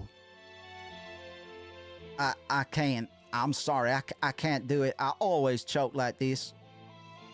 I try to act all cool, joke around, but I just can't handle the pressure. There are reasons that Irvine is the first to drop his guard. Aside from maybe Quistis, Irvine's mask has slipped all the way the fuck off, man. This is him, naked and vulnerable. He is being himself here. All of this discussion on personas and fronts that these characters are putting on to protect themselves has been demonstrated and is being, actively presented here by way of Irvine breaking down and saying, actually, I can't do this. He says he can never, he always chokes, but there is a very, very big reason that he is choking now that we can't discuss until later, but it is very important to point out that Irvine is dropping his guard. His persona has completely slipped off at this moment. Forget it, just shoot. My bullet, the sorceress. I'll go down in history. I'd change the history of Galbadia, of the world. Whoa, it's all too much. Enough, just shoot, bro. I can't, damn it. Irvine, chill out, fam. Everyone's waiting on you. I don't care if you miss. Whatever happens, just leave the rest to us. Think of it as a signal, a sign for us to make our move, bro. That's it. Just a signal. Okay? Please. Beautiful character writing, man. Absolutely stunning. Near brings a tear to my eye, man. It really does. Like, it's just perfect character writing. Just a sign.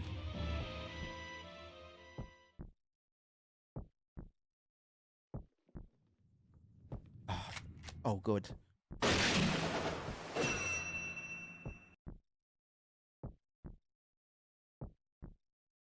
I'm sorry. All right, man. Your aim was perfect. Just leave the rest to me. I'm going in for the sorceress. Irvine, Renoa, just be ready to back me up. We're going in.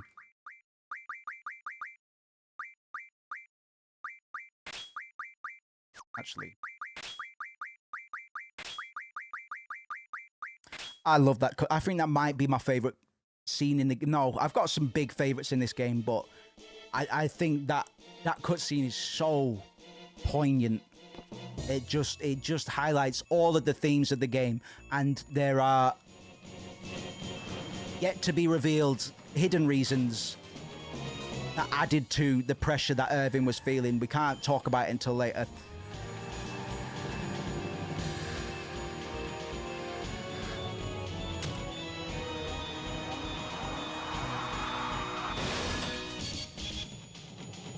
That transition, bro. Are you kidding me? This is a cinematic marvel, bro. This is so good.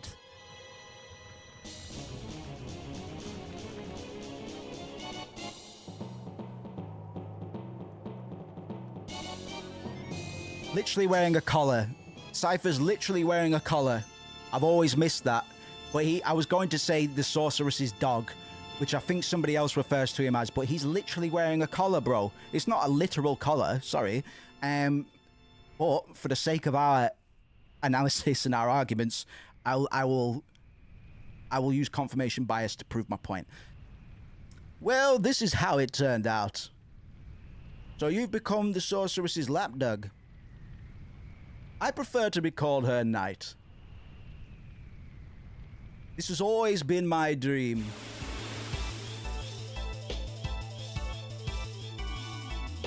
You were all waiting for this one, man. It's the duel we've been waiting for, man. The perfect foil. These two characters, man, are fantastic rivals. The contrast between these characters, I can't talk enough about it, really.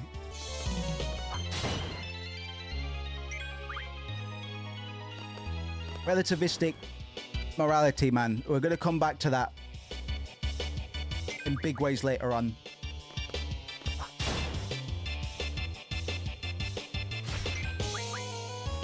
Oh shit, I should be drawing in case he's got any funky magics. Nah, you ain't got much.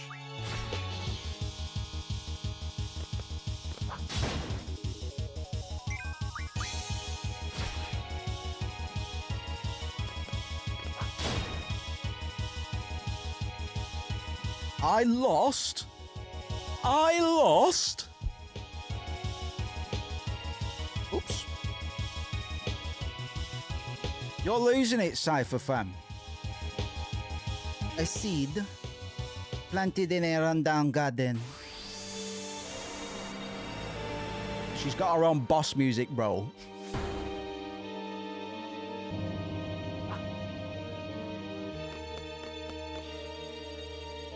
I can fight if I'm with you. That's why I'm here. I have to redeem myself.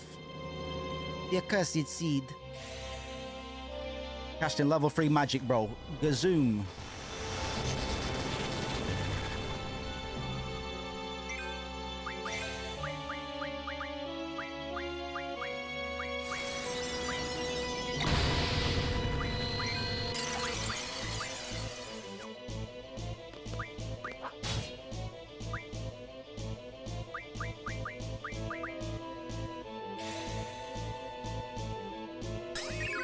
What a fantastic way to end the first disc.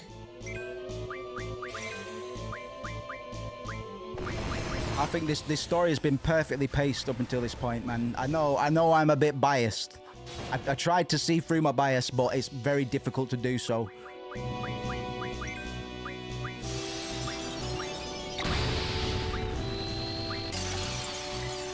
Oh, bitch! I need her. Bum bum ba-da-dum, bum bum ba-da-dum, bum bum ba-da-dum.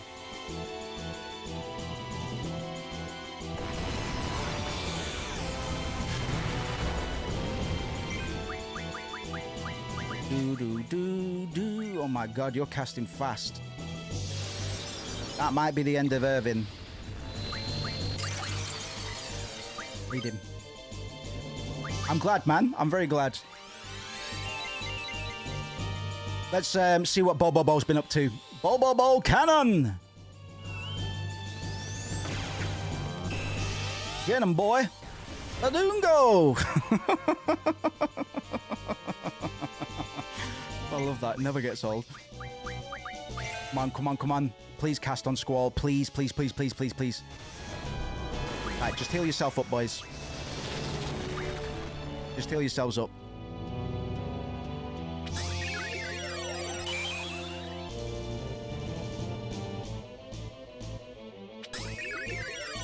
Tried throwing that one on Renoa, so it went onto Squall instead. That might be the end of Irvin, unless I can sneak this in. There we go. If she didn't start blabbing, that would have been dead for one of them, for Irvin. Right, you guys just handle it, man. Don't worry about Renoa. Worry about yourselves. Squall, man. You're doing very well, my friend. This might take Irvin out, man. We need to get a shell going. Definitely need to get a shell going, if possible.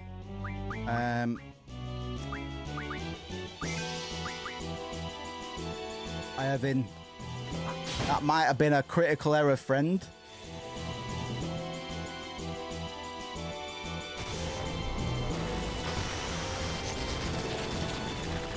Shit, boy. Shit.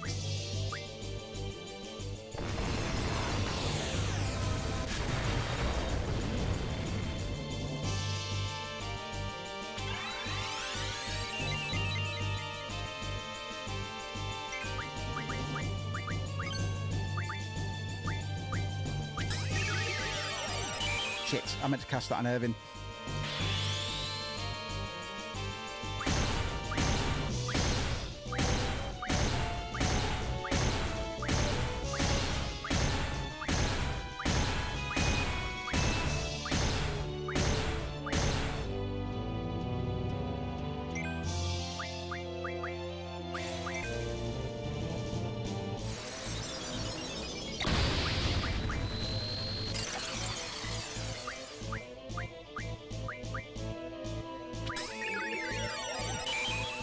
all a little bit risky, but if we can stabilize, it's an easy dub.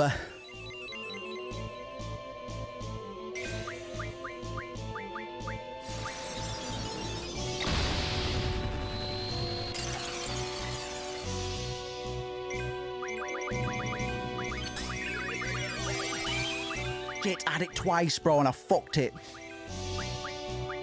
Idioto.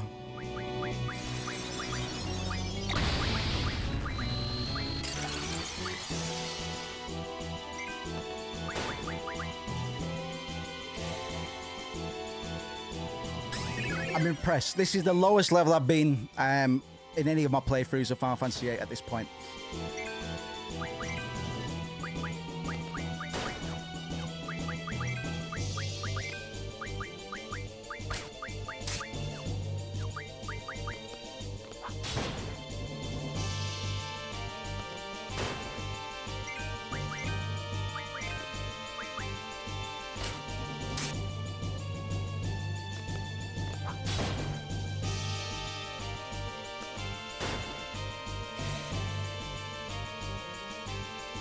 I love that cleavage shot, man.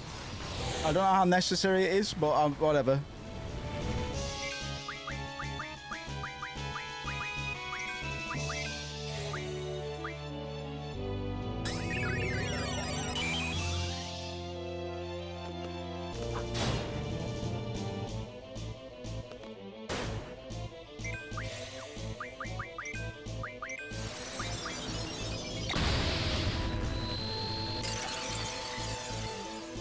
Full steam ahead for now.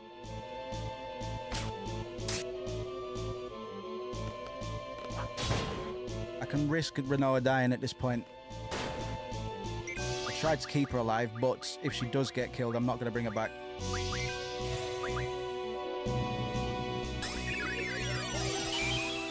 Alright, Feng. I'll be 40 minutes, Doug.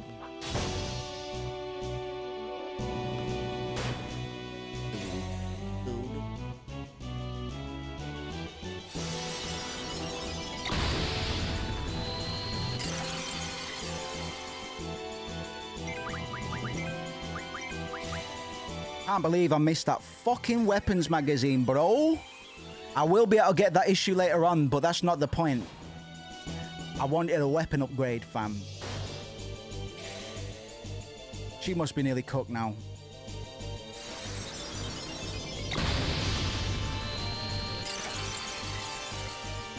Might be in limit break range. So let's do this. Not quite.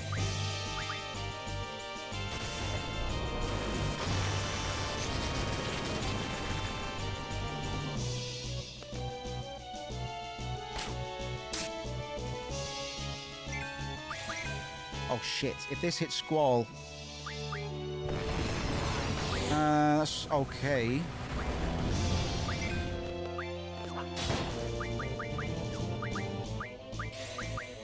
Attaboy, Evan, well done.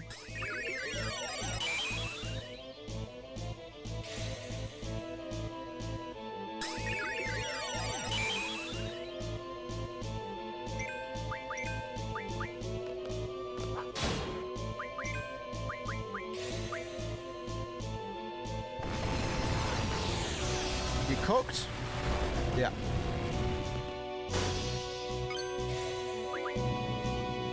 That's a Hail Mary, bro. It's very rare that you'll get a limit break at this percentage of HP. But let's go with it.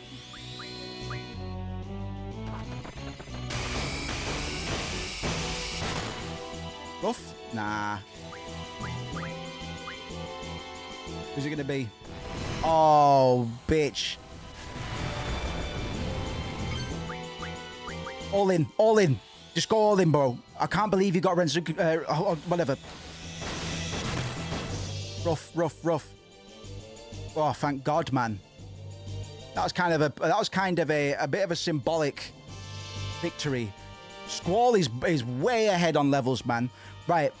That was actually a perfect way to end the fight, based on what's about to happen.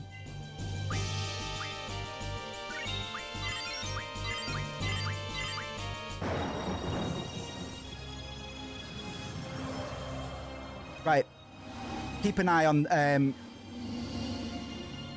where Squall gets hit.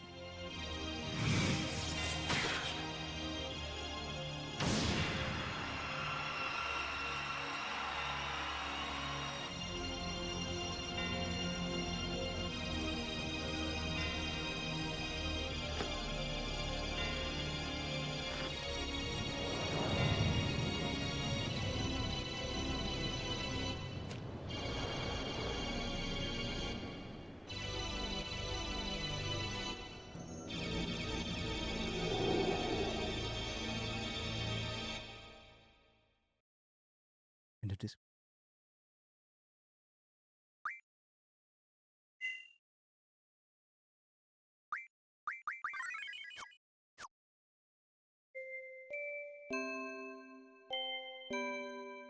Uncle Laguna, there's someone here to see you.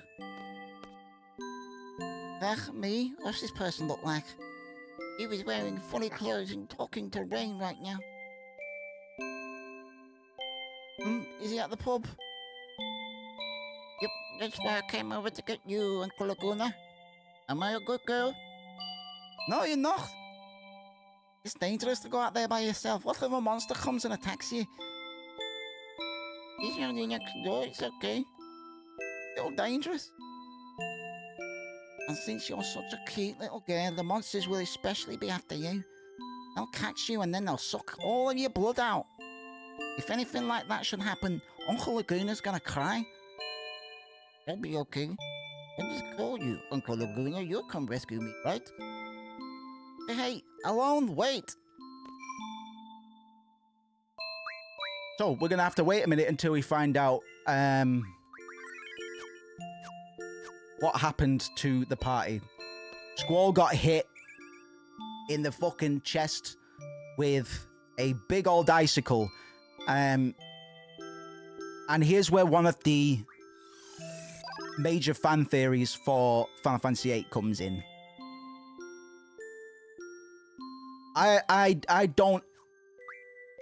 I've never really aligned with this particular fan theory, although I've always found it interesting. It was the first fan theory I came across before the other major fan theory, which I do like and agree with.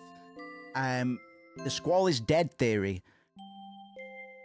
Based on where Squall gets hit, anatomically alone, I am not an advocate of this theory, man. As far as I'm concerned, he gets hit through the chest, and not, it looks like it gets hit possibly through the shoulder.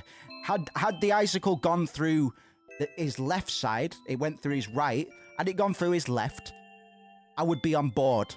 But I believe the website Squall is Dead still exists. I wouldn't recommend you go and check this out now, because you'll get heavy fucking spoilers. I'm just going to see if it's still up, man. I'll be really impressed.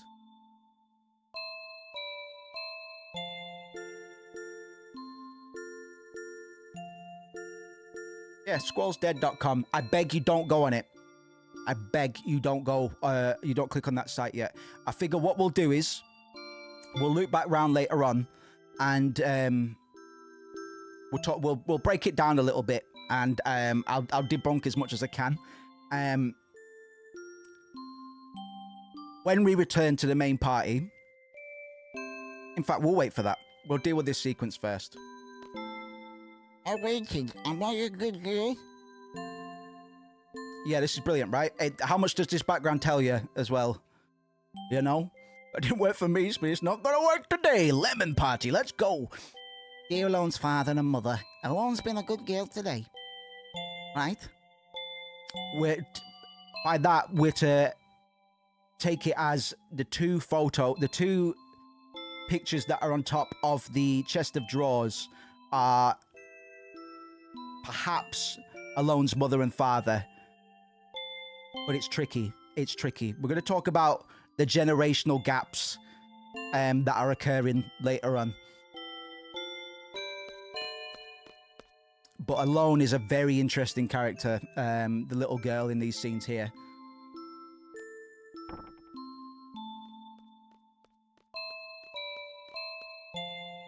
and notice that Laguna isn't in his Galbadian uniform anymore.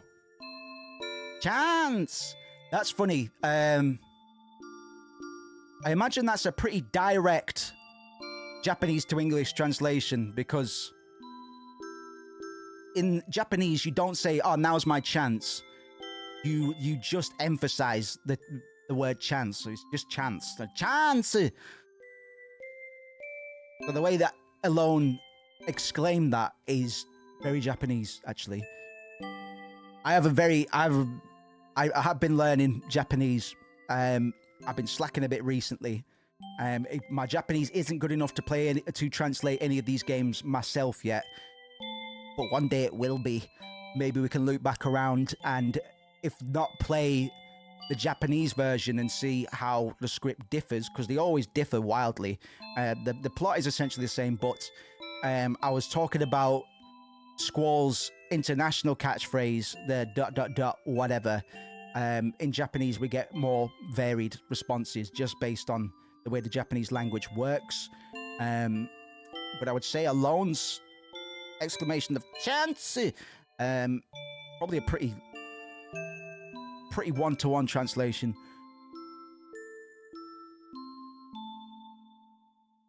I got in trouble. That's because you broke your promise. Too bad. Laguna, use proper English when speaking to Alone. I got in trouble. Too bad.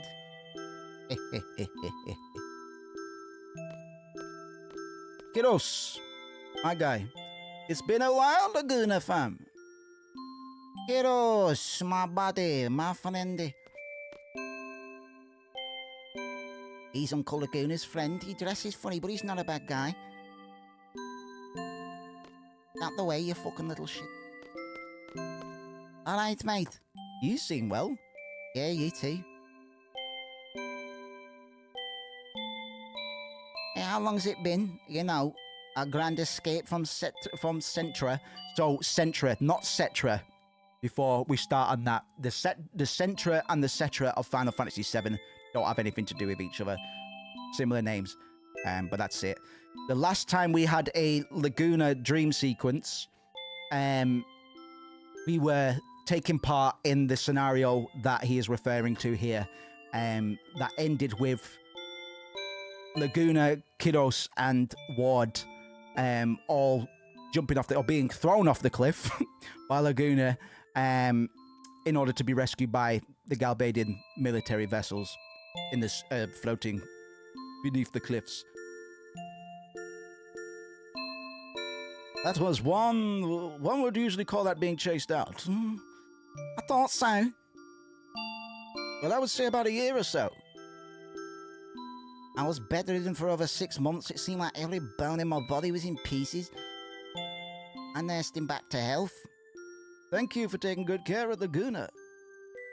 I was able to recover in about a month or so. Ever since then, I've been searching for you. Why? After leaving the army, well, just killing time, I guess. Life's been pretty boring without you as entertainment, my man. That's a harsh thing to say. I've been living a productive life here. I think I understand what you mean now. What do you want to know? What's Ward up to? How's Ward doing? Ward quit the army too. Luckily he found a job and he's working pretty hard. What's he doing? He's a janitor down at the D District prison. Well, can't picture him mopping floors, but I'm glad he's doing well. Oh, and he never got his voice back. You could basically tell what he wants from his facial expressions. So what do you want to know? Tell me about Julia. Remember, Julia was the woman from the first Laguna sequence, the one that Laguna had a bit of a thing for, and we're to believe that they shared a night together. How's Julia doing? I don't know. You mean Julian, the singer? That's right. Laguna really admired her and always frequented the nightclub. Shut up, so what if I did? Julia used to sing at a nightclub? No, she didn't sing, she just played the piano. Then the first song she released was Eyes on Me. Eyes on Me, a song we will actually hear later. It's very important that Julia was the one to sing this song. For reasons I can't tell you until later. Eyes on Me was written and produced by a Chinese singer called Fei Wang. And along with Libere Fatale, Eyes on Me was in the charts for quite a while in Japan. It topped them for about 8 weeks. And the song Eyes on Me has a lot of weight in terms of the gravitas of events that are going to unfold later on. But I'll just point out now, it's very important that Julia was the one to sing Eyes on Me. And I'll leave it at that for now. How does the song go? You don't know? Well, you never let me hear it. I didn't think you listened to music. The song's about being in love. I really like it. Heard she recently got married. Oh, yeah? To some army general, right? General Caraway or something. Julia is Renoa's mother.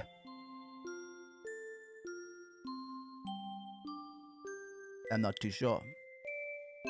I read in a magazine that her true love went off to war and never came back. Referring to Laguna. General Caraway comforted her when she was feeling down. That's how they got to know each other. So she didn't wait for the soldier to come back. So what? Who cares? As long as she's happy, right? That's all that matters. Fucking... Oh, fuck. Ain't that right, hell? Yeah, great. Uncle Laguna and... Oh, yeah. Oh, fucking hell. Okay, enough talk about this.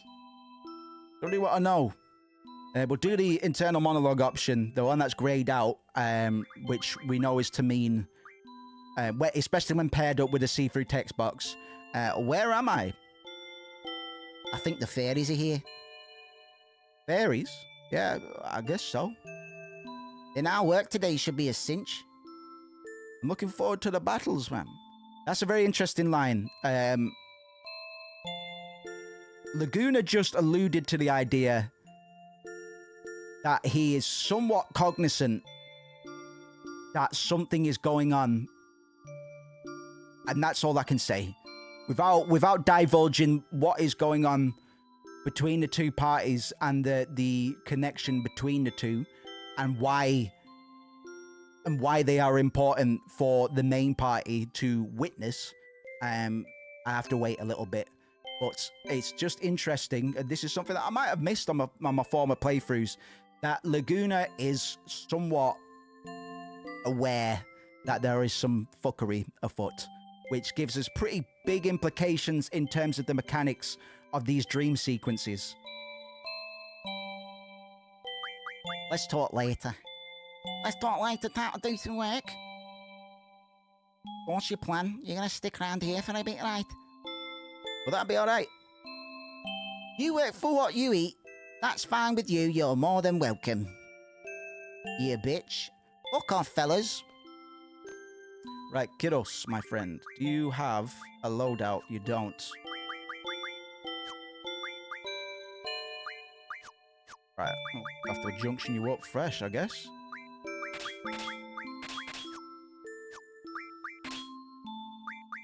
Do do do do. Bomb bomb boom bomb. Right, okay. We have a patrol to do. All three of the dream trio, they've all quit the army following that event in Estar that we saw them last trying to escape from. They haven't gone too much into the reasons, but I figure it was a enough is enough kind of thing. They were involved in some pretty hairy stuff at times, and that last one probably just took the cake a little bit. It was Laguna that probably got him into that mess, man, and none of them hate him for it. They were kind of only in the army for together towards the end. Just that companionship and camaraderie. So instead, Laguna now lives in this town for the time being. It's called Wind Hill. And we're going to be doing some patrols and that to make sure the townsfolk are safe. You'll notice that it does have a Galbadian presence as well. But given that these boys are former Galbadia, they're not going to present the same threat they would anywhere else for the main party.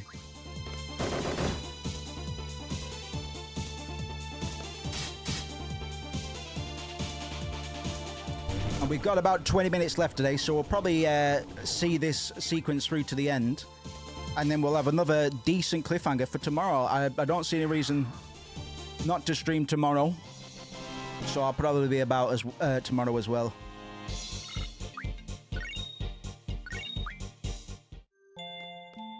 Oh yeah, to test this building. I can't remember what's in here. You seem to have recovered fully. Perhaps it's time you came back to the army. Come on, guys. You could kill some monsters too. We're only on watch for S-Star soldiers. Screw the monsters. Give me a break, guys. You know. You right, Chief? You think the S-Star soldiers are really coming? That was 2 years ago. They would have been here by now. But you never know what a country ruled by a sorceress could be up to. Context. Important context. S-Star is ruled by a sorceress. Laguna, I have a simple question. What exactly do you do here? It's like this. All the working men in this town were sent off to war. The only ones still left in town are old people, children, chocobos, dogs and cats. And I'm sure you've noticed, but the monsters have made their way to town. This here town took real good care of me. So basically, I want to return the kindness. You're looking at the monster hunter of Wind Hill. Wind Hill, not Wind Hill. As of today, you'll be my assistant. We're to patrol the town up to the town entrance. We see anybody in need along the way, we help them. That's our basic duty. Rock and roll. Do. So, a fairly redundant bit of gameplay now, but it's still not technically padding because we are fulfilling a directive, we're fulfilling a motivation that is important to the character, man. This is a day in the life, kind of. So it's important in this circumstance, that we kind of witness the mundanity of it in a way. It's not a long sequence at all, but it is a very mundane sequence.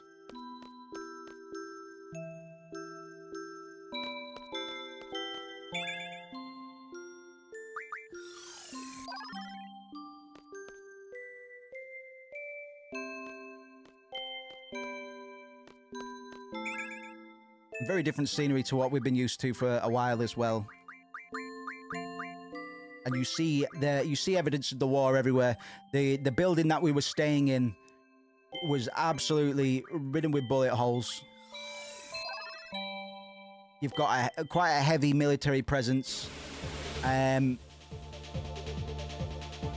they're more concerned with national threats rather than the ongoing monster problem that we're contending with. So we're just doing the dirty work that the military refuses to do because they've not been told to do it.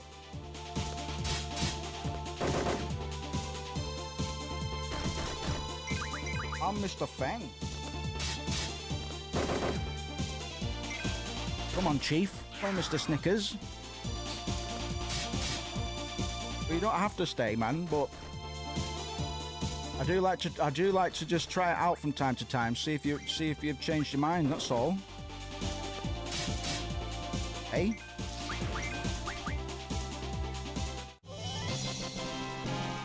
I'll happily keep you, man. But I don't think you want to stay, do you? Hey.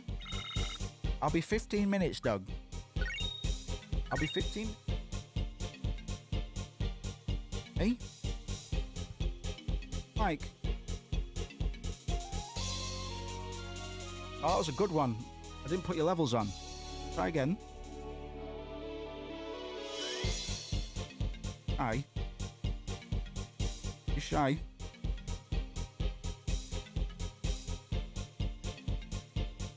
Me?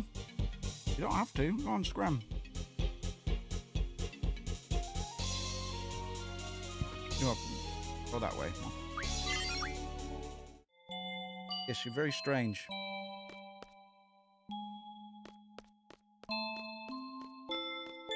Boom, boom, boom. Right, patrol. Won't be long, son of mine. Chocobo Crossing.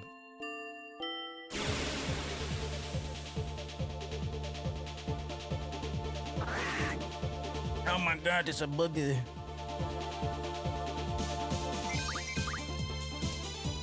Kill the buggy.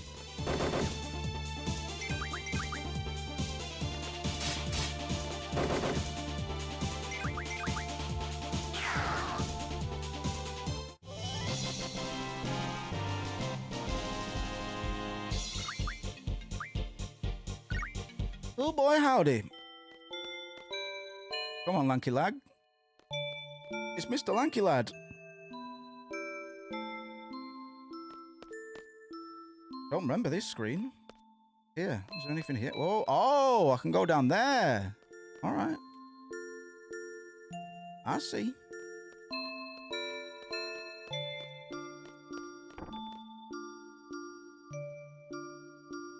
Wow, this is nice. Is there anything in here? Maybe later in the game. We can actually come here later on with the core party.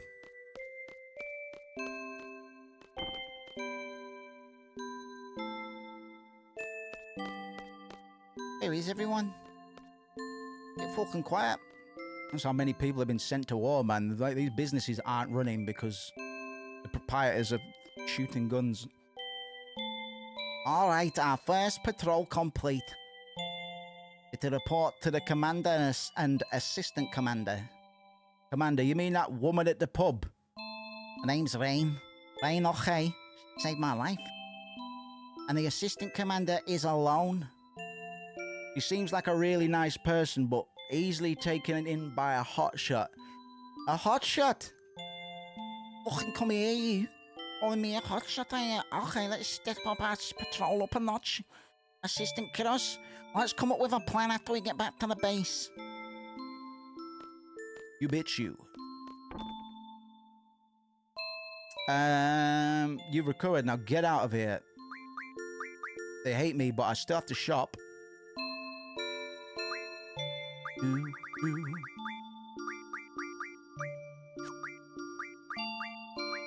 So I believe this shopkeep... Wow, we got no money. I believe the shopkeep doesn't like Laguna, because when Laguna arrived in Win Hill, he crashed his car into the shop. I can't remember the circumstances behind this, man. I don't know if he was wasted or injured or something that otherwise impaired his ability to drive, but I believe that's why the shopkeep doesn't like Laguna.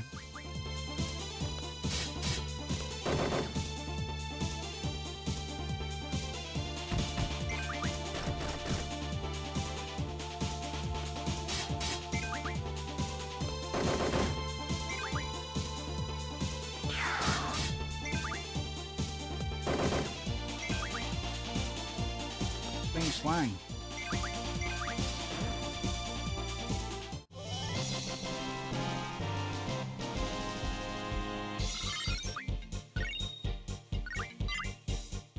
Christmas Crackers, man. Where's that?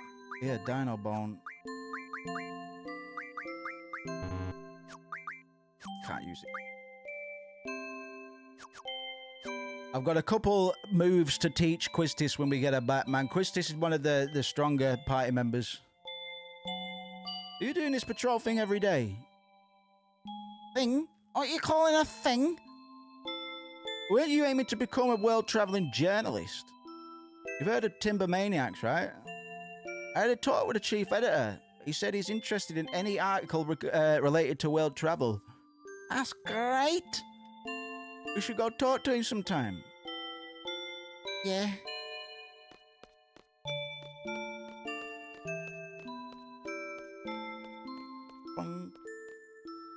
boom, boom. Ding, dang, ding, do. It'd be okay if we stayed here a bit longer, right? You need time to gather more material. It seems like a really nice town. You're going to write about this place first, aren't you? No way, I can't make this place famous. Too much publicity you get on those terraces and stuff. You're afraid someone might come and take her rain away? Laguna, you've changed, man. Hey, I see a monster. A fucking monster, let's get him, man. Let's fucking get him. Oh, he disappeared. Fancy that, he's fucking gone now. Blink and you miss these monsters, man. They're right quick. Where's the woman at? Where's the lady of the pub at? There she is. What? He'll talk, let's come back later. Come on. Something inside me tells me to listen. Rain, aren't you gonna marry Uncle Laguna?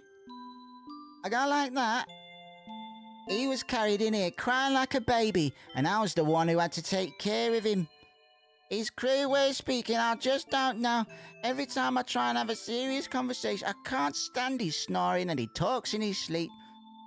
But he's really nice. I really, really like him. Rain, Uncle Laguna and Elle should all be together.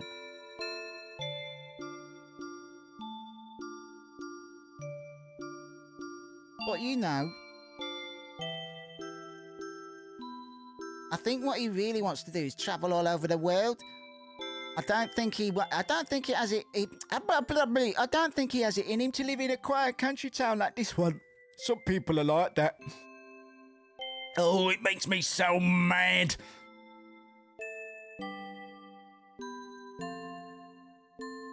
You don't like him? I feel the same as you, Alone. He's alright, he's just a bit of a twat. Hey, hey, hey! Whoa. Did the Harlem Shake. Yeah, you're back. Woohoo. I came back in a hurry. Alright there, Rain. Here's my report on today's patrol of the monster extermination. Including Buku Bukus, or Butchu Butchus, and Bun Buns. That Assistant Commander Alone also hates. I've exterminated 6 monsters. Alright, thank you. Shall we eat before you get started with the next patrol? I'll tell you when it's ready, so just wait. in your room. You seem pretty tired. You should take a quick nap. Mr. Fengy Christmas, I'm not going to be long, mate. We're going to be 10 minutes or less, man. We're going to finish this dream sequence and we're out. Oh, man, you've been very patient.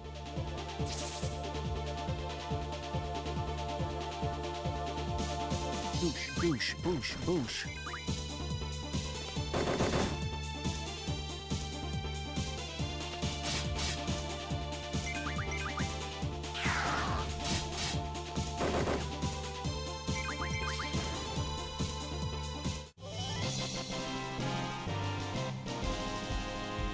Take a fucking nap, kiddos.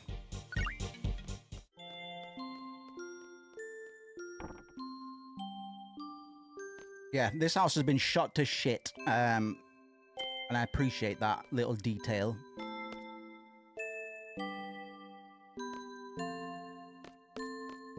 Time for a nap. You can take the crib.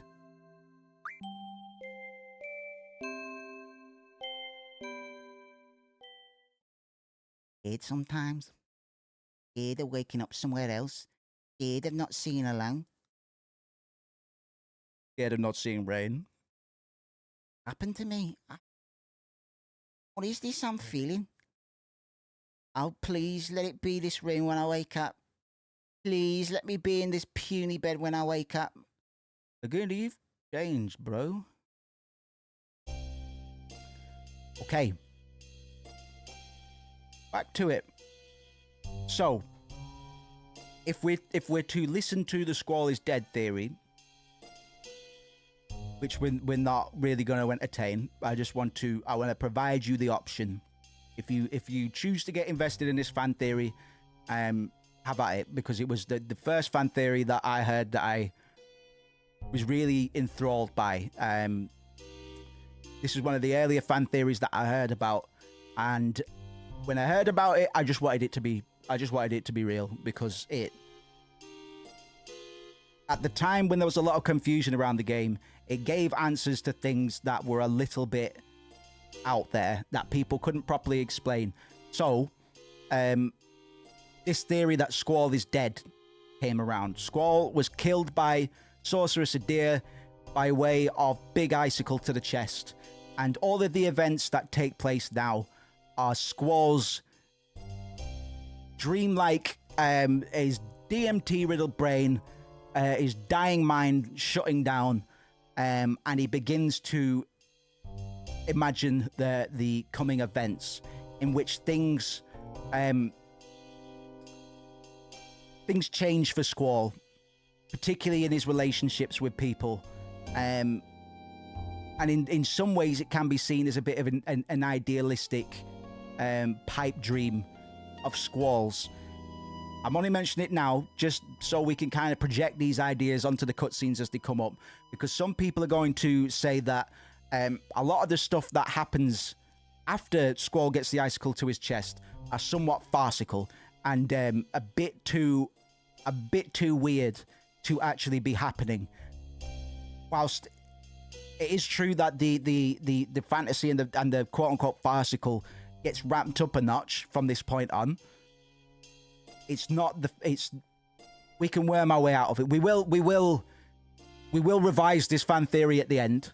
There is another fan theory that I can't bring up until later on, but that is the fan theory that out of the two, are most closely aligned with what the community calls the R equals U theory. Googling that will give spoilers. You won't know what to do with them, man. But that's the theory that I like the most, and what most FF8 commentators tend to side with. I've heard quite a few people that are very derisive of the Squall is dead theory. I still like it, man. I just don't think it sticks quite as much as the other one. I really like those fan theories as well, man. About creepypasta, like Ben is drowned and stuff like that. My favorite is the Pokemon Ash Spirit. Yes, I was actually going to reference this. Great shout. In the first season, when he gets electrocuted when defending him and Pikachu from the flock of Spearow, he actually went into a coma and has been dreaming. That's why he doesn't age. That's why he always sees Nurse Joy and all the rest of it, right? He keeps on seeing repeated motifs. Let me just reset my camera for this last 5 minutes. I'm a big fan of that one as well. But we can talk ourselves out of it pretty quickly. It is still fun to kind of place these arguably more quote unquote adult themes onto media that is built for younger audiences. It's something that we risk doing with games like Final Fantasy as well.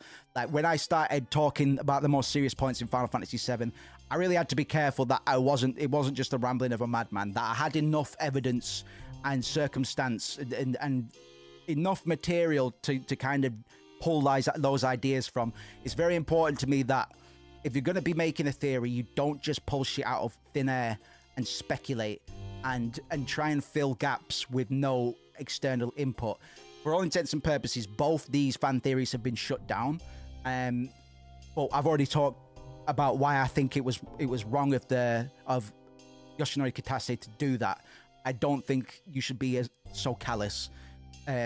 Once you've released a piece of art, it's technically not yours. I mean, in terms of copyright, sure, but that's the boring stuff. In terms of ideas and stuff, you should let people run wild with it, man, and you should just step back and enjoy the show. As a creator, that's certainly what I hold myself dear to, I think. So yes, from this point on, Squall, under that theory, is dead as fuck. Welcome back, Zell, the dream world again. How's Laguna doing? Don't know. Didn't see him. Not like I know everything about. It's not like I know everything about Ward, but you know, Laguna and company went to the Central place and got in a real fix, right? After that, Ward's been all alone. He's been working in sort of prison-like place. Kiddos mentioned that Ward is working as a janitor in the D District prison. Funnily enough, we are in a prison. Zell didn't see Laguna because whilst Squall and somebody else embodied to some degree or were able to witness the events and agency of Laguna and Kiddos, Ward is currently working alone, so it makes sense that Zell piloting, quote unquote, they're not really piloting his stuff because Laguna, Kiddos and Ward are still going to do the things that they're going to do of their own accord, but it is very much a case of consciousness. In a way, in a sense, it is the idea of our main party's consciousnesses being sent back to not body or embody or pilot, but just bear witness to through the eyes of Kiddos, Ward, and Laguna. He's bored out of his mind. All he wants to be is fighting alongside Laguna. So, what is this we're experiencing? This is the first time they've really sat down and tried to hash this out. I'm going to wait for the next breakpoint so I can save, and then we'll get out of here. I'll be back tomorrow. How the hell should I know?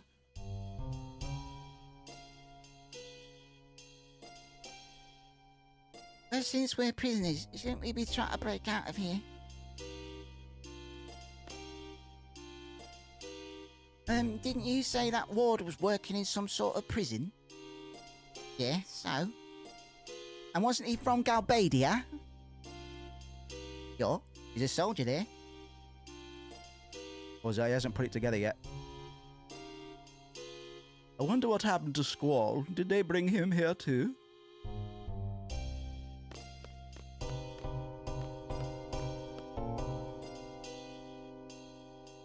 Correct me if I'm wrong, but aren't you supposed to be Ward in that dream world? Just now I was. Does this room look familiar? Of all this stupid Hey, whoa, wait a sec. I know this place. Everybody listen up. This is the prison that Ward works at. He's a janitor here. There's so many rooms just like this. It's got to be here. There's a prison for political activists in Galbadia. This must be the place where Ward works. Right here, where we are. I'm sure of it. It's no surprise we're in jail. We did attack the sorceress. We went up against the president. We'll all be sentenced to death. That president is no longer in charge. Now that Galbadia is in the hands of the sorcerers, what's going to happen to us? Things don't look so good. What's going to happen to us? Where the hell is that guy Irvin? Where's Squall? Did the sorceress... Ooh. Let's find out. Cut the music.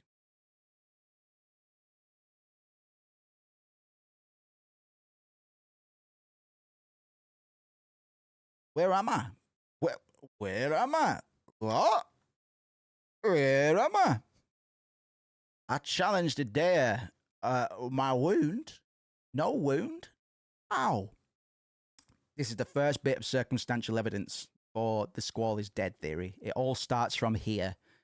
My wound, no wound. Ow. You can very quickly imagine how people took this and ran. Especially because they don't refer to it again. I've got theories, but they'd all be speculative, man, so I'm not going to bother. The Galbadian soldiers, we were surrounded. He was there, Cypher, leering down at me. Damn you, Cypher. Damn you, Harry Potter.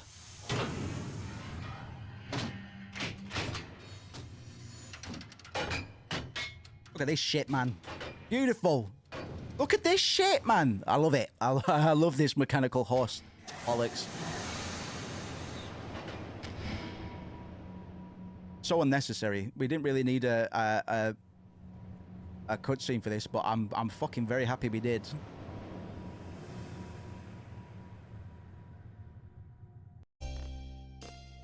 Or 7.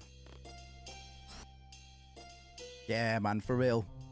Just seeing how it all works, man. Like they put thought into it. You can imagine the diagrams and concept art based on how everything clicks into place, man. What? What was that loud noise? I don't like him at all. Mean guy. It's the sound of your friend being tortured, fucker. What do you mean? Shut up. Don't screw around with me, asshole. You understand who's fucking in charge here? I'm asking you a question, I'm gonna fuck you up. Bushk. I hit you. Fucking wise guy. Fucking asshole. Beat his ass. Stop resisting. Stop!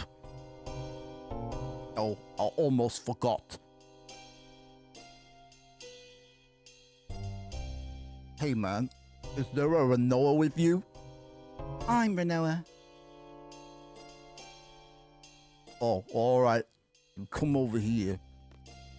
What are you doing to Renoa, you bastard? Stop it already. Stop, I'll go. Get the fuck out of here. Get the fuck out of here. I'll hit you with my little stick. Renoa, I'll be fine. Let's go.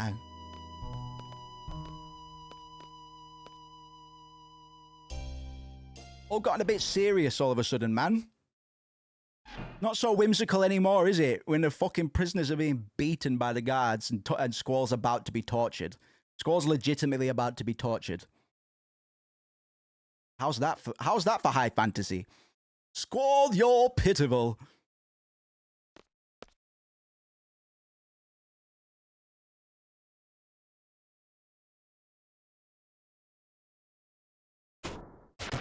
Bang.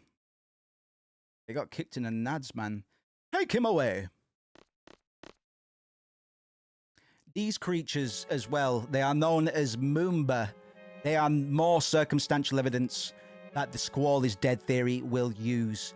There is something to be said about lion iconography, the symbology of a lion, and Squall. There is some connective tissue between the symbol of a lion and Squall. Ergo, the introduction of these weird little lion creatures must support the Squall is dead theory. It's more this is stuff I'm kind of like, all right, you have my attention. I'm sure you can imagine what happens now. What do you want? What do you want? Tell me what seed is. Adair demands to know. Seed. Code name for Balam's elite mercenary force. Combat specialist. Huh? But you already know. I'm not a seed. There must be some kind of secret you're given when you become a seed. There's nothing, man. Even if it were, do you think I'd tell you? You're on my tough nut to crack list.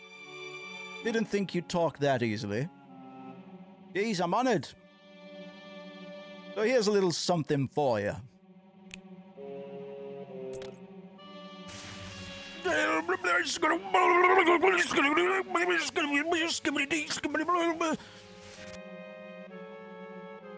That's our new Scatman machine. Painful, isn't it? Even if you don't talk, others will. The instructor, the little messenger girl, or that pussy boy. He wouldn't last 3 seconds. Yeah, what the fuck were those Digimon that I know it came out of the fucking... We barely got time to really comprehend what was going on. We will see more from the Moomba. It is a bit, because we'd only seen prison guards. It could have easily been a prison guard, right?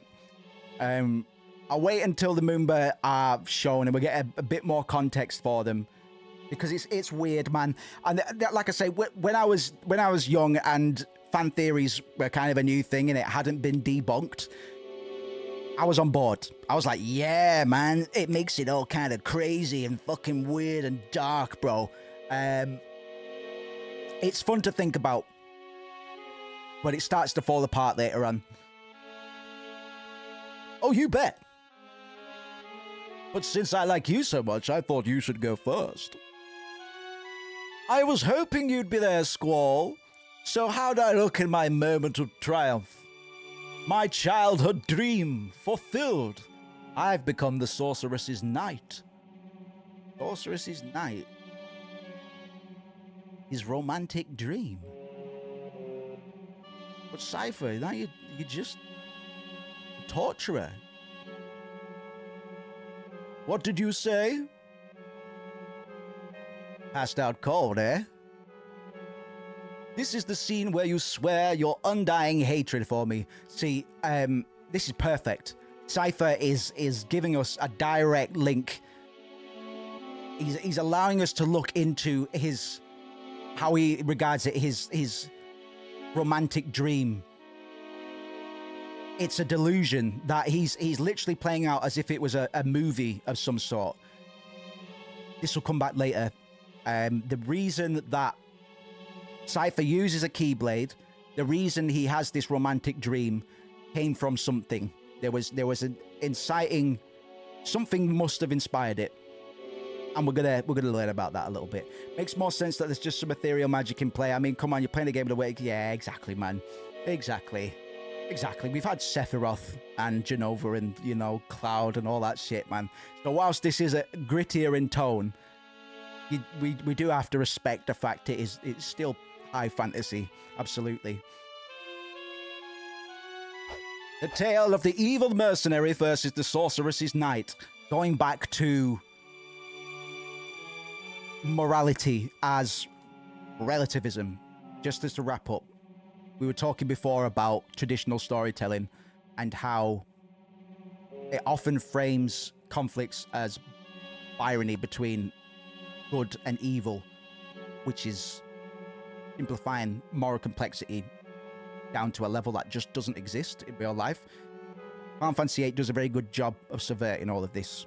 Gives us characters, factions whose actions are morally ambiguous and rooted in their unique contexts.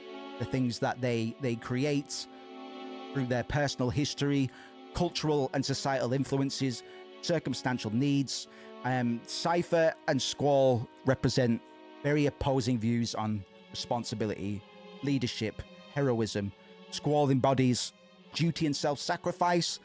Cypher's actions are driven by his idealistic and fantastical, reckless visions of heroism.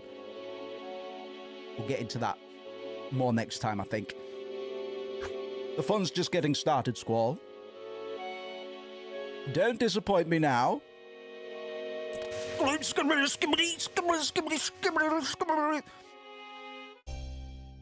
looking for a save point, and then I'll drop out for tonight. Draw, kill, blue. Oh. It's no use. There seems to be an anti-magic field here. Bollocks. You fucking idiot! Pick that up! Toilet? I have to piss in the grids. In the grate, sorry. You again. Fucking little prick. Little dickhead. Damn him, that numbskull. I'll stop him. You've got to stand up for the little bugger. Yo, who do you think you are? Yeah, you big meanie, stop that. Fucker. Come on, cunt. All right. You regret those words. He's so mean. Right, little fella. Digimon, digital monsters. Doesn't work so well, but hooey.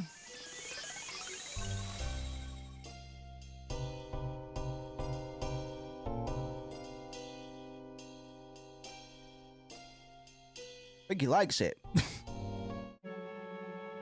Well now, Squall, I'll ask again. What is Seed and why do they oppose the sorceress? Seed? Oppose the sorceress? We're just marks, man. The Cypher. The missiles targeted for the garden are ready to launch. Excellent.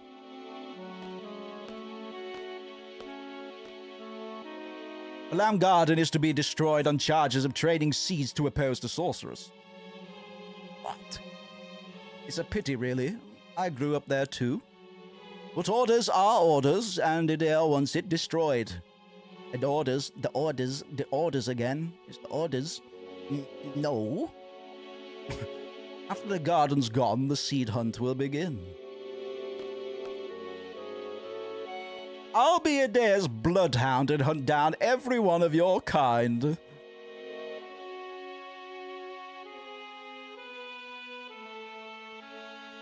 It'll be fun, Squall. Don't die on me yet. Continue with the interrogation.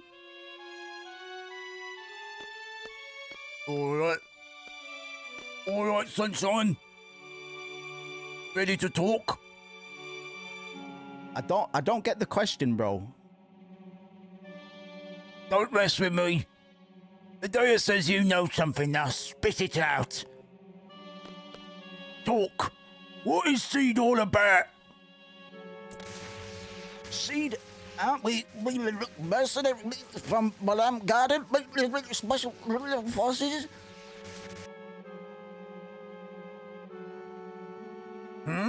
Yeah. So? I don't know anything. Why do you keep asking me, man? I just do odd jobs, man. I'll lie. I must live. We can actually get a game over condition here. If we submit to the torture, it's game over.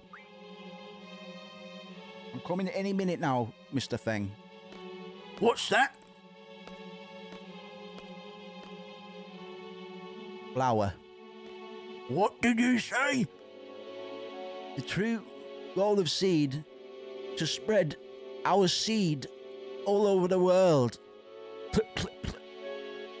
Fill the world with cum. Yeah, right.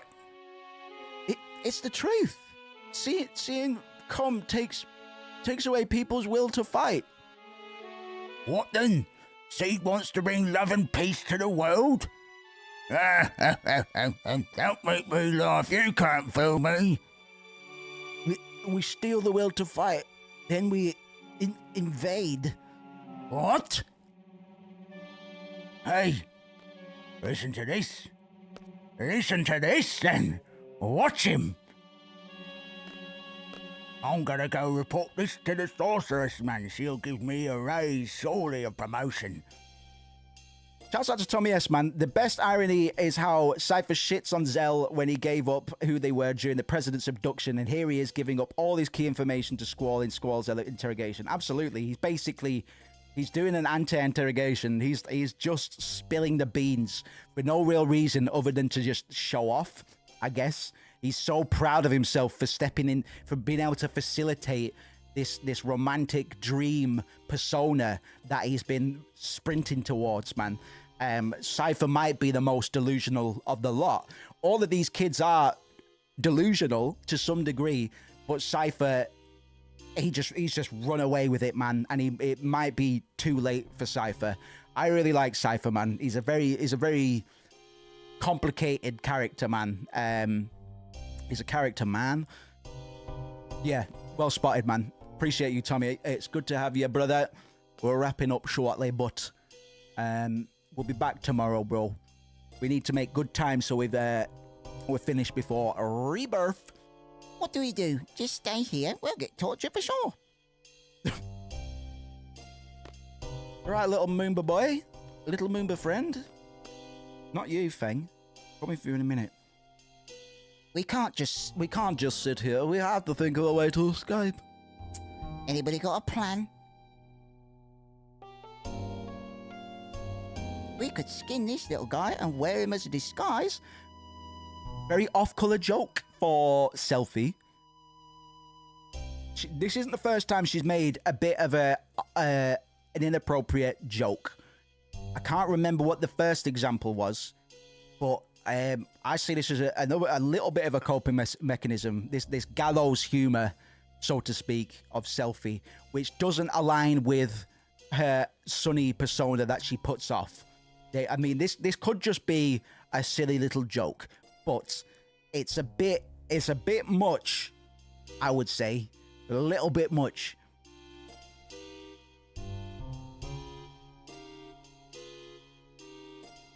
I'm kidding.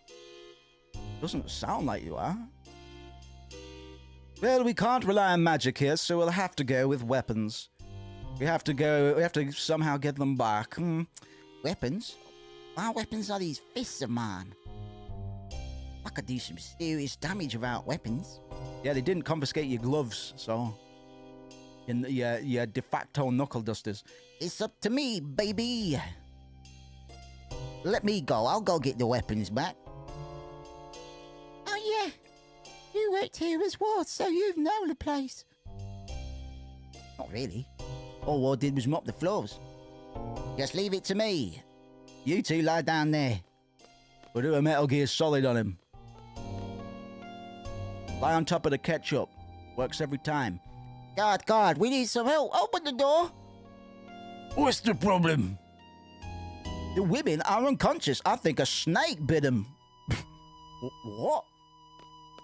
A snake bit him.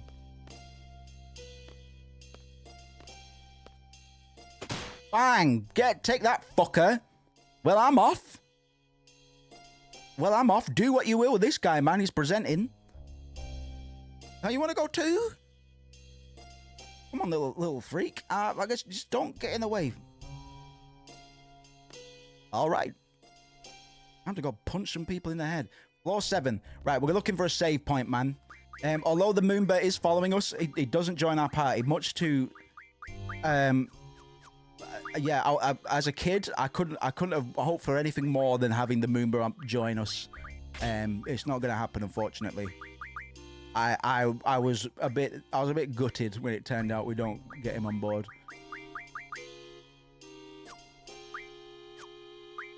I missed the May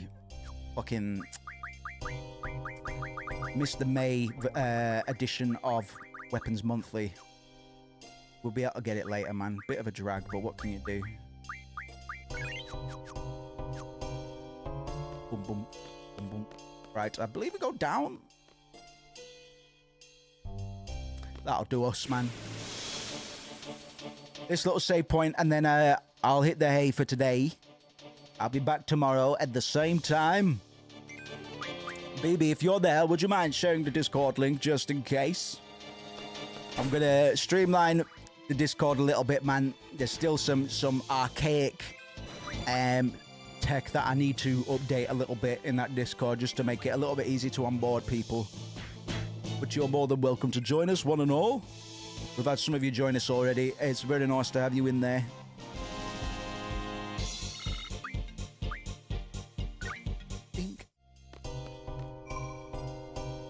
Oops. Yes, and tomorrow, because we went into a little bit of the analysis today, but not as heavy as the last stream by all means. Doesn't necessarily make it a bad stream by any means.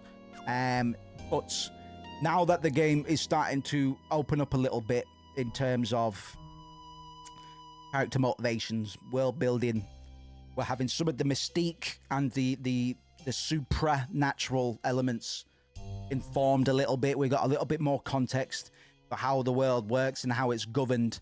A lot of my bigger talking points are still gatekept behind some plot revelations and stuff, but we're able to talk about a lot of morality stuff today, and I've still got notes on concepts as simple as that. Thank you very much, BB. Thank you very much. To wrap up, the quote from Squall earlier, just to remind you, he was discussing right and wrong. I've got the quote here, actually. Right and wrong are not what separate us and our enemies. It's our different standpoints, our perspectives that separate us. We're getting this moral dichotomy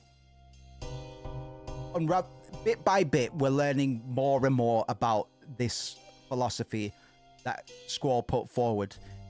The first way that we're able to get a glimpse at the goodness on both sides is via the straightforward perspectives of the core party and the Laguna bunch.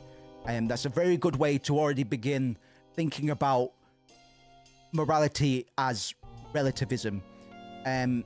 This quote speaks to broader philosophical and social themes, particularly the rejection of universal morality in favor of contextual ethics. I think be the most apt way of putting it.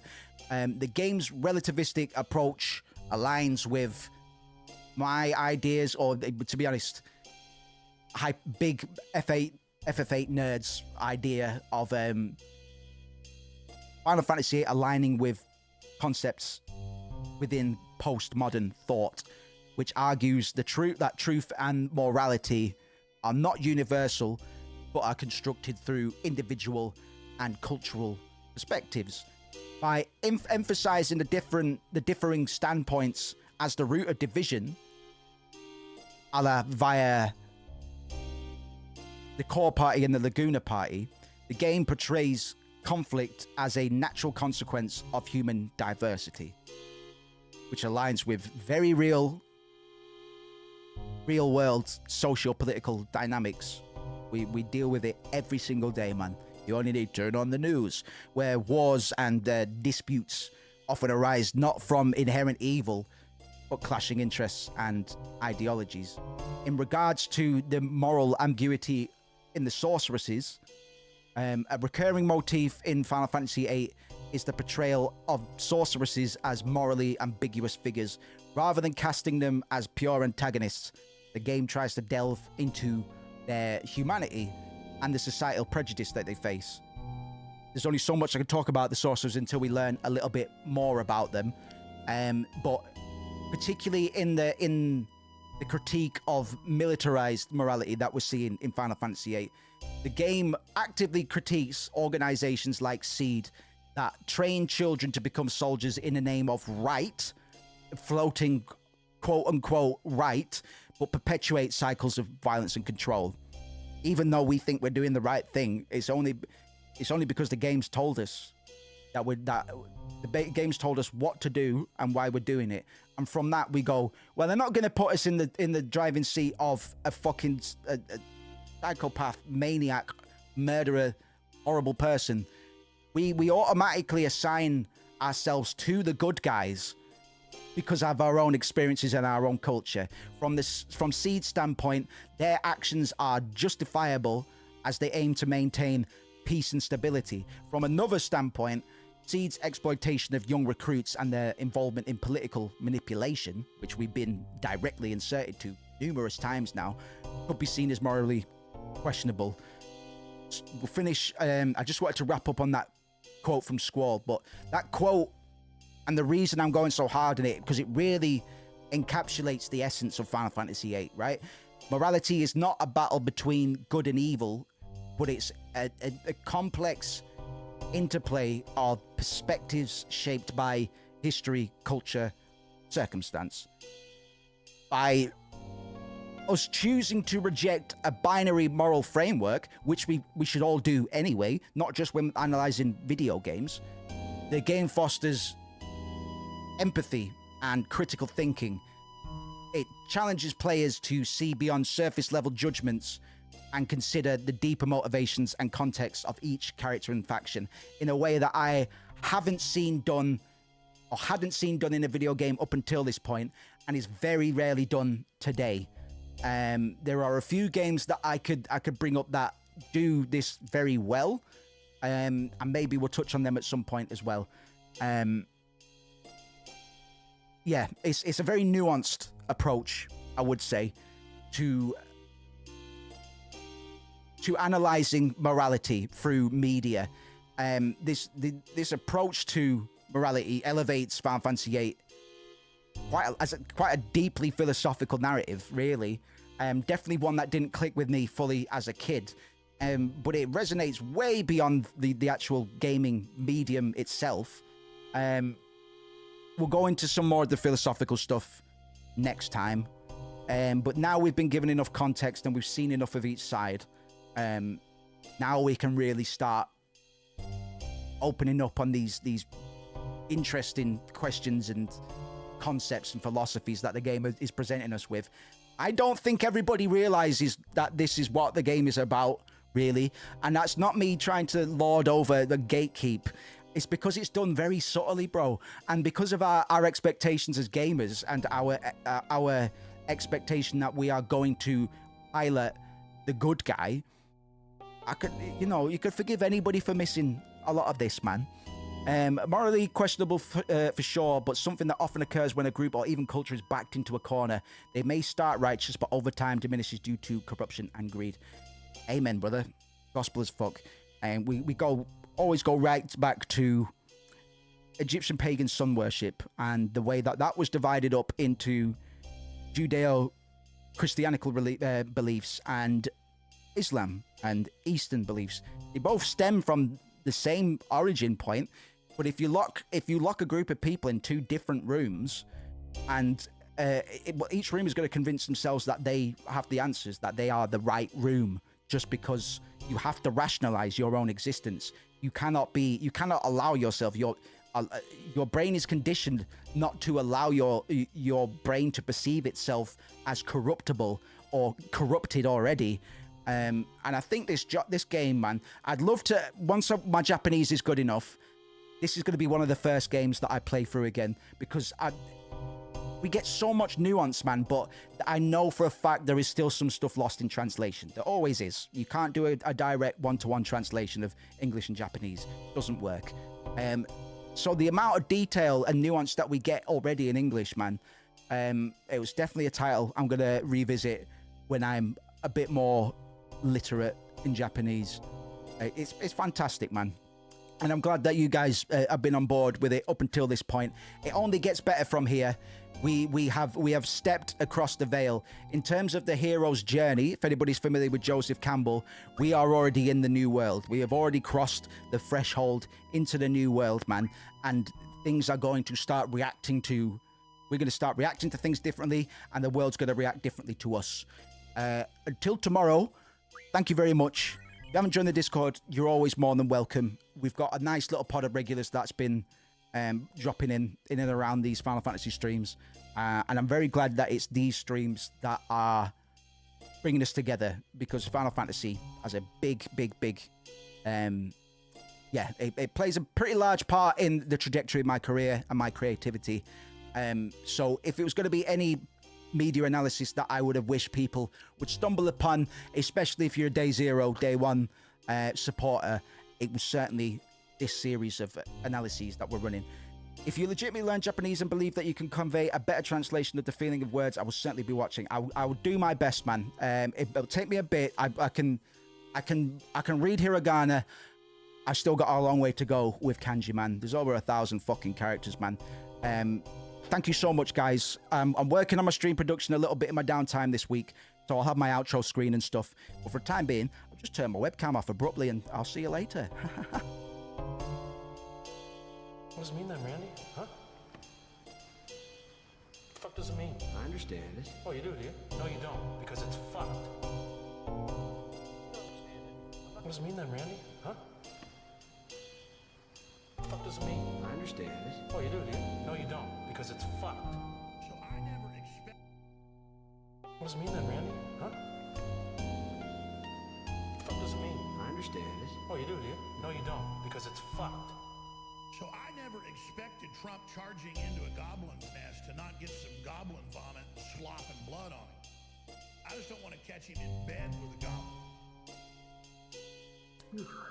Or before you came along, I didn't know what love was. What does it mean then, Randy? Huh? The fuck does it mean? I understand it.